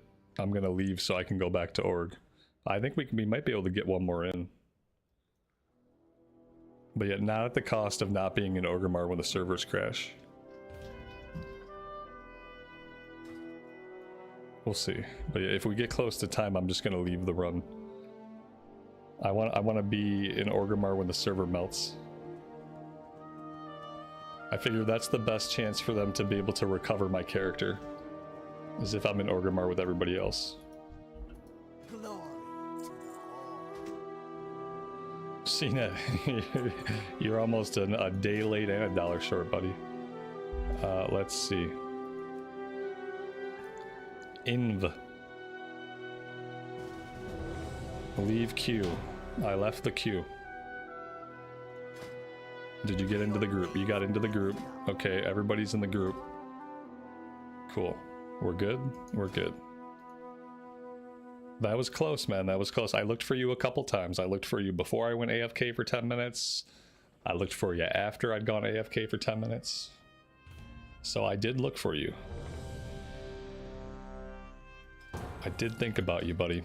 I don't want you to think that I forgot you again and again. I thought about you 2 different times.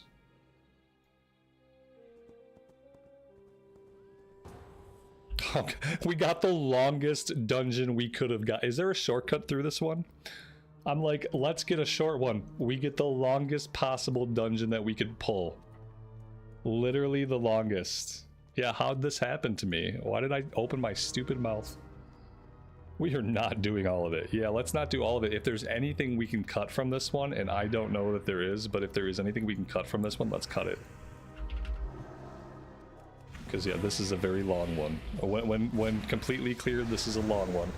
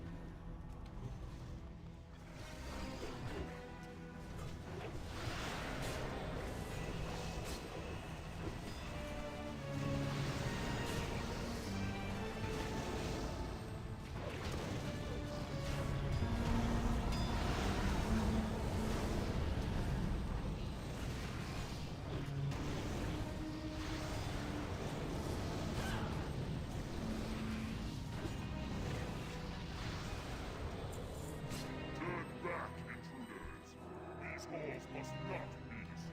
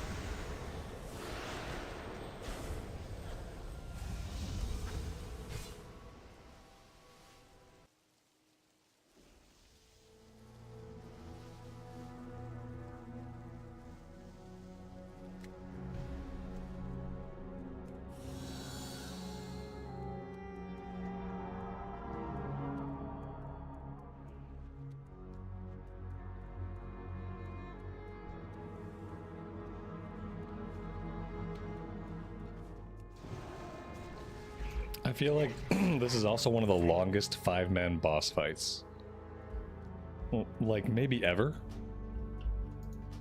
It reminds me of like a Nubarak, how you, like, no matter how fast you can DPS him, you have to let him go underground 3 times, and it just takes so long to get through the fight. Completely time-gated fight.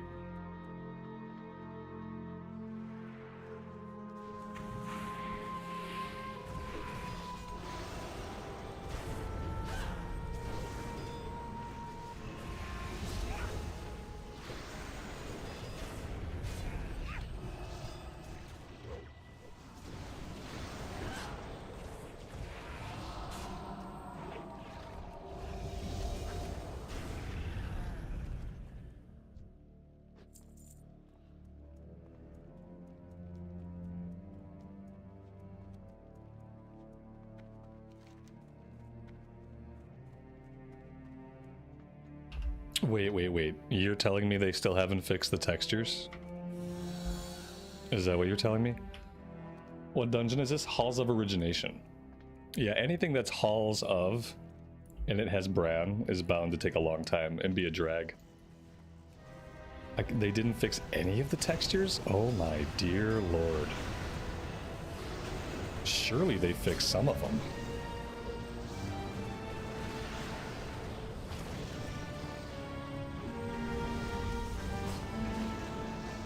If they haven't fixed them yet, I doubt that they ever will.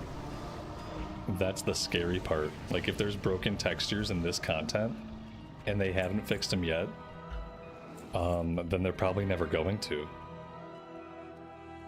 Imagine that. Right, let's go. Just need to input the final entry sequence into the door mechanism, and that did the trick. The control room should be right behind this. Oh, wow. This place is still better than Halls of Stone. Yeah, no, absolutely. Oh my god, look, it got worse. What? This isn't the control room. This used to be like a grid. It was like, it was glitched out, but it was an evenly squared off grid, and now it's a complete broken mess. Like, somehow it got worse. That's crazy. Oh my god, the volume is so loud in here. There we go. Got it. I saw a tablet that mentioned this chamber. This is the Vault of Lights. Okay, simple enough. I need you adventurers to take out each of the 4 elementals to trigger the opening sequence for the barred door. I think it's like the brand just talks too much. That's the main problem with the audio. One down. Literally, that brand will not shut up.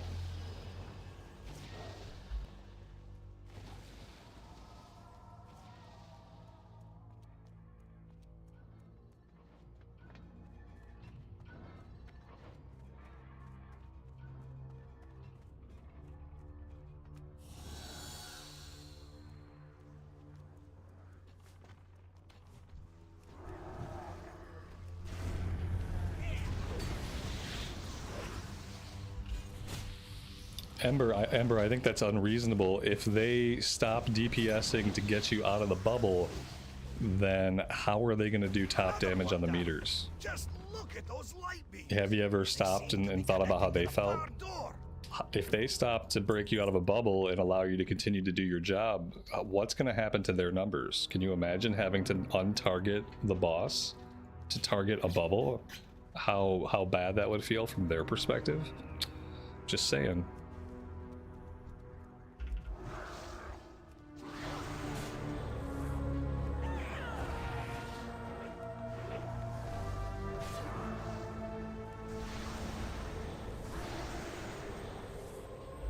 And remember, before they found out that Hunter was the easiest class to play and that it's S tier, they've never played Hunter before, so they're still learning how to be bad. So the good news is it gets worse. It gets worse. One more elemental to go. We don't have any hunters in the guild, right? We don't have any hunters in the guild, right? And if we do, we won't by tomorrow, right? Okay, good.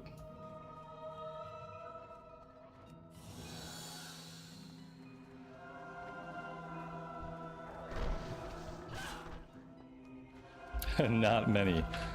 Don't give me officer rights, or there might not be any. I might do a purge. Oh, I stood right in the fire. I'm so sorry. I just stood right in the fire wave. Just got blasted to death. I think it's okay to maybe have one hunter, but we don't need any other hunter mains. You know what I mean? Like, we don't need more than one hunter main. If people want to have hunters, that's fine. They can be their alts. The vault door is opening. You can have as many hunter alts as you want, but I don't think there's a reason to have more than one hunter main.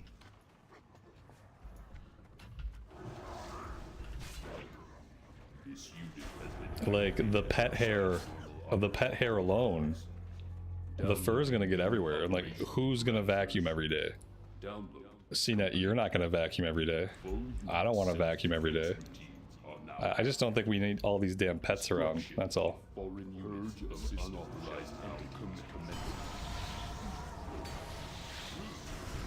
In our retail neighborhood, there absolutely will not be any hunters. When we have our community neighborhood in retail, like, I don't want hunters around there. I don't want pets. You can be a hunter if you're spec'd into Lone Wolf.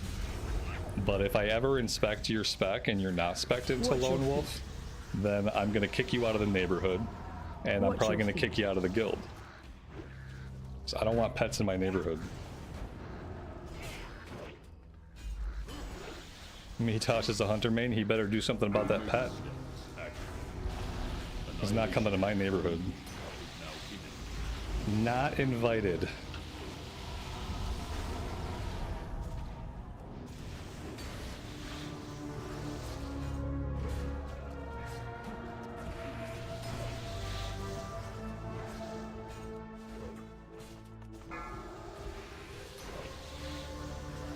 Watch your feet.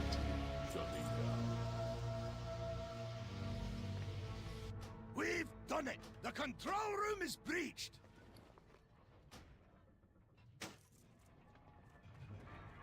I hate the player, not the class, please. I just hate the pet. I just want the pet to go away. You can be a hunter, just don't bring your pet.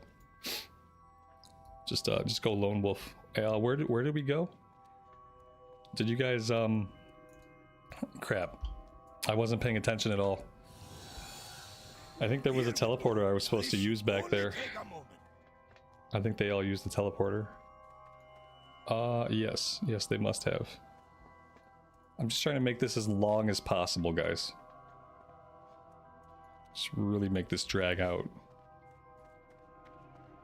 This glitchiness is almost painful. Thanks for waiting for me, I appreciate it.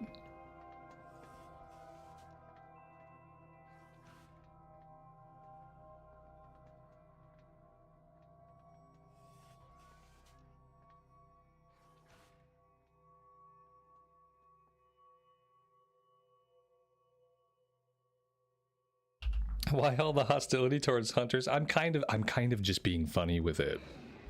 Kind of just being funny. Sometimes for some reason I think it's funny to way over exaggerate how I actually feel about something. Like, I take it from a kernel of truth, which is that I don't really like hunters, and I just like to grow it and grow it and grow it until it's completely absurd. And like, I don't know what kind of humor that is, and it's very hit or miss with different people. My wife hates it, so like, I don't know what it is, but that's all I'm doing. I don't really hate hunters this much, but I think it's funny to kind of blow things out of proportion. That's all. It's just a bit that I'm doing right now. It's just a bit that I'm doing right now. It's fine. I don't really have any hatred towards hunters or people that play them. Now, granted, a lot of them are bad. And granted, the class is a complete joke. It's like basically a one-button rotation. You know, all that stuff is true, but no, I don't have any ill will towards them or their terrible decision-making abilities.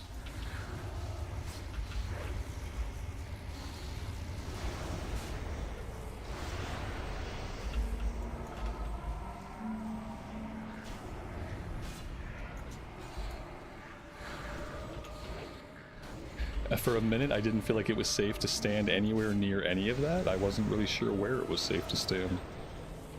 And that was kind of a mess. I really need to learn how to play. I have a lot of learning how to play to do on this class. Maybe it's just that I spent the most of the day on the warrior. I got all my warrior reflexes and none of my paladin muscle memory.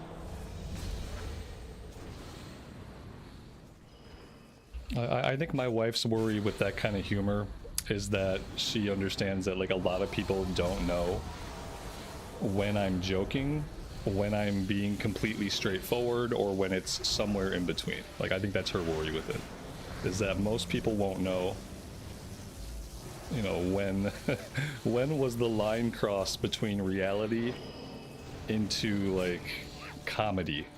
When did we cross the line between reality and comedy? And reality for comedy's sake and comedy for reality's sake. Like, when did that line get crossed? A lot of people don't know. Especially because I tend to remain pretty deadpan about it all.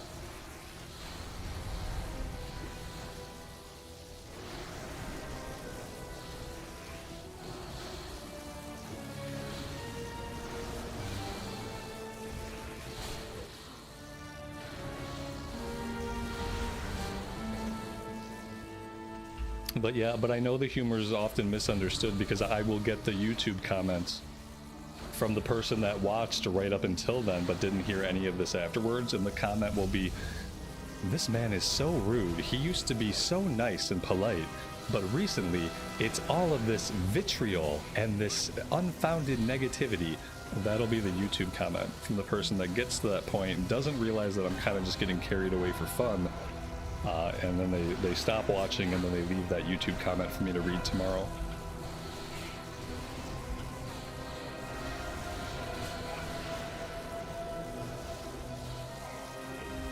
Are we doing something wrong on this fight? Should I be prioritizing a different target? Maybe I should have just been on the boss the whole time. I've kind of just been focusing on the ads. Like, my reflex brain says, see ads, kill ads. And I've been slapping the ads, and the boss is still going. This music is also quite epic.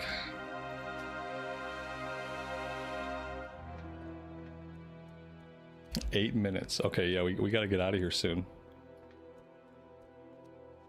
The English are like 90% sarcasm, so we never really take anything seriously unless it's breakfast. Esme, what an awesome statement. That could describe me too. I mean, I guess I don't know how serious I am about like a particular breakfast, but I am serious about like maintaining my morning regiment of calorie intake. So that's a thing. Like, don't get between me and my morning calories. Don't get between me and my morning coffee.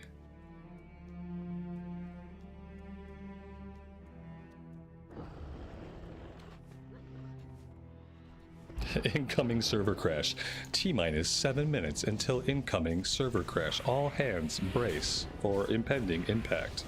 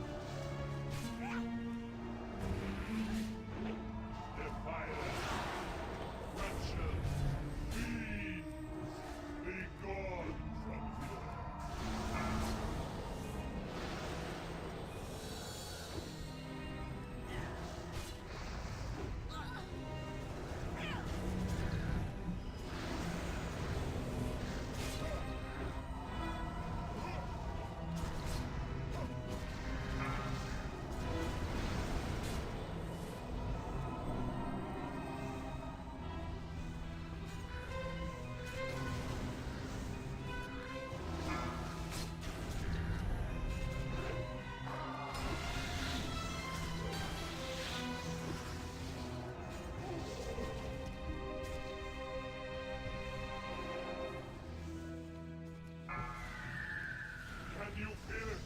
The blessed warmth of the sun.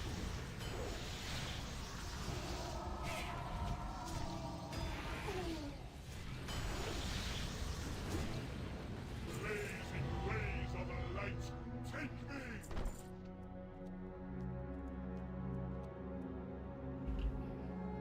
me! Yeah, I probably would like it.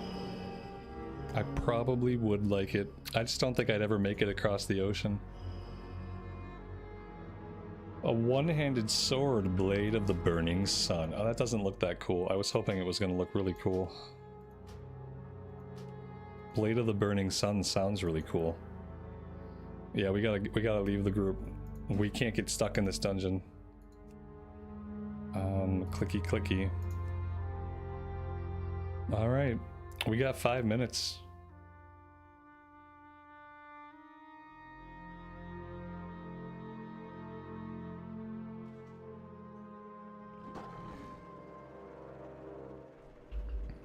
It's funny hearing me dog hunters, and there's one with the most DPS. In all of my dogging of hunters, I never said anything negative about their DPS or their ability to do DPS. And I often accredited them with S-tier DPS. No, I didn't say anything bad about the class's performance. Not at all. Not even to be funny, because it wouldn't be. There wouldn't even be a kernel of truth in it. The truth is, it does really high DPS. So you know.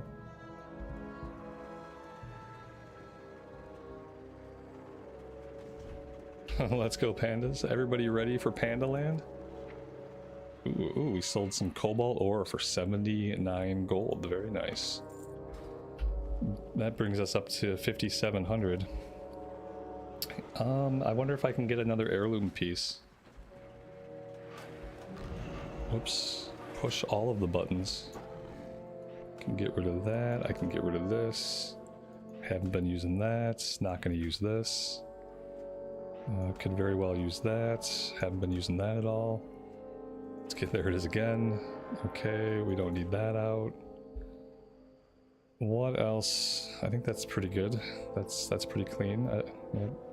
Can put that here. Put that here. There we go.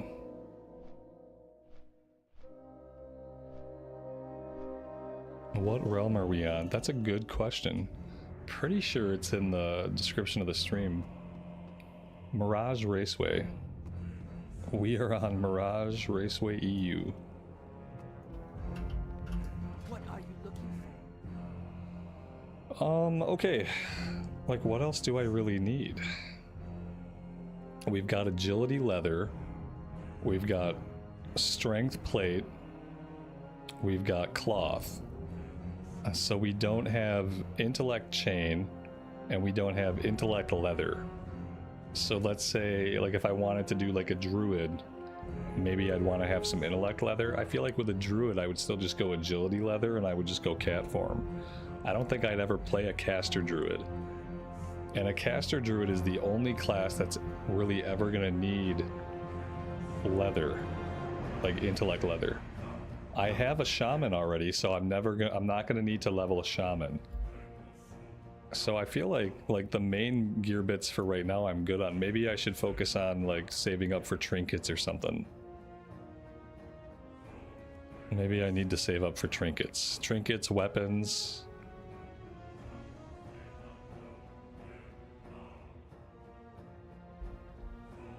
We just got XP. Oh shit. Oh, we're live. We're live. Oh, they put us live early?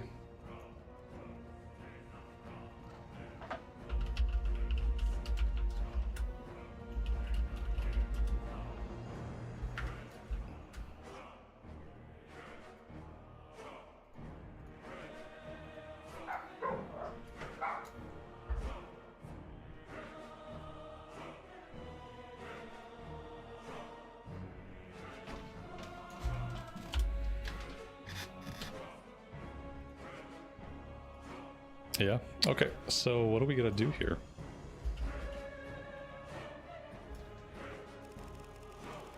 Oh, that's broken. So broken. Completely broken. We're gonna have to turn dialogue UI off, maybe. What am I looking for here?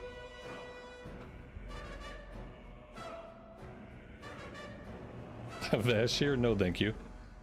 I don't want to go to Vashir. Don't do this to me. Why are you doing this to me?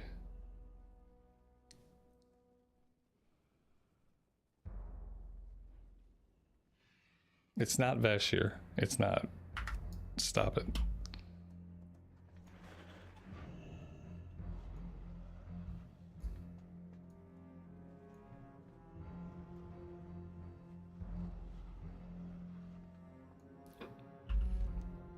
Art of War. Tell me to take the Vashir quest. Oh, there we go. Okay. Shh, shh, shh. We're good. I am pleased to report that the battle at sea goes well, War Chief. Our forces report decisive victories off the coasts of Daenerys and Tol Barad. Alliance blood spills. This pleases me, General. There's more. I received word that our southern fleet engaged an Alliance envoy. We chased the royal flagship until it ran aground. Aground? Where? Apparently, they found a massive, uncharted landmass, shrouded by dense mists. And you let the Alliance get there first! Redirect the invasion fleet. General, you and your best veterans will pave our way. Storm the shore and paint this new continent red!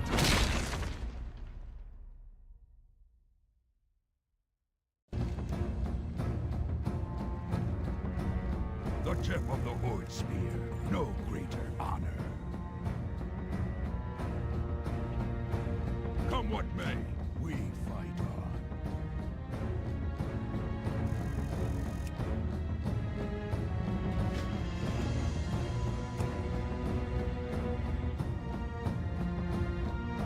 I don't know what these other quests are or if I need them. I don't think I need any of this stuff. Okay. I think all the add-ons, like add-ons are basically like breaking. I think my dialogue UI is breaking. And so that's fun. It's making an unfortunate noise whenever we use it. Yeah, I don't know. Okay. So where are we going? All aboard. Okay, I don't really know where we're going. Let's just fly out of here. Seems like we're leaving Orgrimmar.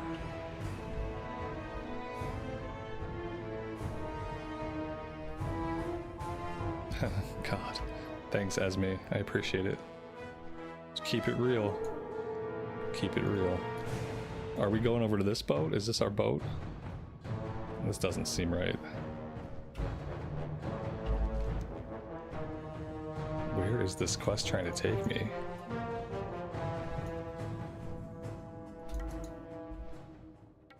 Thoughts? Opinions?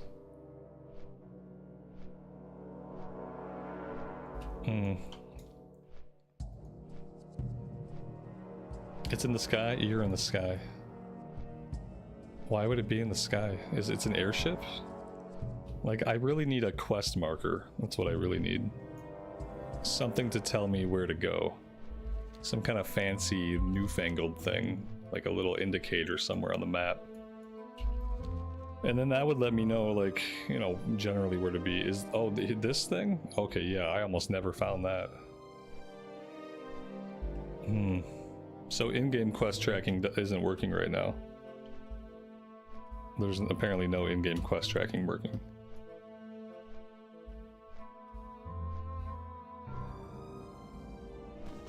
Okay. Nothing shall stand in our way. Hellscream's eyes are upon you. Fear nothing. The Horde shall prevail. All right, we're ready to go.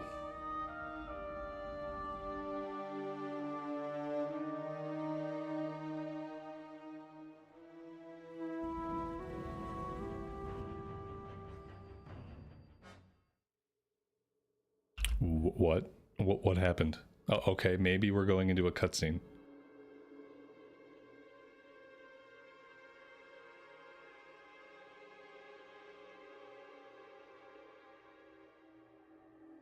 We've been flying in this mist for hours, General. The crew grows uneasy. Back to your post, soldier. We'll find this land, or die trying.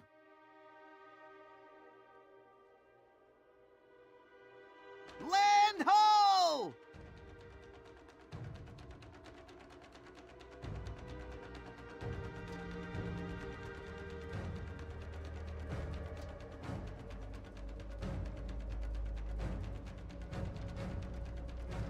Alliance ship!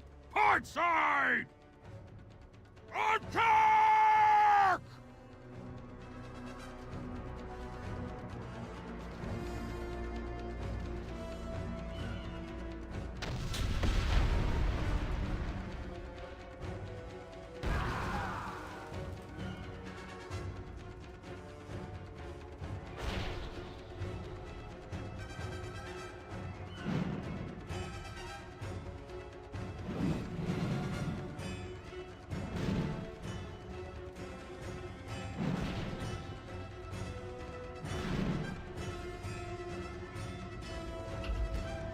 So what you guys are saying is everything's fine, right? Everything must be fine. I mean, I'm still connected, so everything must be okay.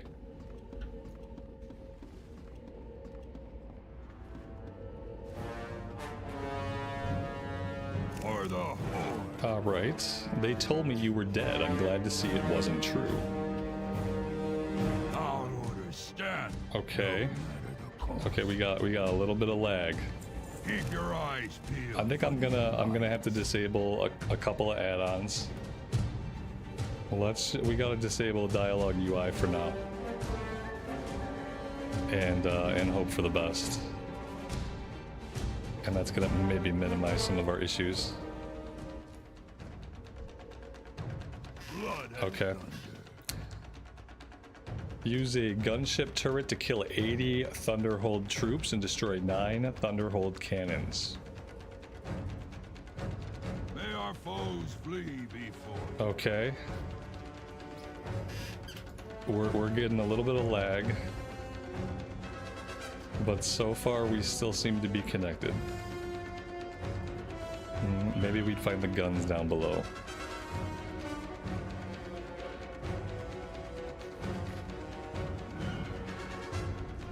Okay, it looks like here's the turrets. I'm sure these are gonna work perfectly. This is probably gonna be fine. Okay, nothing seems to be happening. Okay, still nothing really. I can't even click on that one anymore. That one's not clickable. Let's try this one. Surely, no. You know what? It looks like I completed the quest successfully.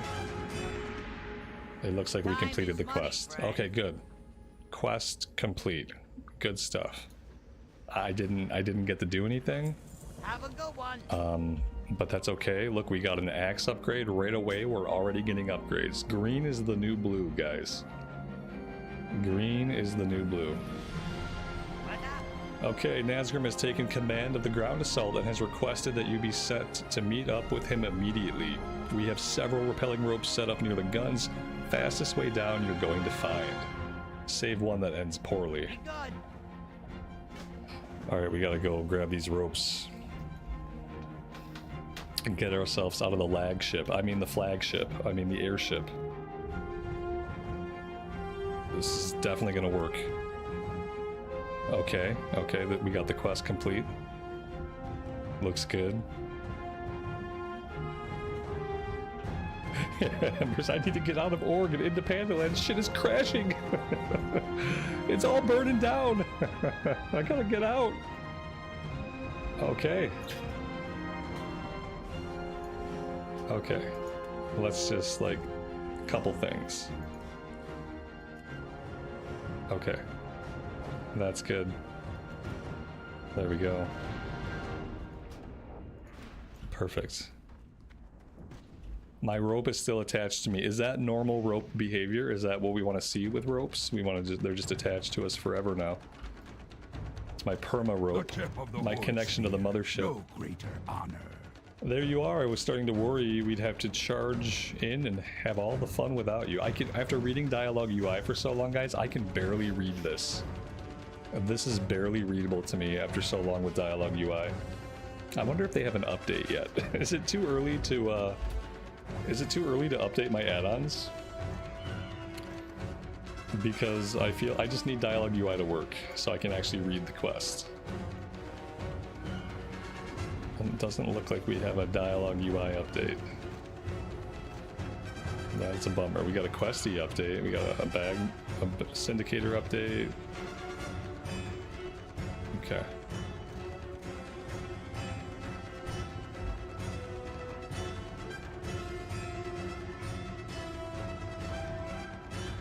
Fear nothing.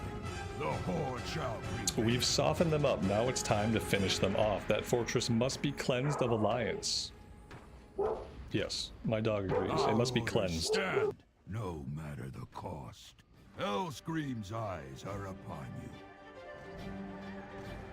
For the horde. I hate pets. May our foes flee before.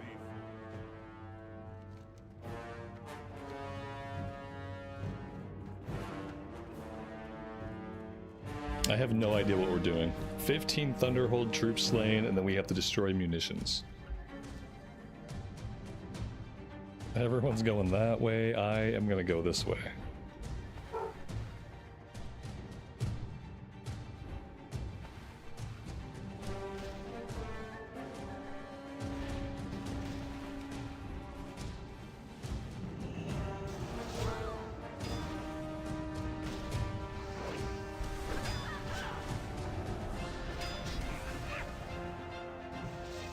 I'm detecting a little bit of input lag, just a wee bit of input lag, yeah.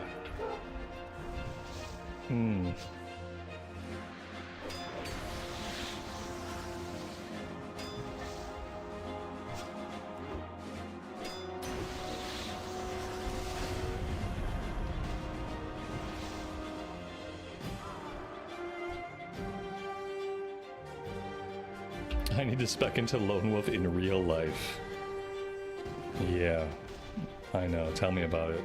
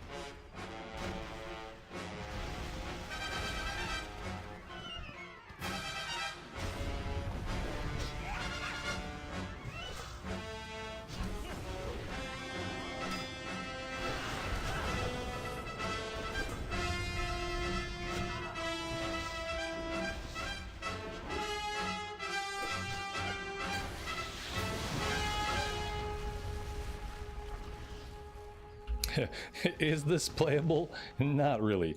Is this really fun? Kind of, yeah. It's kind of fun, kind of funny. But would I say this is super playable? No, this is obviously not super playable. But it's fun.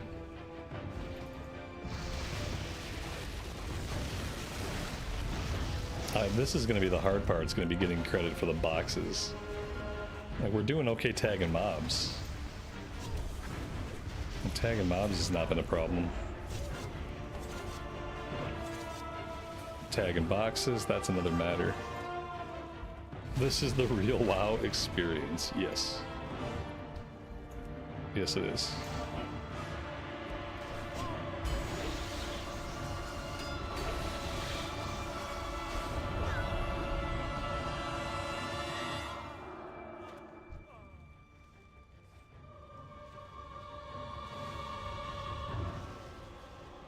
And let the race to 90 begin.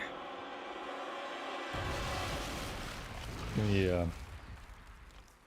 I don't know.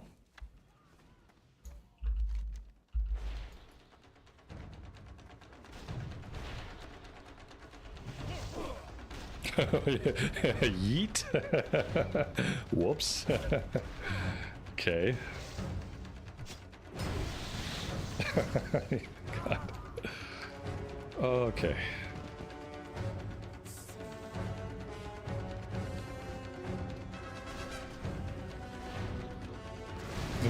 We can't make it to the boxes. Oh, here we go. This is us. This is us right here. There we go. 2 out of 10. 2 out of 10. Here we go. We gotta make it to these boxes. Oh no, maybe not. Oh yeah, there we go. 3 out of 10. Okay, we're making progress. We're making progress. This is good. Oh no, we missed that one. Okay. Let's just keep circling.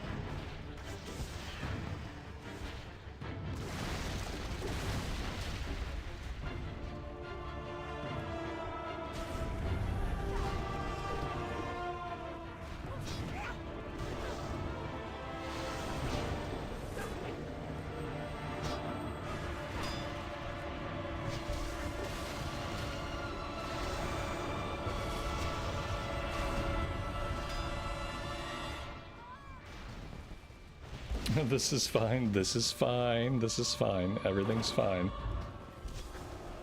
Nothing to see here, everything's working perfectly. It probably looks, for you guys, a little bit better than it is to play. I mean, everything's like a second delayed. Like, I hit a button and a second later the button goes off. And so as long as I keep slamming buttons, like, things happen, you know? As long as I keep hitting my buttons as if they're going off, then things die. But it really takes an active imagination on my part, because I'm not exactly getting feedback. You know, when I press the button, nothing really happens.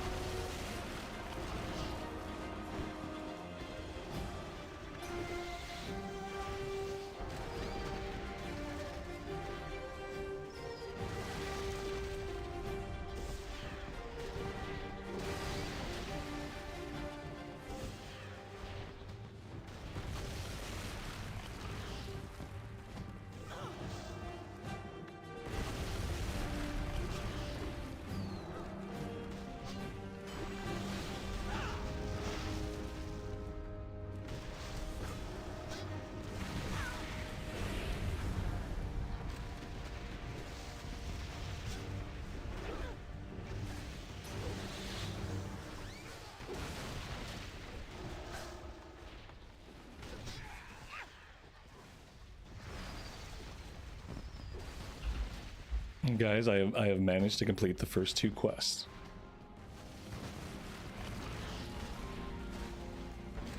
We have made a landfall in Pandaland, and we have done a couple quests. That's quite an achievement for opening night. Now, if only I can figure out how to get inside this building. Maybe we could even turn them in. Okay, here's some stairs. Everything is quite laggy.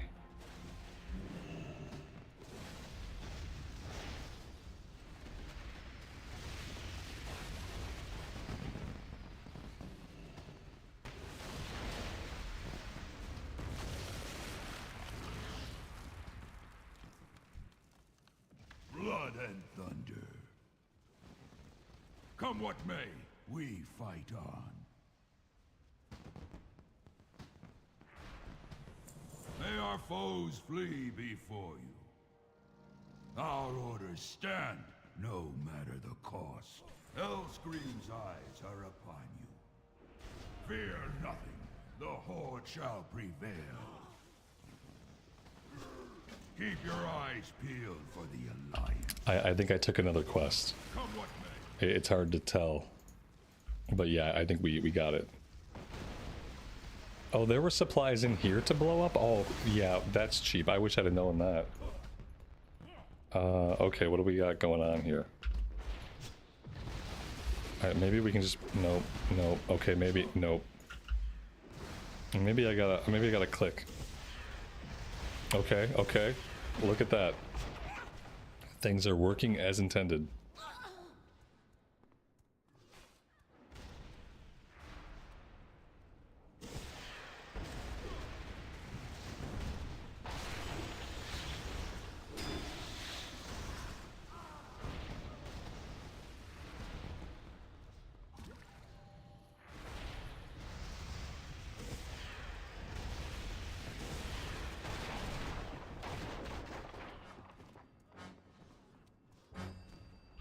I mean, I'm actually surprised at how much I've been able to play so far. So for my expectations, this is exceeding my expectations. You scum will not destroy this land as you defiled Kalimdor.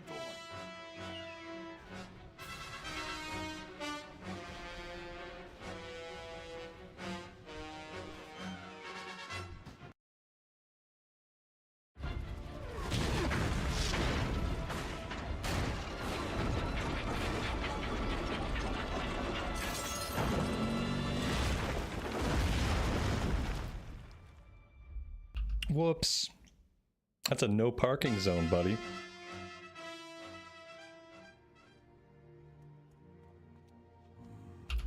Esme, you've been looting for 4 minutes. That's about more what I expected. I expected more to be stuck looting for 4 minutes, yeah. Okay. We got stuff going on. Speak to General Nazgrim. Okay, there he is.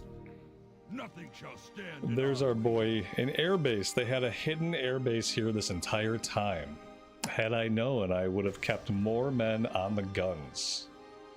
The color drains from Nazgrim's face and his body begins to exude a mysterious dark energy. Uh-oh. May our foes flee before you. Okay.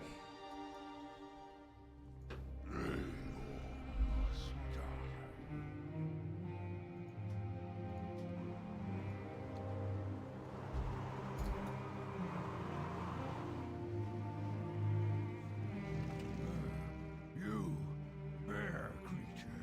Oh, what kind of sorcery was this?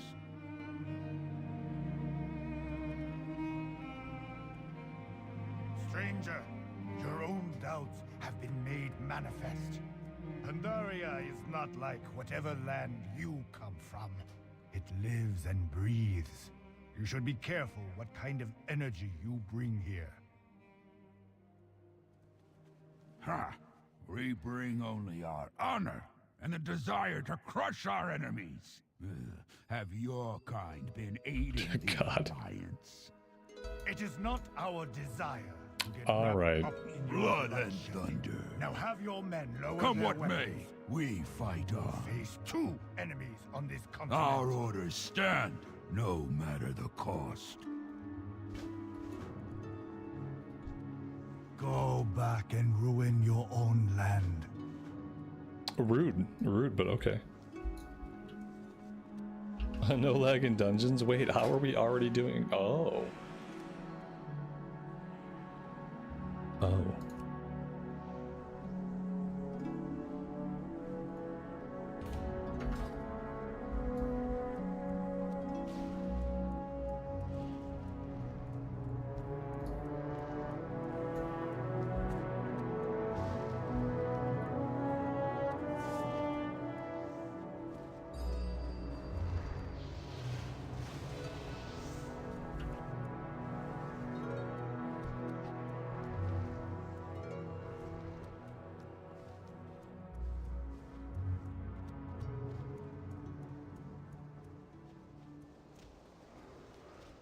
We should probably warn them not to open the doors to the Eternal Veil. Yeah, something tells me they won't listen. Something tells me they're not going to listen to anything we say. It almost feels like history is about to repeat itself.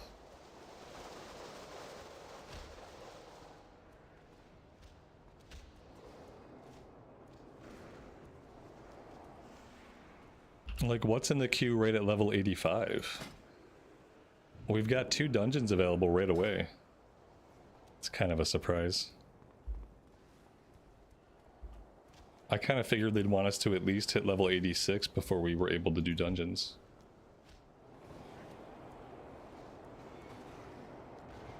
Yeah, this one's gonna be tough. I mean, I guess it's like a pick your pile type of situation, right? You gotta pick your pile. Well, this pile seems as good as any pile. Let's park ourselves here and see if we can get some tags. It's probably going to be really easy with all the spinning monks.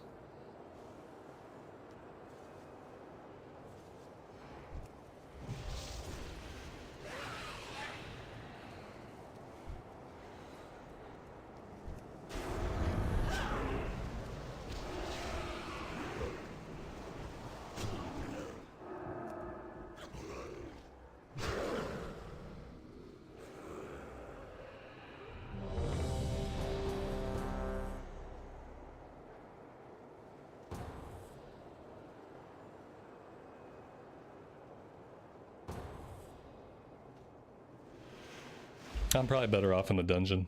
Oh, look at that, we got some dungeon quests. Tell me of your travels. Farewell. Slow down. I refuse to slow down. In fact, my group's already running off, so I can't slow down now.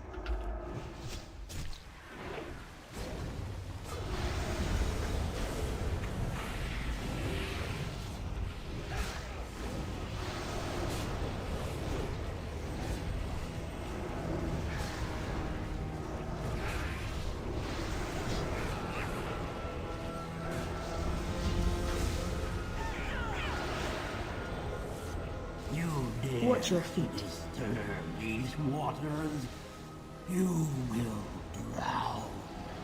Watch your feet. Death wash over. Kill ads.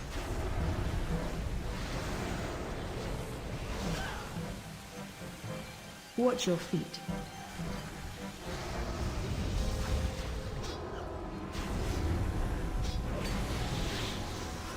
Watch your feet.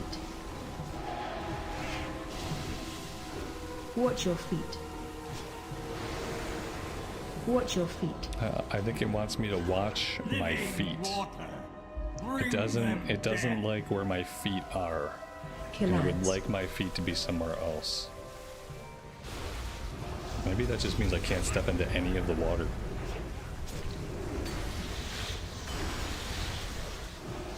Watch your feet. Living water, bring them dead. Kill ads.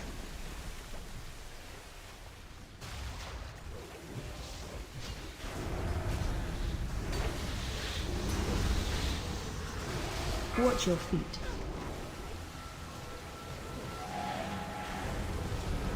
Watch your feet. Living water.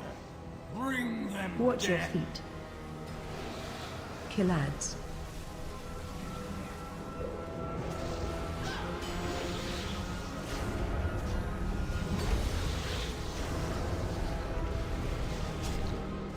Watch your feet.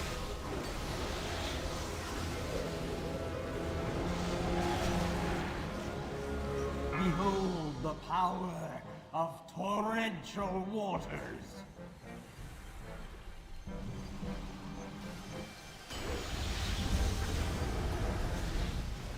Watch your feet.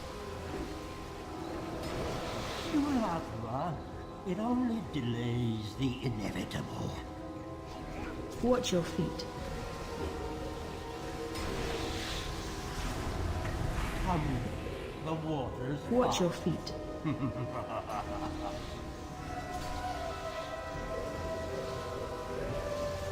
Let death wash over you.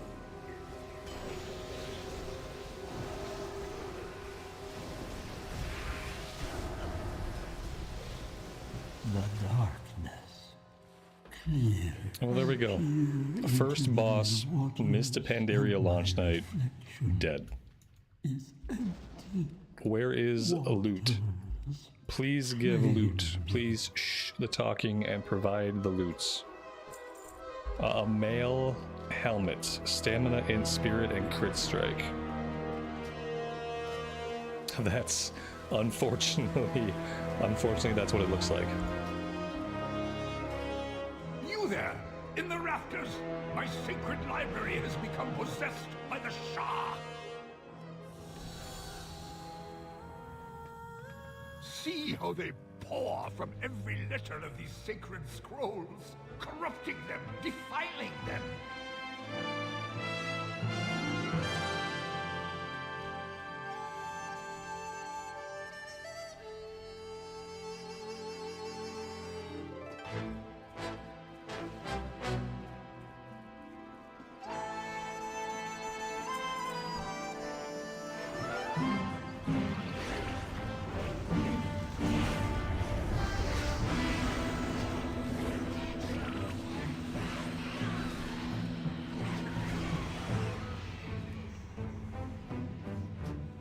I beseech you, kind strangers, cleanse this place of their foul presence. Lay our stories to rest.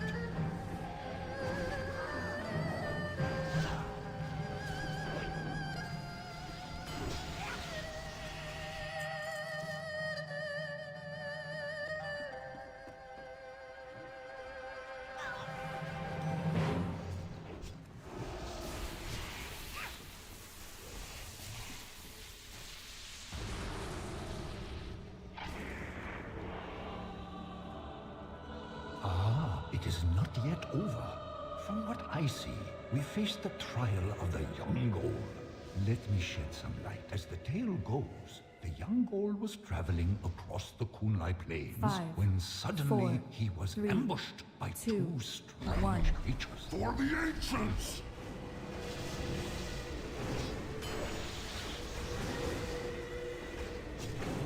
The young Ghoul attacked the beast with great determination and ferocity.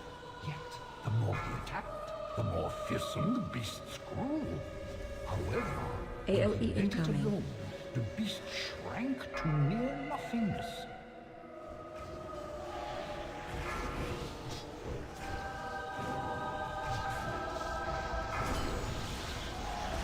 Target change.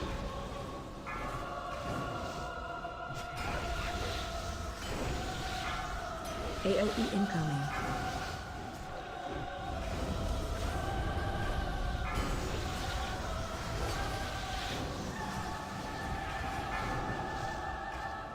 Target change.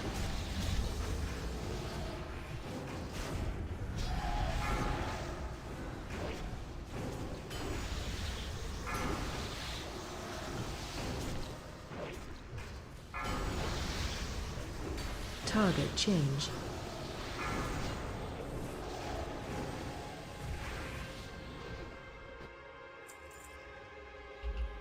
got a cloth belt. For you see, strife.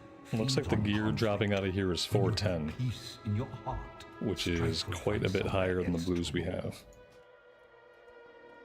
Yeah, it seems like if you guys want to play tonight, the way to play tonight is to do 5 You mans. have given peace to this If you can get somewhere even like kind of stable Now, off with you. I require and just queue up, meditation it before I seems like that's begin working for the most people. restoration ritual.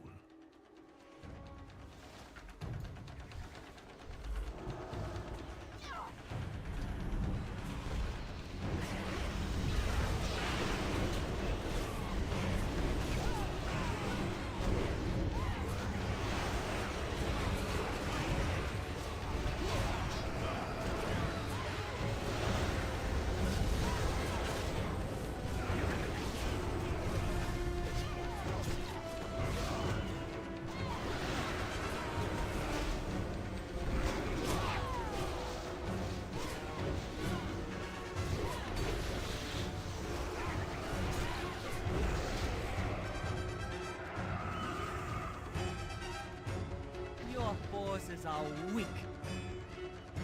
The heart of the great serpent will not fall into your hands.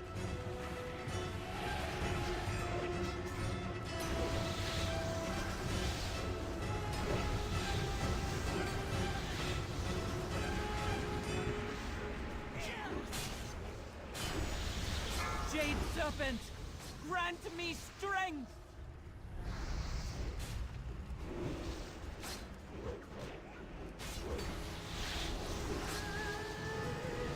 The heart is mine.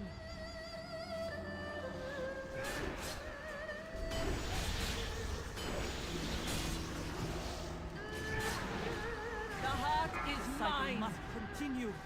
The Jade Serpent must be reborn.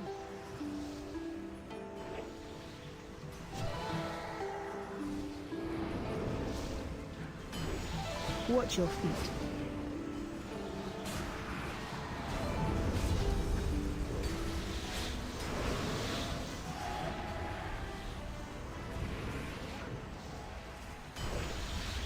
Be free of doubt, priestess.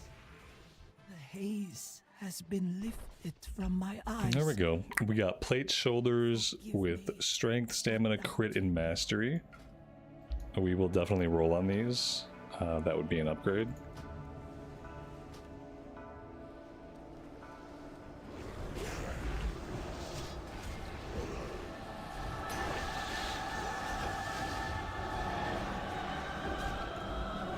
But you know, everybody in the group basically needs them. We did not win them. We are not going to win a lot of loot in a group like this.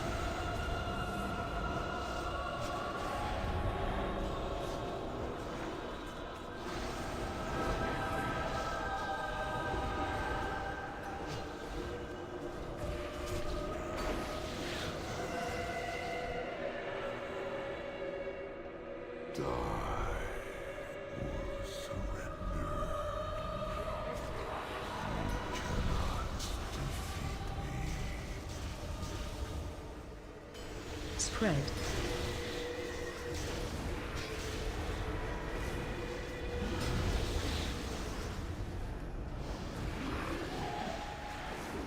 Succumb to the darkness inside your soul.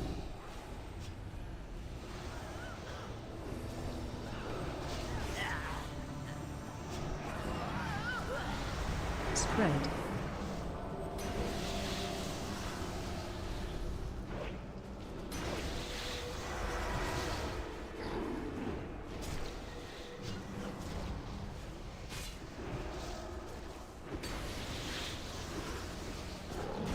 Spread.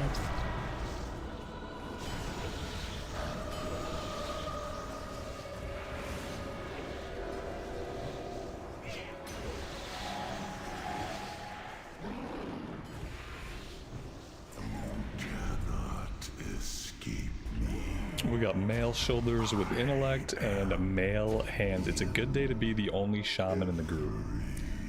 This dude just got loaded up with gear. Only person in the group that wears male.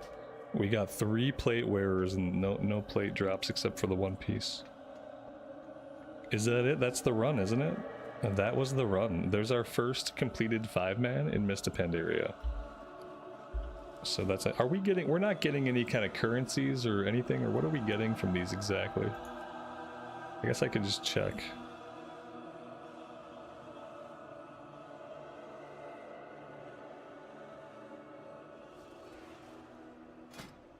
We are getting justice points. Oh, okay, well that's nice. We get justice points from doing randoms while leveling up. Good show. Let's go again.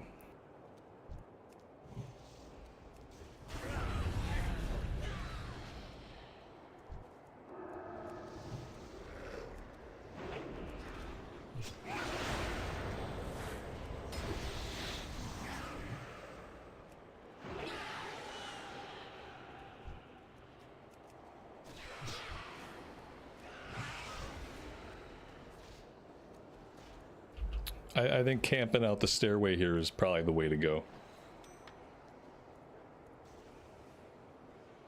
It would be cool if there were music in this room, but apparently they didn't feel like they should put music in here. I don't know, can we still fight the Shah outside, or is this like an inside? Oh, they're outside too. Let's go outside where there might actually be music. Oh, there we go. Look at that. And there might actually just be more, maybe more mob availability? Or maybe not. It'd be really cool if I could just like track any of my quests at any point in time ever. Like, quest tracking is totally broken, and I just don't get to see any of my objectives on the map or in my objectives list. That's cool. Let's try to reload. Oh, hi there. How are you? I mean, like, I can't track anything. Nothing's working.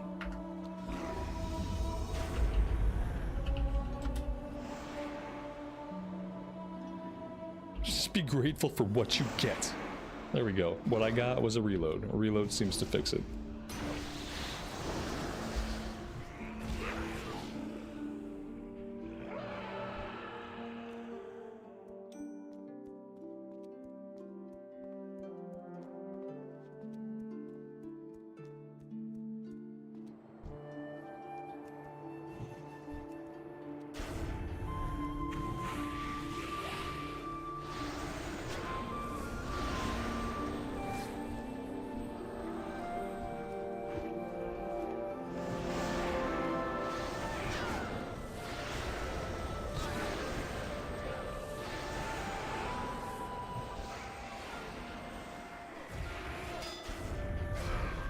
The lag here is getting much better.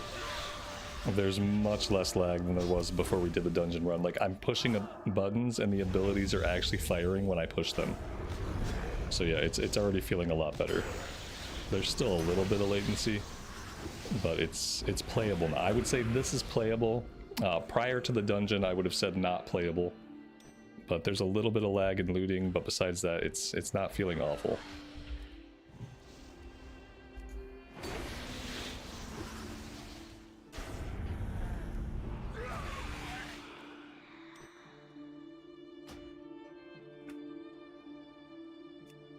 I can't find audio settings that are like working for me.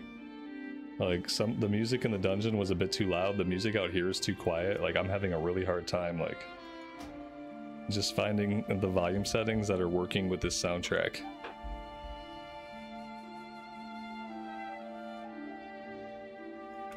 How's the music for you guys, like right now? This is like average volume of music. The dungeon music was a lot louder than this. It's really good music, if we can hear it.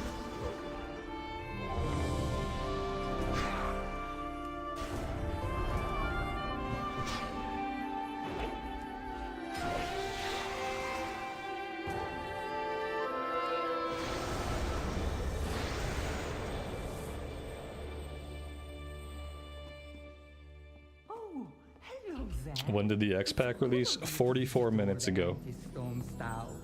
Oh, I didn't turn in any of the quests in the other dungeon either. We had all those quests that I picked up and I just completely forgot to turn them in.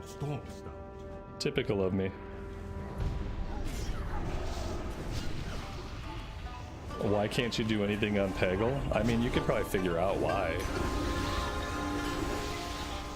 It's launch night. That's why.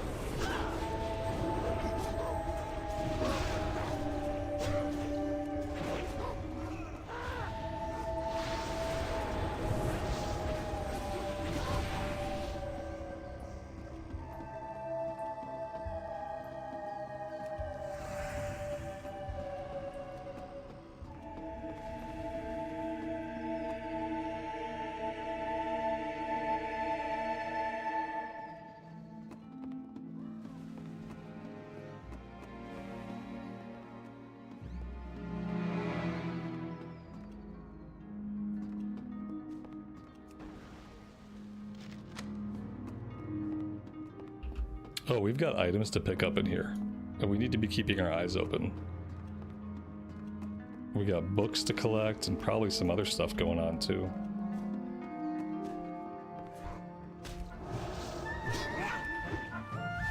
I have made a terrible mistake.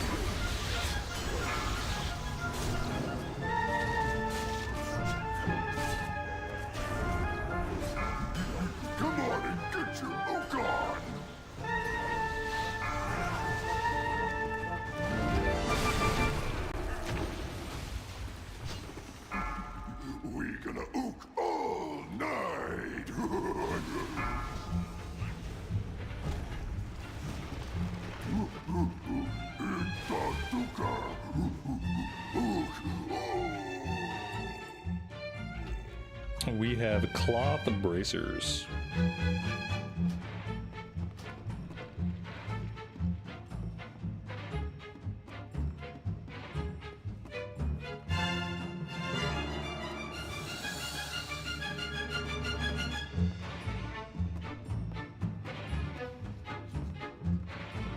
Does like nobody know where to go, I guess? Well, nobody seems to know what to do. They don't know if they should be dealing with the dancing monkeys, or watching the dancing monkeys, or ignoring the dancing monkeys.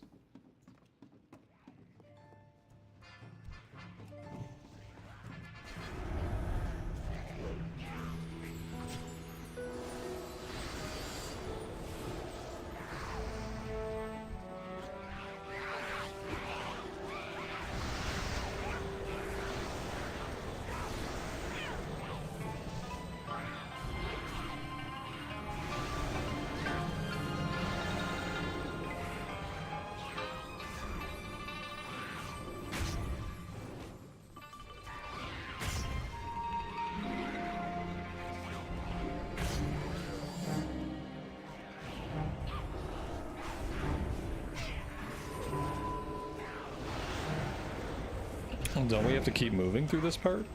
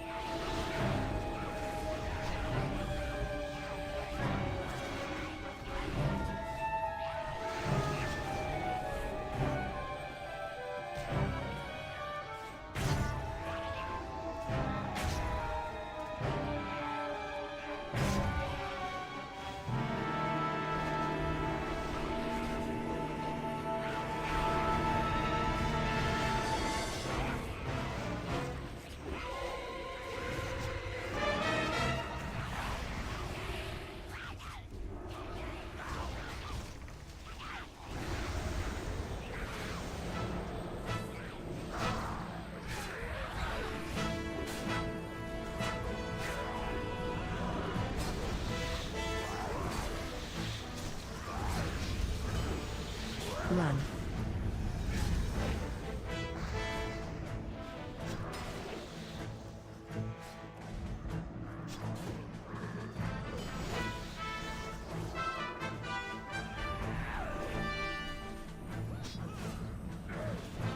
Shockwave.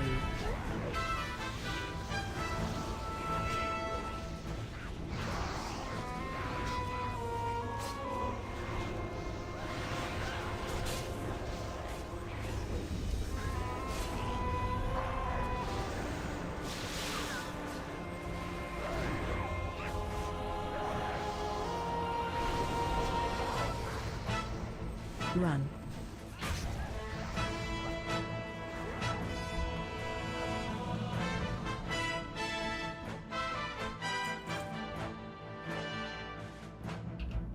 We got a held and offhand intellect item.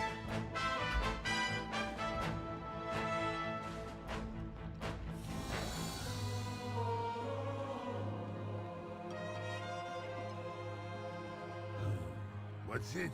Addons. What are they doing to our elementals? Hey, you! Those are our flying hill monsters?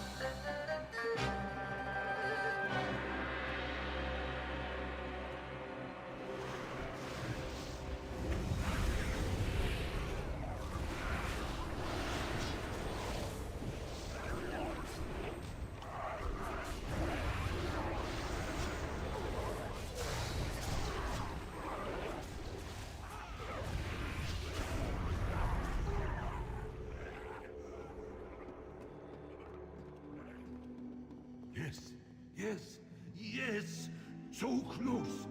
Just a pinch of, oops.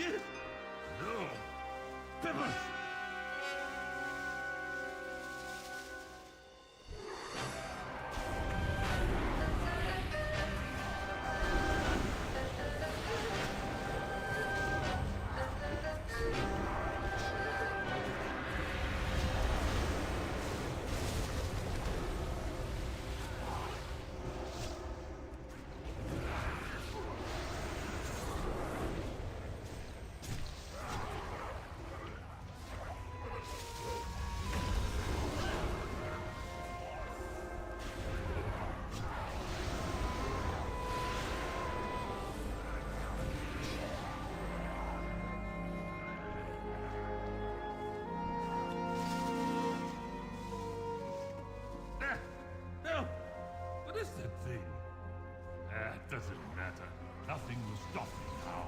Not when I'm so close. Maybe if I don't look at it.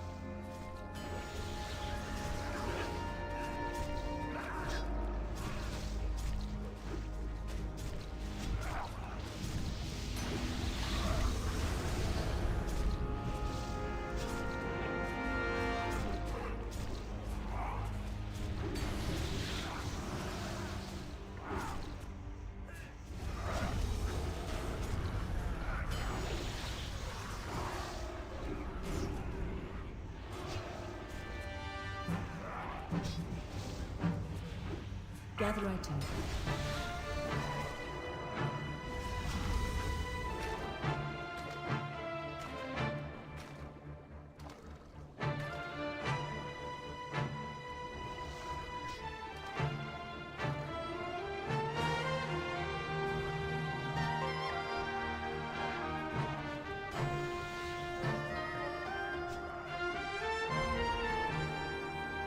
Target you.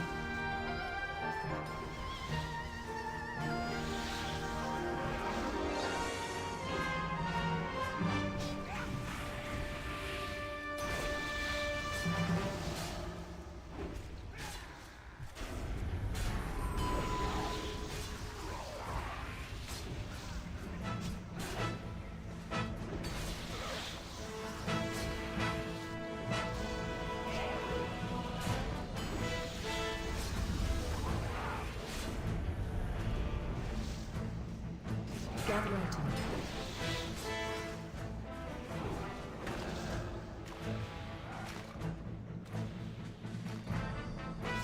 Target you.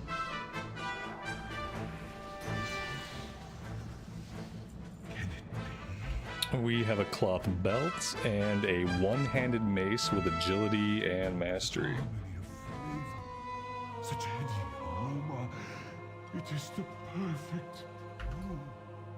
The name of Storm Stout. And we have a quest. Once again. 2 quests. Out the hill. Yep, let's grab... Nope, not that one. Let's grab that one. This brewery was left in your care. And let's grab critical... Nope, let's grab haste and mastery. For myself at last, I have brewed. At what cost? The brewery is trashed, infested.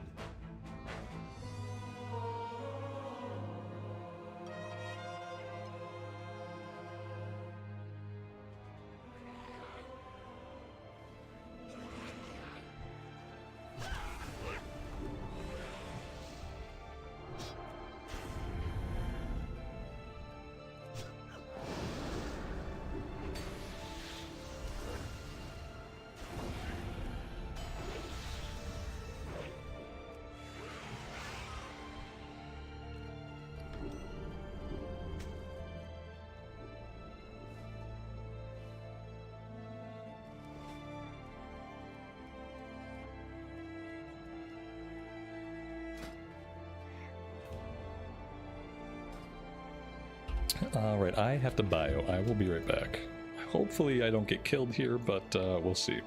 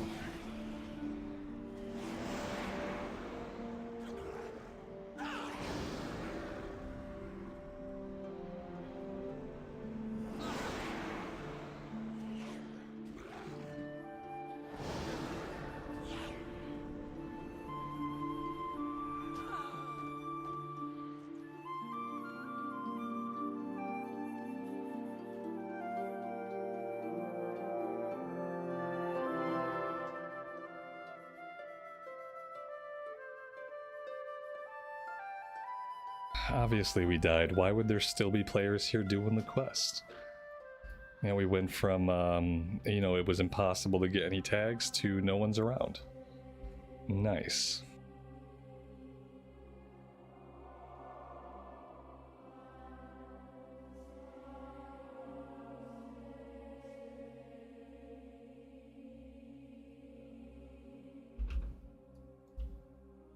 How's everyone's experience now that the first hour is over? I'm assuming everyone's having a much easier time of things now that people have spread out a lot.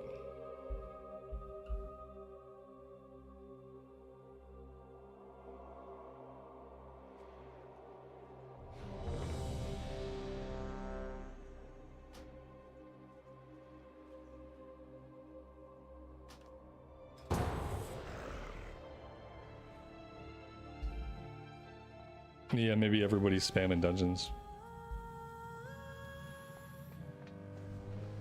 Welcome. Travel safe. Speak up. Until next time.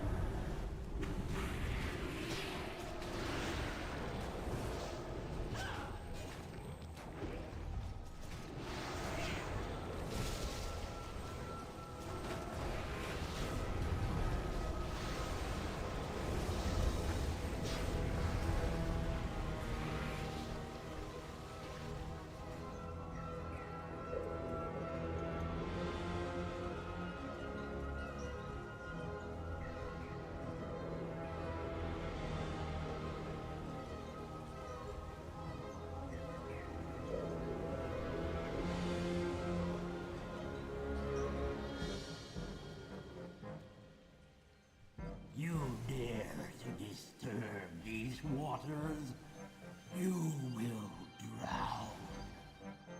Rise!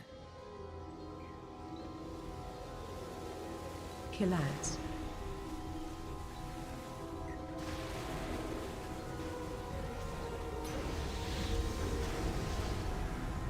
Watch your feet.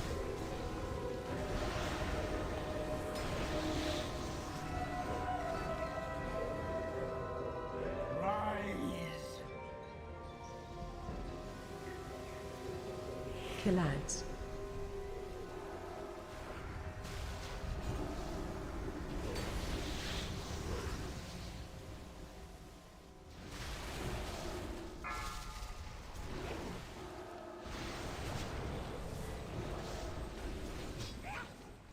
Spring to life! Kill ads.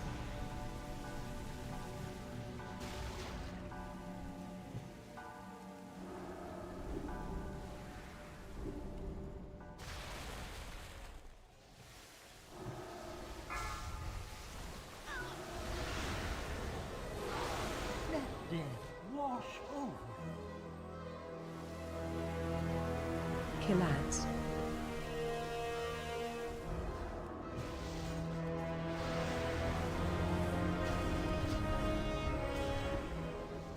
Watch your feet.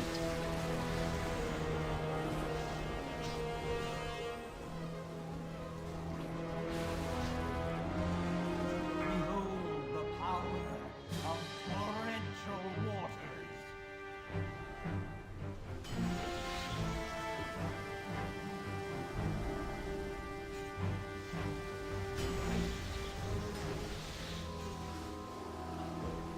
Do not run. It only delays Watch the your feet. inevitable. Come, the waters fast. Watch your feet. Wash over you.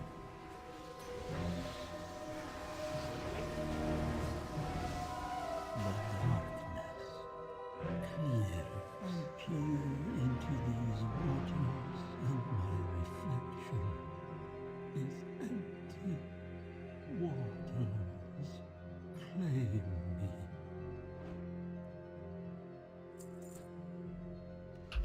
Well, that's a nice chest plate. It's going to be me versus the warrior for this one. And we actually won it. That's great. Where did the group go? No idea.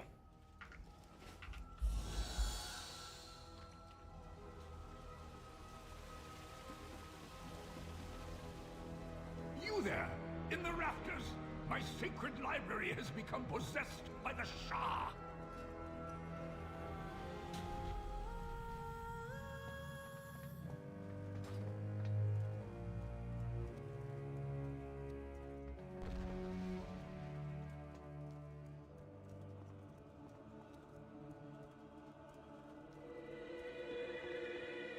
See how they pour from every letter of these sacred scrolls, corrupting them, defiling them.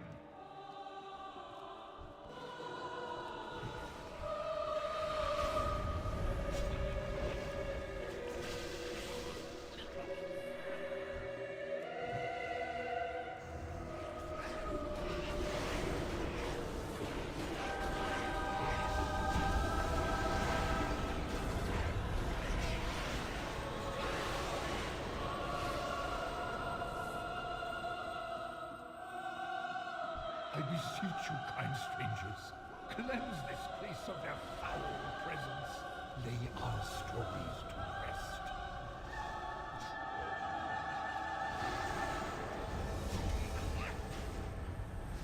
You must destroy the source of the corruption.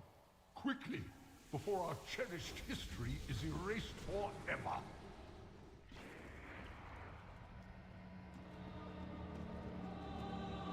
Oh my!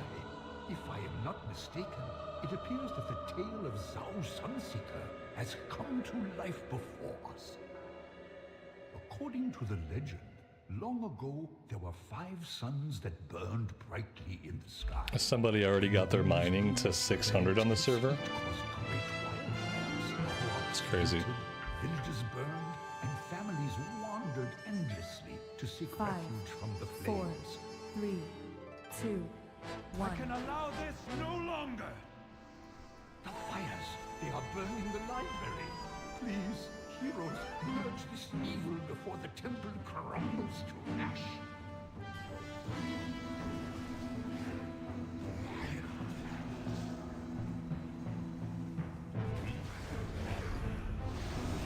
How would a person level up their mining to 600 after 1 hour of the server being live?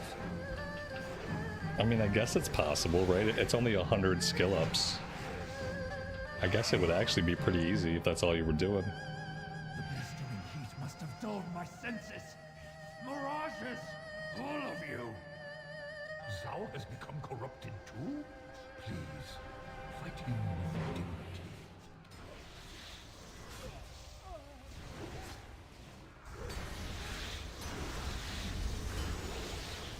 Zhao was a true champion of our people.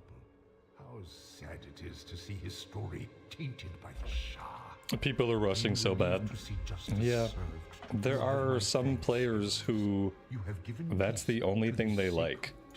You know, like that's what brings them joy. It's like, I just have to go fast. I don't really understand it because I'm not like that, but yeah. I don't know.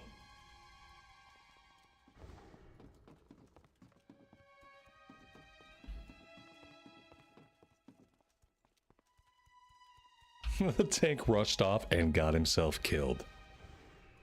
Good riddance.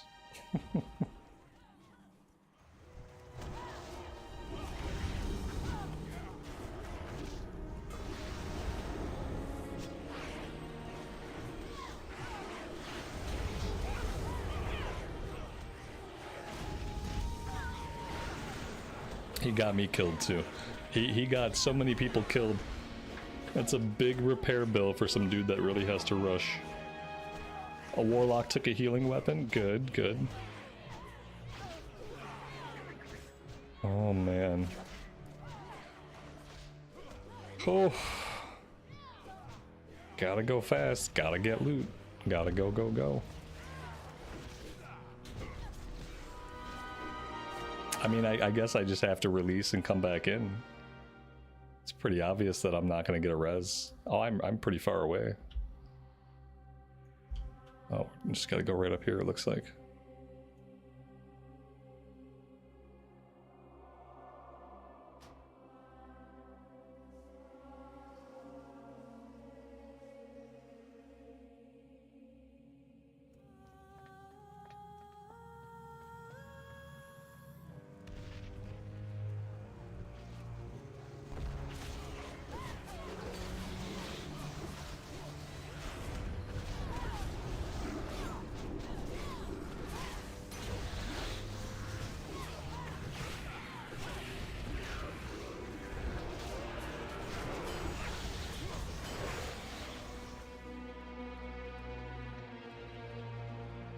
Your forces are weak. The heart of the great serpent will not fall into your hands.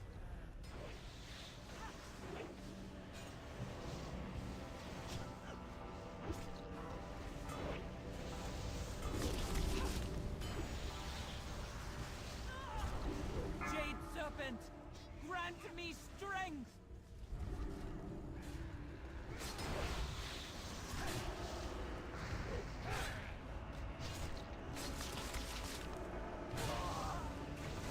The cycle must continue. The Jade Serpent must be reborn!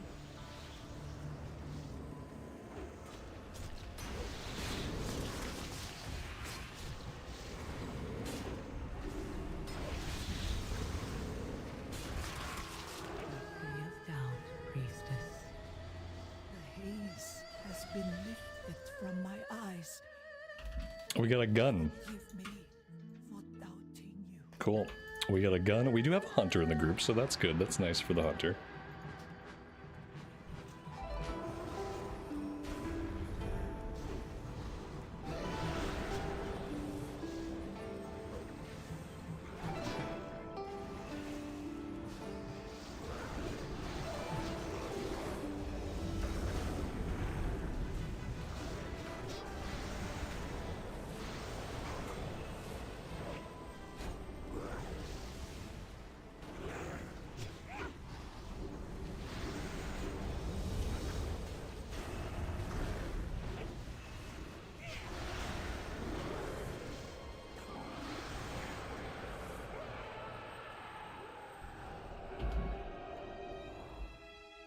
Tomorrow I'm hoping we can focus on questing. Tonight it seems like the thing to do is a few dungeons and then call it a night. And by tomorrow people should have leveled. People should basically all be max level tomorrow. So then we should be able to quest. Should be a good time.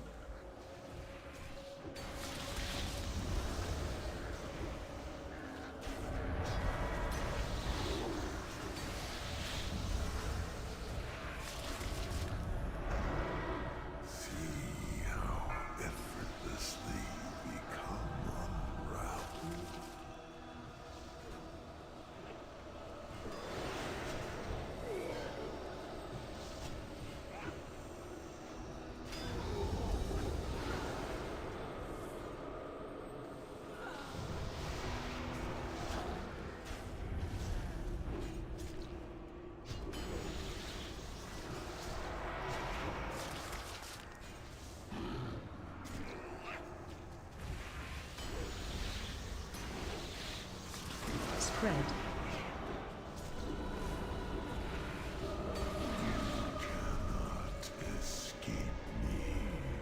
We got a one-handed axe. And we got mail shoulders with intellect and haste.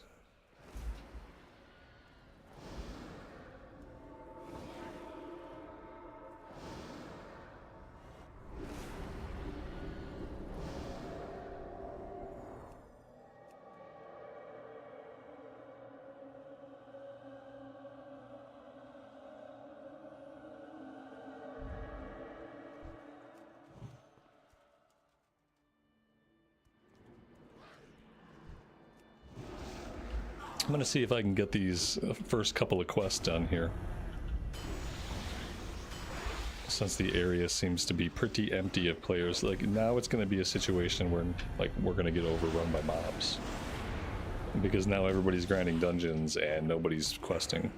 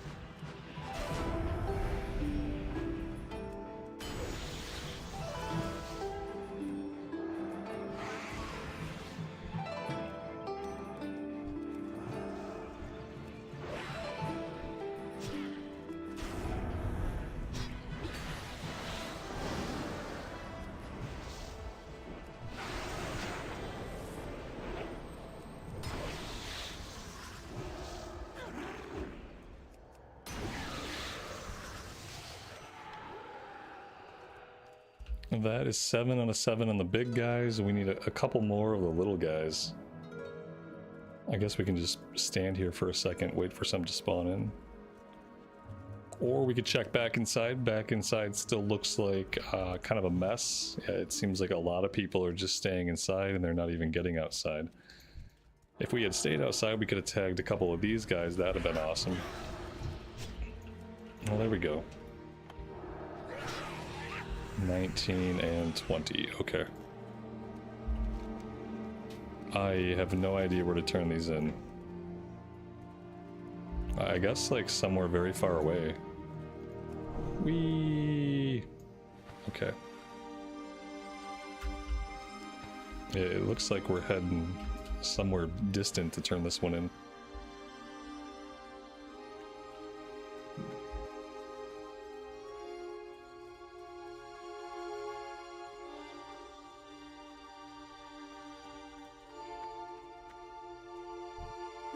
You coming a mile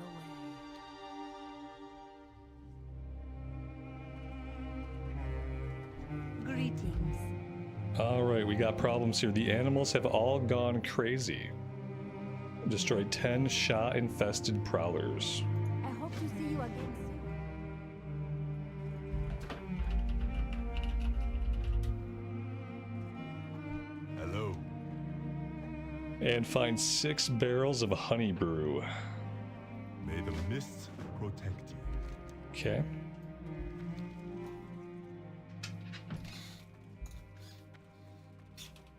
How's the release been so far? For me, it's been fine. It's actually been a lot better than I expected it to be.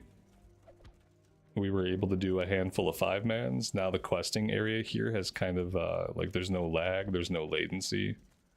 Players have been able to spread out a little bit, and it's been good. Much, much better than I'd thought.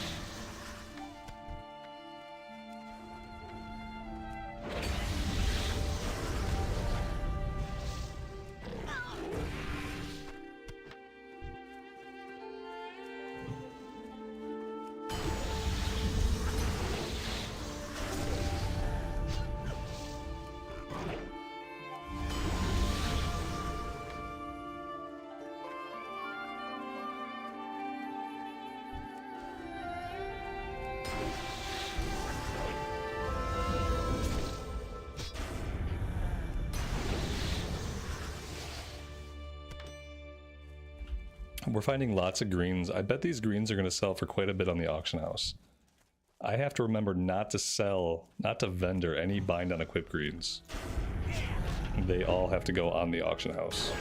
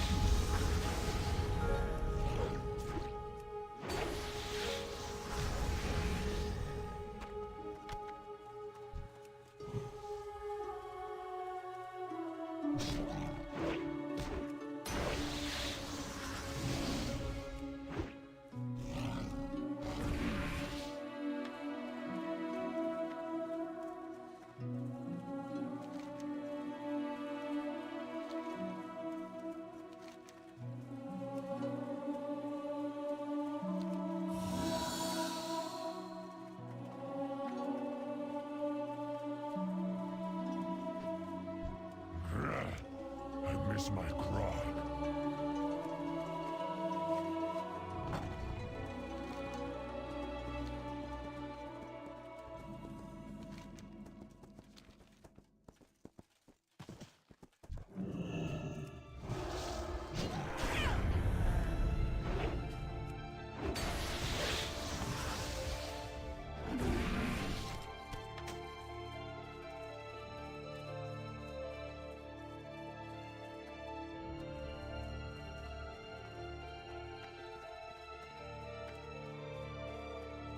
Tell me of your travels. Jade Serpent, guide. I have had enough of your kind. I am finished with you. Patience, patience. Stay focused.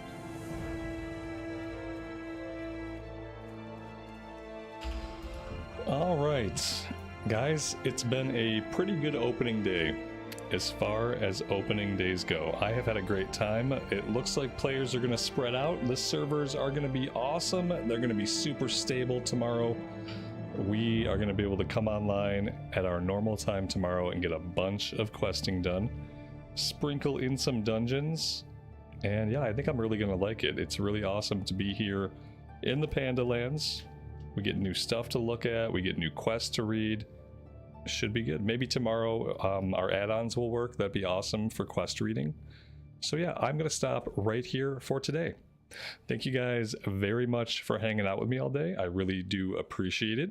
Have a great rest of your evening time, and I hope to see you back here tomorrow. Take care of yourselves, take care of each other, and we will see you in Azeroth again very soon. Bye for now.